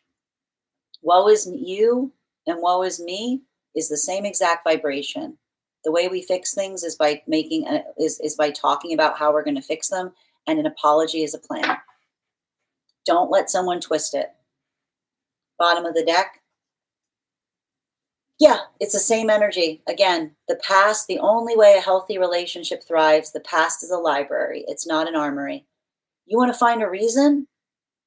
You want to find a reason to misbehave? I guarantee you we can all go back to our past, find some reason. Chicken and egg it. Okay, I don't have to show up because somebody stepped on my foot 4 days ago. Now you all have to suffer. Like we don't do it, right? We don't make lessons, and we don't say this is what you get now. We don't teach lessons to each other. We embody lessons. We don't say we don't try to make an example by lowering our energetic standard, because all we do in the space of lowering our standards is we say to another person, look, you can get me to do anything. You just need to keep lowering the bar. I'll go one lower. Now we're on the floor. No. We don't match energy. And so they're saying even now, make sure that someone isn't making you lower the bar to heal something. A healthy relationship, you raise the bar. You say to one another, we can do better. You don't say, I'm going to make this so much worse. Thank you so much for having that reading with me, Lydia. And if this message connected to you as well, it's very common for those who need these messages. I'm also hearing, remember, a true apology is a plan. It's not enough to say sorry. Because if someone says, let's just forget it, I guarantee you it will happen again. Thank you so much for having that reading with me, Lydia. And if this message connected to you as well, it's very common for those who need these messages to be here to experience them. We are doing personal readings. The list is closed, but if you'd like to book a private reading with me, you can book one on my site. Also, if you'd like to get on the list for be on the first person read for on Saturday, you can do so now. We are going to get started on one-card readings after the next personal reading. So if you'd like to become a subscriber, you can hit that subscribe button. You'll be added to the list. Next person on the list for today is Nicole. Nicole, if you're here, can you respond in all caps? Let me know if you'd like a general reading or if you have a specific question you'd like me to answer. Ruby, I love Ruby always shotguns the question. I love how Ruby's like, boom. Thank you so much. All right. And Nicole, yep, that's you, dear. It's okay. I adore it, Ruby. I adore it. At least you're consistent.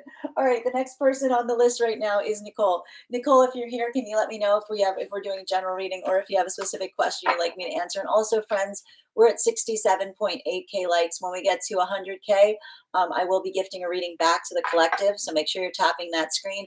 Also, when you tap the screen, it pushes the slide out to those who might not have received these messages before. So thank you so much for doing that as well. I'm going to take a moment to read over some of the comments that came through as it was reading. All right. You're so welcome, Squidia. Millie, thank you for the follow. A classroom, not a courtroom. Nikki, I adore that. Absolutely. I still can't identify ego. Anyone else? It's hard work, Katie. And again, the way it helps is, again, if you're feeling hurt about something, the higher self always has an explanation. Like the ego is always like, no, I don't like it. Hi there, Dwayne. How are you doing today? Oh, that's very kind of you. And Stella, thank you for the follow. Thank you for confirmation, Sana, as well. Have a beautiful day, Dwayne. Very much like the essay. Oh, your essay was beautiful, Nikki. I hope you try to get that published somewhere. And Millie, thank you for the follow. For me, ego are the decisions or actions my hurt self wants to do or say to get to the win. Beautifully put, Kay. That's absolutely beautiful. Millie, so I do one card free readings for subscribers. We're going to be doing that shortly. So if you'd like to become a subscriber, I can pull a card for you. All right. And guys, please thank Ruby for their help moderating today.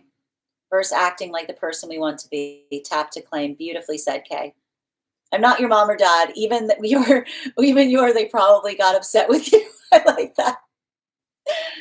Thank you, Taro, for the follow.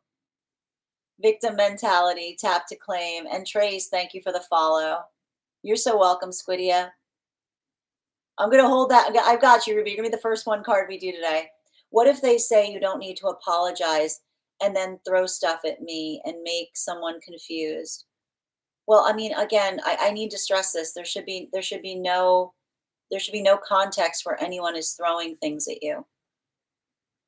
Um, and again, confusion is trauma. So make sure that you're navigating if that's a safe space for you to be in. Okay, apologies fall short when actions don't follow. Tap to claim. Beautifully said. Yep, that's you, Nikki. It's okay.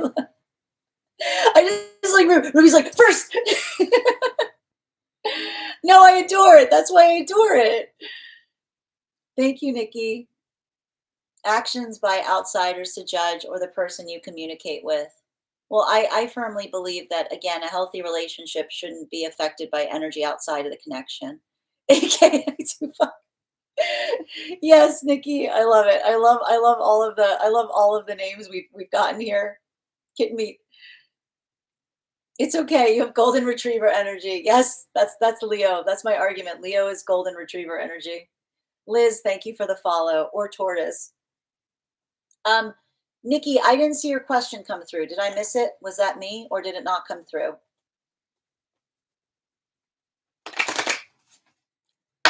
Oh, you did not. Hold on. My first one. Oh, you did. Not my first one. Hold on. What did I say? Backing up. I saw here. Oh, are you, is it interpretation? Are we doing it? Oh, I said, if you really don't want your partner to get upset with you, get a dog or a tortoise. Beautifully said. Exactly. Exactly. Beautifully said. I love that, Nikki. All right. And can you let me know, or tortoise, can you let me know, are we doing a general or do you have a specific question you'd like me to answer? Nicole, you're the next person on the list, right? And just a reminder, okay, I guess I just want guidance with my work situation for my guides. I've got you. Hi there, Adelina. We are doing, the list is closed right now, but we're about to get started on 1-card readings if you'd like to become a subscriber. Can I get 4 cards for Nikki in relationality? Ooh.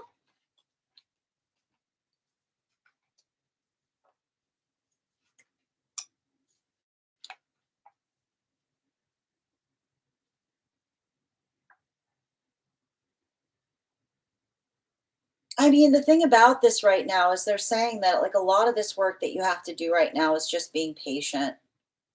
They're saying like if you're planting seeds right now, like I want you, they're basically articulating that they want you to get through this experience right now by saying and reminding yourself, every day that you're planting seeds. Like they're saying to me that there's a lot of this work that um it's interesting because I feel like it's weird because I see you at work, but I almost see you like already not there. Like they're saying to me, like you've already checked out because they're saying to a certain extent that your heart's not in it anymore. Like it's like I keep on hearing like something like the vibes are no longer immaculate. Like the vibes are no longer immaculate. It's like, but that's why they're saying that you're checked out because I keep on hearing that your guides are saying that you there's something really important. You live, I keep on hearing, you live in your workspace. You're not some like there's some I got to tell you, I know it's come as a shock to you. There's some energy that's totally okay checking out when they come to work. You're not that. You're like I see when you have to check out of work, you become like a shrinking violet.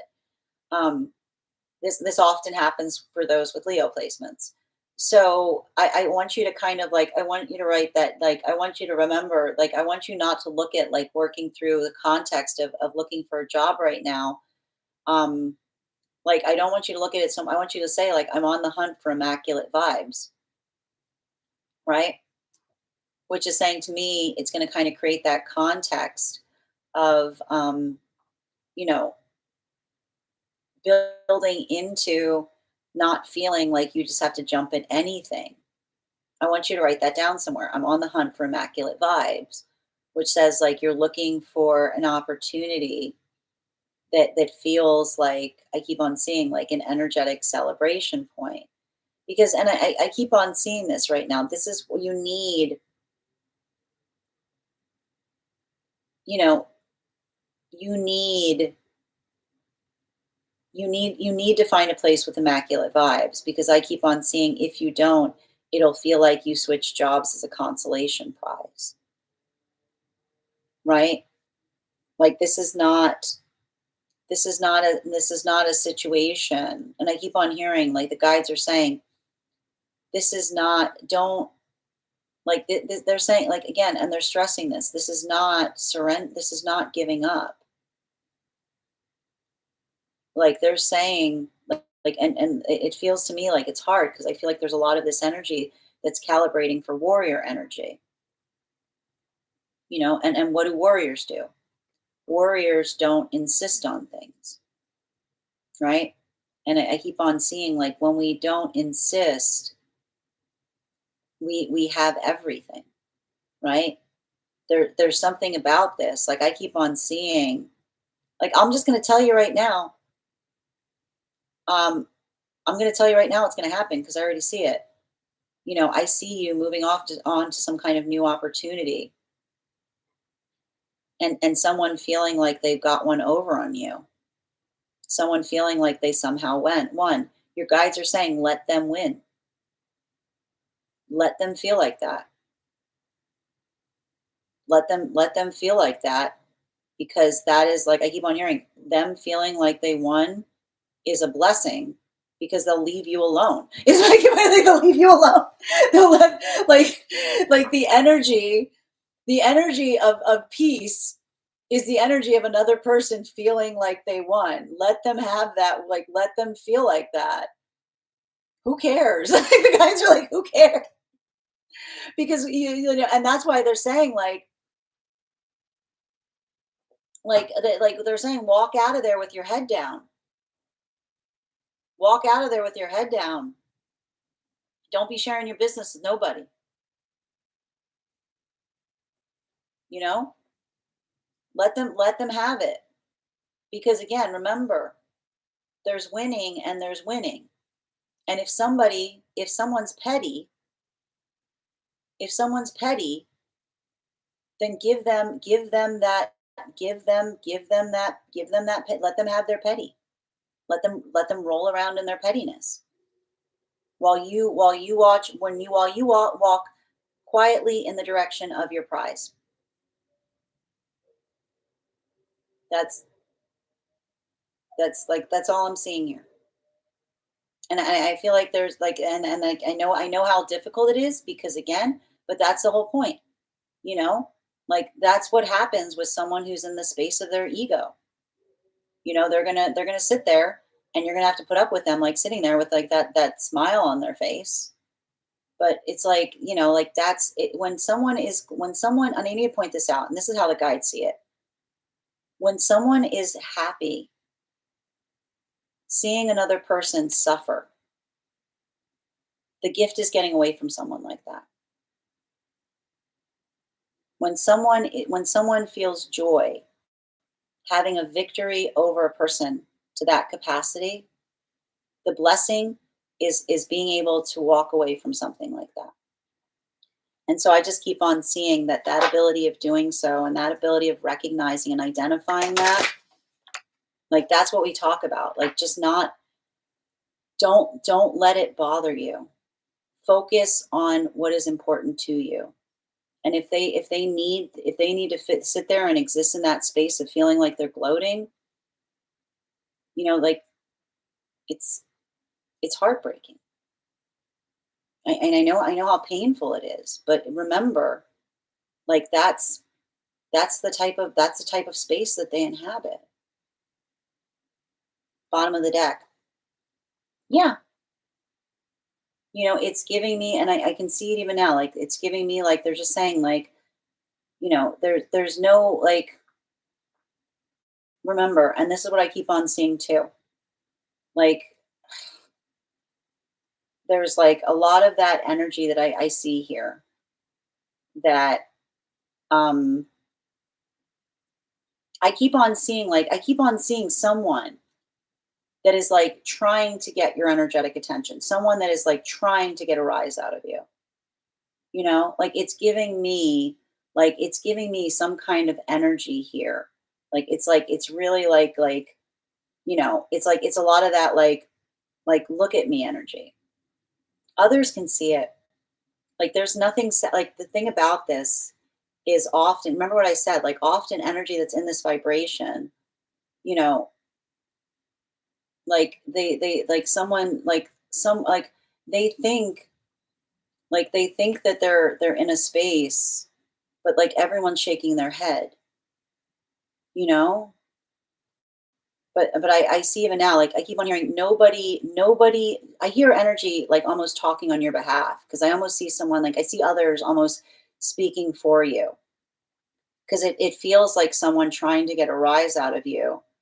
And I see a lot of other energy already around you, like trying to energetically protect because, like, again, I keep on hearing it's not going unnoticed, you know? And I always feel like I feel really bad when I see energy in this vibration because it's like, you know, it's like someone feeling like they're winning at a game that everyone else sees and just feels is really sad. So they're saying, like, again, over your head out the window. Just remember, like I want you to say to yourself when you're experiencing it, I'm already gone. I'm already gone. You know? There's no and like that's the whole thing. Like you're already like and remember, like I keep on seeing, like you are on the hunt right now for immaculate vibes. And as you navigate through something here, like being able to like recognize and identify, just I keep on hearing, you know, don't get upset, just get this like it's sad, you know. You've let them have it because and when they have it everyone else is shaking their head around them. So but again, I actually the bright side is I see some kind of new opportunity coming to you, particularly potentially this summer, and it feels great, and that's why I keep on seeing like just continue to do that work that you're doing right now. Continue to plant those seeds because I just keep on. There's a lot of four energy around this because they're saying that anything that you're putting, and I keep on hearing like there's no like there's like remember that like there's I've been hearing this for a lot of energy right now. The no is a not yet, right? That there might be like you kind of making an introduction. Like I see something here, like you're pushing something in the direction that's going to have a big breakthrough. Thank you so much for having that reading with me, Nicole. And if this message connected to you as well, it's very common for those who need these messages to be here to experience them. We are doing personal readings right now.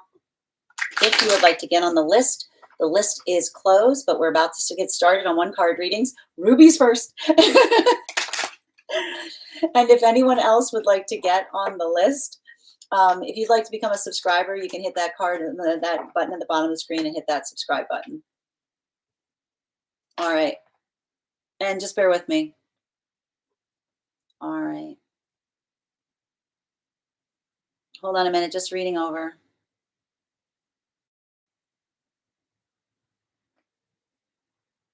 Hi, dear.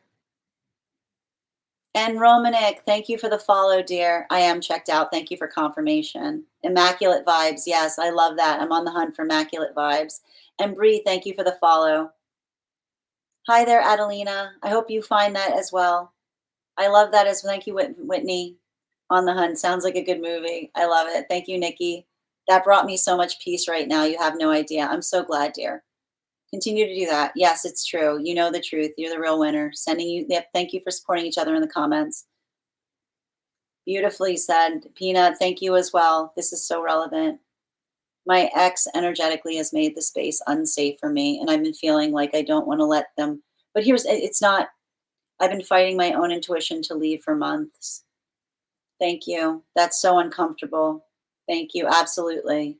I feel like sometimes like why I can't move past this, but his energy's awful. I mean, it seems to me like someone who's trying to make you feel energetically uncomfortable, you know? And thank you as well for confirmation, Sana. I'm listening to a book called Let Them, Tap to Claim Elisa. The whole space is just tainted now. I could get, yeah, exactly. I almost went to HR. I think I just got to walk away. But that's what I mean. Like they're saying again, they're saying if you did all of that, would the vibes become immaculate again? I think that's why they brought it forward, right? Like it's like they're saying like if you were to go to that trouble, would it create the space of the vibes being immaculate?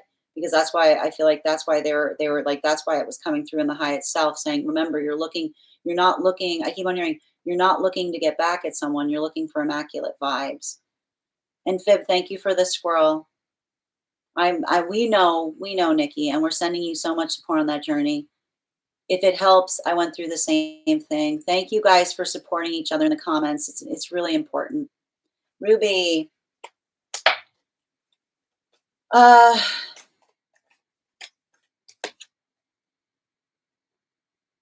I keep on, I keep on seeing in relationality to that energetic connection, it's a question of priorities, and I need to stress this.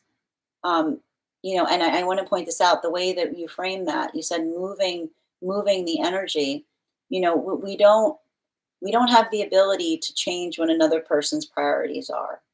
Like we honor the choices as it relates to how another person chooses to invest their energy. So, they're saying to a certain extent, if you've articulated to another person what it is that you've desired with them, but they've chosen something else, the ability to take acceptance in terms of their choice. They're saying you honor that energy by honoring their choice, especially if you articulated what your desire was. Bottom of the deck. Yeah, right. It's not about we don't move energy in the context. Like this is what we talk about when we talk about energetic surrender, which is not trying to force situations or force someone to accept something or come into a space of saying like, maybe they'll change their mind. We recognize, we let go of the need to insist by accepting and honoring the fact that the energy is making choices, and that ability, like, and I keep on hearing your manifestation right now is I prioritize energy that prioritizes me and wants the same things as me, because I keep on hearing, and this is an energy from the divine counterpart that says make no mistake, when I'm in alignment with you, you will be my priority. Everything else can change around that. Thank you so much, Ruby, for having that reading with me, and thank you for being a subscriber. Sending you support, OG. Ella, sending you support as well. Thank you again, Nikki, for having that reading with me and sending you so much support on that journey. I think we're doing them now. Yep. Thank you as well. And I want you to say, like, again, it's like I want you to say it's like you're already like plant those seeds. Keep on being like, and say to yourself, like as you're doing it, I'm on the hunt for the immaculate vibes. I'm so glad, Nikki. You're so welcome, dear. All right. Dada, thank you for sharing the live. Always appreciate when you guys share the live. Per, one card, please, for last night's dream. Whoa, really? I feel like it's talking towards a lot of the work that you've been doing on the karmic space and helping others understand their own ability to be brave. I would not be surprised if you haven't done a lot of work in the karmic space in helping to empower others and understand that they don't have to navigate from a place of fear. Because you have to remember that like the houses are always representative of the mansion of the selves. So to me, it's saying that helping others navigate a haunted house is trying to help others who've had a lot of trauma, you know, like giving them the tools and resources necessary in order to empower themselves from a place of confidence instead of fear. Bottom of the deck. I feel like it's hard because like I keep on seeing that ultimately, um, you know, helping enter and navigate a haunted house, there's only, I keep on seeing you can only, I keep hearing you can only prepare them for what they can expect. It's also trying to heal yourself from the spaces where they made choices that you yourself would not make.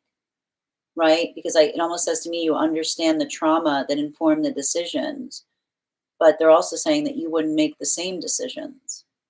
Thank you so much, Per, for having that reading with me, and thank you for being a subscriber. V, one card on romantic partnership. Healthy partnership, again, for you is being able to communicate upon anything. It's bridge building energy. It's understanding what it takes with someone that wants the same manifestation goals. So make sure you're talking about manifestation goals sooner than rather than later as it relates to partnership. Have a good day, Divine Empathic Tarot. I hope you're having a great one.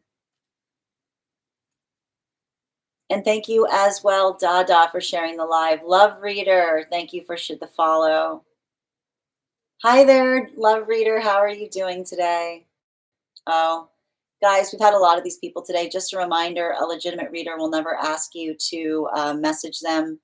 Also, please remember, this is my only account. I will never reach out to you for a reading. Tate, good to see you, dear. How are you? Hi, Erica. You're welcome, me. Good afternoon, Erica. One card for Nikki on the opportunity energetically aligned with me.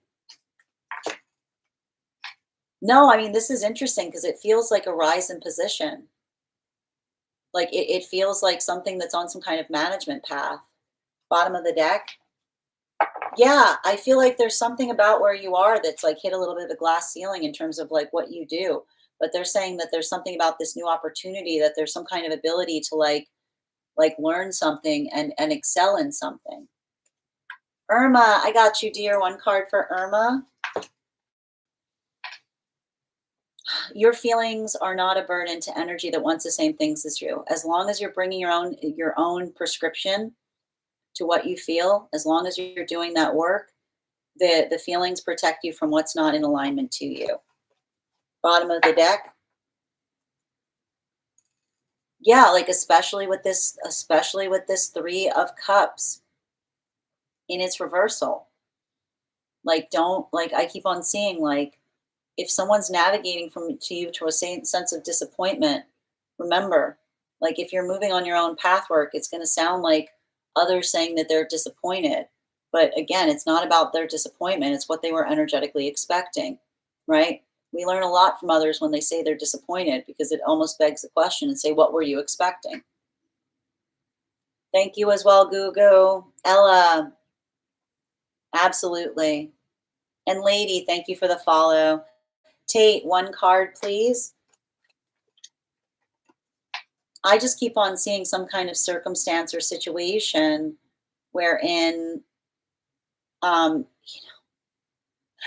I see you like navigating an emotional overwhelm, but it feels like the emotional overwhelm in terms of like feeling something that is energetically nourishing. You know what I mean? Like often this can be very triggering. Bottom of the deck. Yeah. I just keep on seeing like, sometimes we have these moments that make us feel like we're in the opposite situation, right? Like working through that context of having to, like, when we stop chasing after energy, we sometimes encounter that intimacy wound, right? As it relates to another person's proximity. Like we start, like when we stop chasing, we find the intimacy wound, because sometimes the ability to chase energy that isn't in alignment to us helps us avoid like that deeper healing. So it says to a certain extent, you're like, you're moving deeper on your healing journey, potentially and especially in relationality to love right now. You're welcome, Per. One card for Chrissy regarding the connection, please. I mean, I feel like there's something about that where they're saying like you can always like navigate with hope in terms of what can happen, but also the reality on what you experience. Like I just keep on seeing some circumstances or situations of kind of accepting the situation as you find it. And I keep on hearing also, like, remember, healthy energetic connection doesn't require you to constantly have to decipher what is occurring there. Like, and especially they're saying if you articulated to someone what it is that you aspire to create with them, then being able to like navigate or recognize like the difference between I keep on hearing like a healthy energetic connection like should not be one that you feel like you're waiting on. It's one that you're building patiently with one another. Bottom of the deck. Yeah, you know, I keep on hearing like a healthy energetic connection is identifying where the mutual work is. So I feel like for your part, being able to recognize and identify what you're trying to bring forth from another, and if they're saying if you've articulated that, being able to recognize if that's something that they're choosing to move towards you with, or whether it's something that would help you let go of to find something that's in alignment to you. Thank you so much for having that reading with me, and thank you for being a subscriber. Elisa, one card from the higher self. Yeah, especially with this world card in its reversal. I just keep on seeing. I feel like you're doing a lot of work in terms of not being activated or reactive to another person's like I keep on hearing not being activated by another person's emotional crisis, right? Which is identifying and recognizing like, were you the energy like the ability to talk about what's wrong is easy. The ability to, yeah, it's easy to talk about what's wrong because it avoids talking about what's right. And I keep on seeing that there's something that you're learning in relationality to energy that's like solution focused instead of problem oriented. One card for Whitney, please. Um, I see you going through some kind of process right now of refining or making something easy. It kind of feels like the training wheels are off on something, you know? Like you like I keep on hearing you learn something so that you can do it without so much like I keep on hearing you learn a skill so that you can do it effortlessly. Like you learn how to do something so that you can freestyle through it is what I keep on hearing. Yeah, it's like improv energy. It's like, we learn the path work of understanding so that we also, and now I feel like you're learning to trust yourself on that process. Sonia, hold on a minute. One card on romantic situation, please. I mean, make sure someone's being consistent.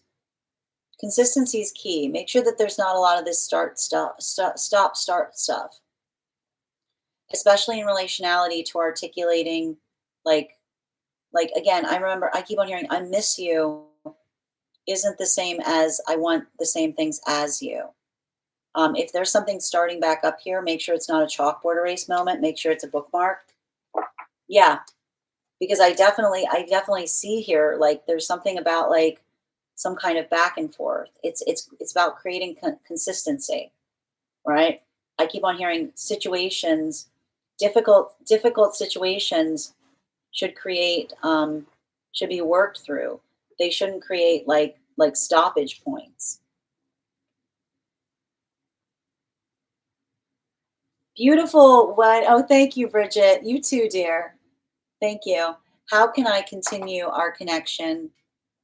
Again, Hardy, are you yeah, okay, so one card for Hardy on how to continue connection. Here's the thing, it's never about, you're always in connection with masculine energy, Hardy. But it's about recognizing and identifying the energy that wants the same things as you. Like your manifestation right now is, you prioritize energy that prioritizes the same things as you, not chasing after someone that's articulating that they don't want the things that you want. Right. Yeah. Coming into like working through that path work of not insisting is how we find what's for us. So make sure that you're not holding on to someone too tightly that has articulated that they don't have the same desire as you. Alexandra, one card on the connection with F, please. Highest priority message. Woo! I see someone that's like hoping for a positive outcome with you. Like there's something here. I hear someone being like, you're the sunshine in my life. I hear someone who's like really worried about blowing something or feeling like they already blew it in some kind of way, you know? Um, like it's giving me a little bit of like misery loves company, right? It's like your positivity.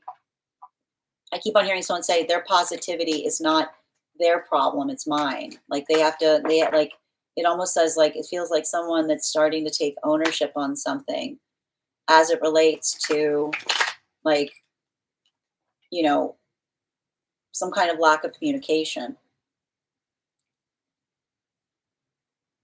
Mel, one card, please, on finances for Mel. I see you going through like some kind of transition, which says to me, like, I see you changing how you're doing something. But again, it's like changes to allow, I keep on like, yeah, changes to allow for more expansion, you know? It's like, I feel like it's like navigating some like old connections and readdressing like what you have to do now.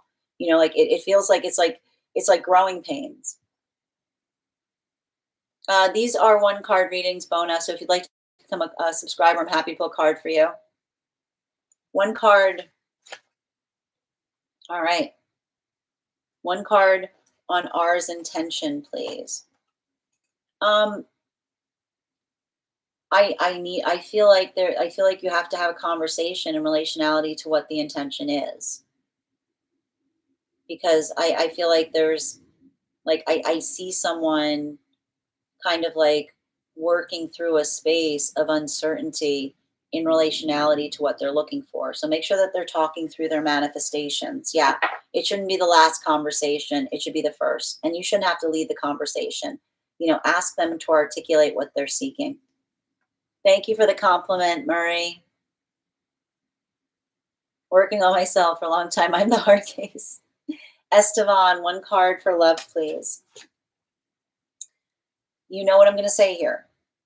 Like, I see like we don't like healthy energetic relationship doesn't look for someone to save us, right? It doesn't look for someone to be our escape hatch from our life. I feel like the energetic counterpart for you is going to be in a space of fulfillment wherein they want to share that. Yeah, right.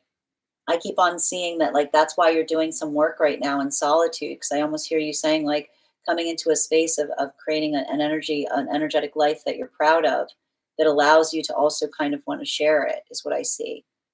So continue to do that work, because I keep on seeing the more that you come into your authenticity, the more that you're going to be able to find that energetic counterpart that's in alignment to you.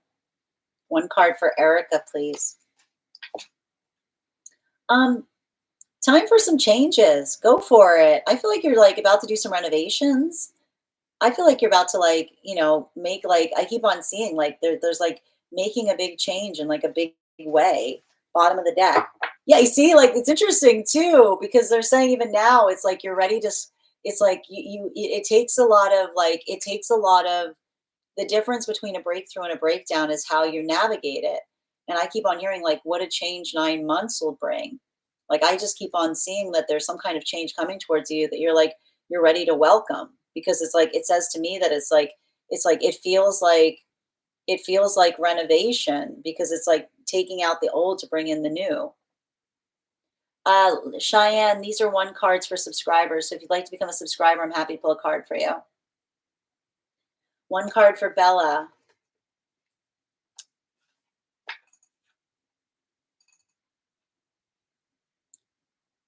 I mean, again, if it feels like a projection, like don't worry about it. Right? Like that's what I'm basically seeing. It's giving me a lot of that energy. Like they're saying even now, like I keep on pointing out the difference between a projection is a projection can't stand a question, right? Like the way you can usually tell if someone's projecting on you is a projection can't exist within a question. So if someone projected on something on you and you're just like asking like why and they're not answering, like that's your answer. It was a projection. Yeah, right.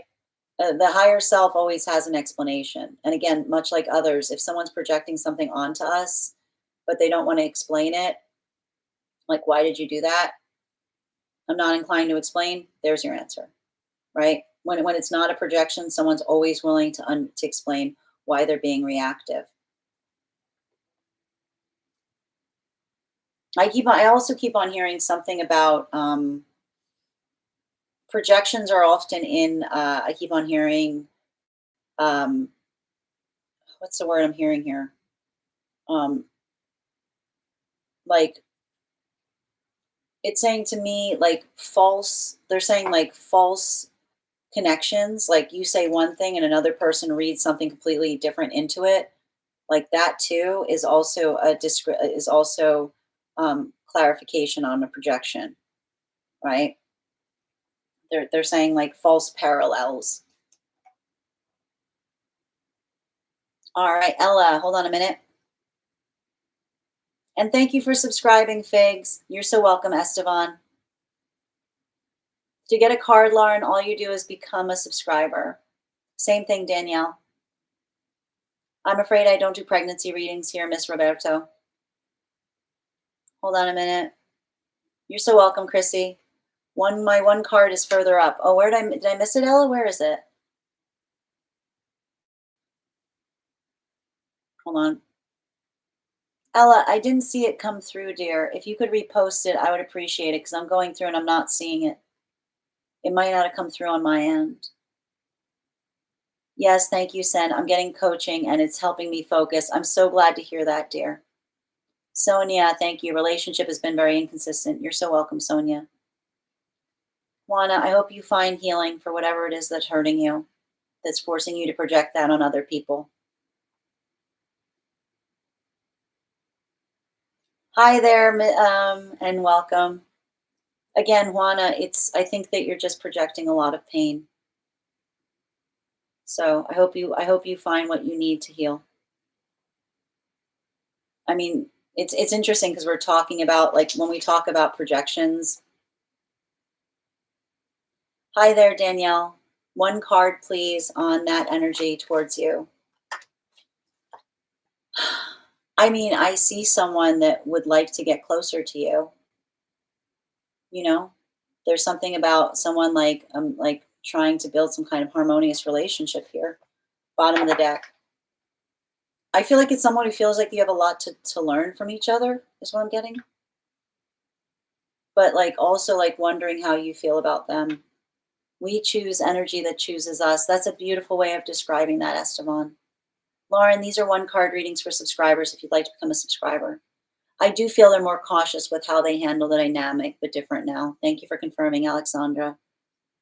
Have a beautiful day, Bridget. Same to you, dear. You're welcome, Esteban. And thank you for subscribing. Karamia, thank you for the follow. No, I hear Karamia and I just think of the Addams Family. It's been out with the old lately at my house. I see you doing it. Like, yeah, I saw you're like, get out of here. Thank you, Bella. That's my new mantra. Absolutely. Okay. Yep. Moving. Oh wait, I see it. I see you now, Ella. Hold on a minute. And ask your question, dear. Hi there, Addie. One card, General. Good to see you, dear. Hope you're having a beautiful day. Be patient. Don't get triggered right now. And I know that's hard with all of this Aries energy. Yeah, remember, the past isn't repeating. And the difference is, I keep on hearing the beauty of the difference between a habit and a lesson is the ability to, I keep on hearing new rule, something that helps us develop, something that helps us evolve, something that helps us grow. Moving, do I ask my family to help? One card for Ella. It doesn't hurt to ask, but I keep on seeing, I feel like they're saying, like, be very specific in relationality to what you feel like you need assistance with. Bottom of the deck. Yeah, because I see like they're saying the things that you feel like you can't, like I keep on seeing like there's something, is this like borrowing a vehicle or something? Like it almost feels like some kind of energetic situation or circumstance in terms of articulating, like making sure that you're very like I keep on saying on this date at this time, like having all of the work done and saying, I just need this. You know what I mean? Like is what I keep on seeing. Guys, don't interact with fake readers, sending them DMs. They only do it because we're here. True. Thank you, guys. Remember, a true reader never asks you to message them. Do you see his energy walking away? The ST is ending in June. I don't see him following through. Can I get an energetic read on that person or situation? Um, I mean, it seems to me that there's something about, I keep on hearing um like navigating another person's like hurt feelings or something, you know? Like there's something about patience and consistency coming through here. And so I keep on seeing, like, I almost feel like you have to conversation with someone and say um like I keep on saying, don't let someone come into a space of making it personal. Like I see practical, not personal. Like not letting someone trigger you, not letting someone find reasons or excuses. Like I keep on hearing, like, you've got to kind of be a rock in this. I hope that helps, dear. Yeah, right. As we talk about projection, Nikki. And thank you as well for the follow, M. All right. My friends, my daughter, sending you support. They aren't fans of helping. That's why I see like being as clear as possible. Like this date, this time, this is all I need. My friends, we've reached the conclusion of the reads for today. I want to thank you guys so much for being here and receiving them. Just a reminder, if you became a subscriber today, welcome. I would encourage you to head over to our subscriber only Discord channel, introduce yourself to the collective. You'll also find there in the perks section a special coupon code that will give you an additional discount to our Substack Tarot class subscription program. I will be offline tomorrow, but we'll be returning on Saturday at 4 p.m. Eastern. If you would like to be notified as to when I've gone live, you can head over to my profile, hit that bell, or you can register directly for the event on Saturday. I want to thank you. I want to thank you guys so much for being here today and sharing in these messages. Huge thank you to my followers, old and new. Thank you for sharing your afternoon with me. Huge thank you to my subscribers. Your ongoing support means the world to me. And the biggest thank you to my mods. Thank you, Ruby and Kay, for all of your help today. I hope you guys have an absolutely beautiful day. Please take care of yourselves. Please take care of one another. And we'll do this again on Saturday. Have a beautiful day, everyone.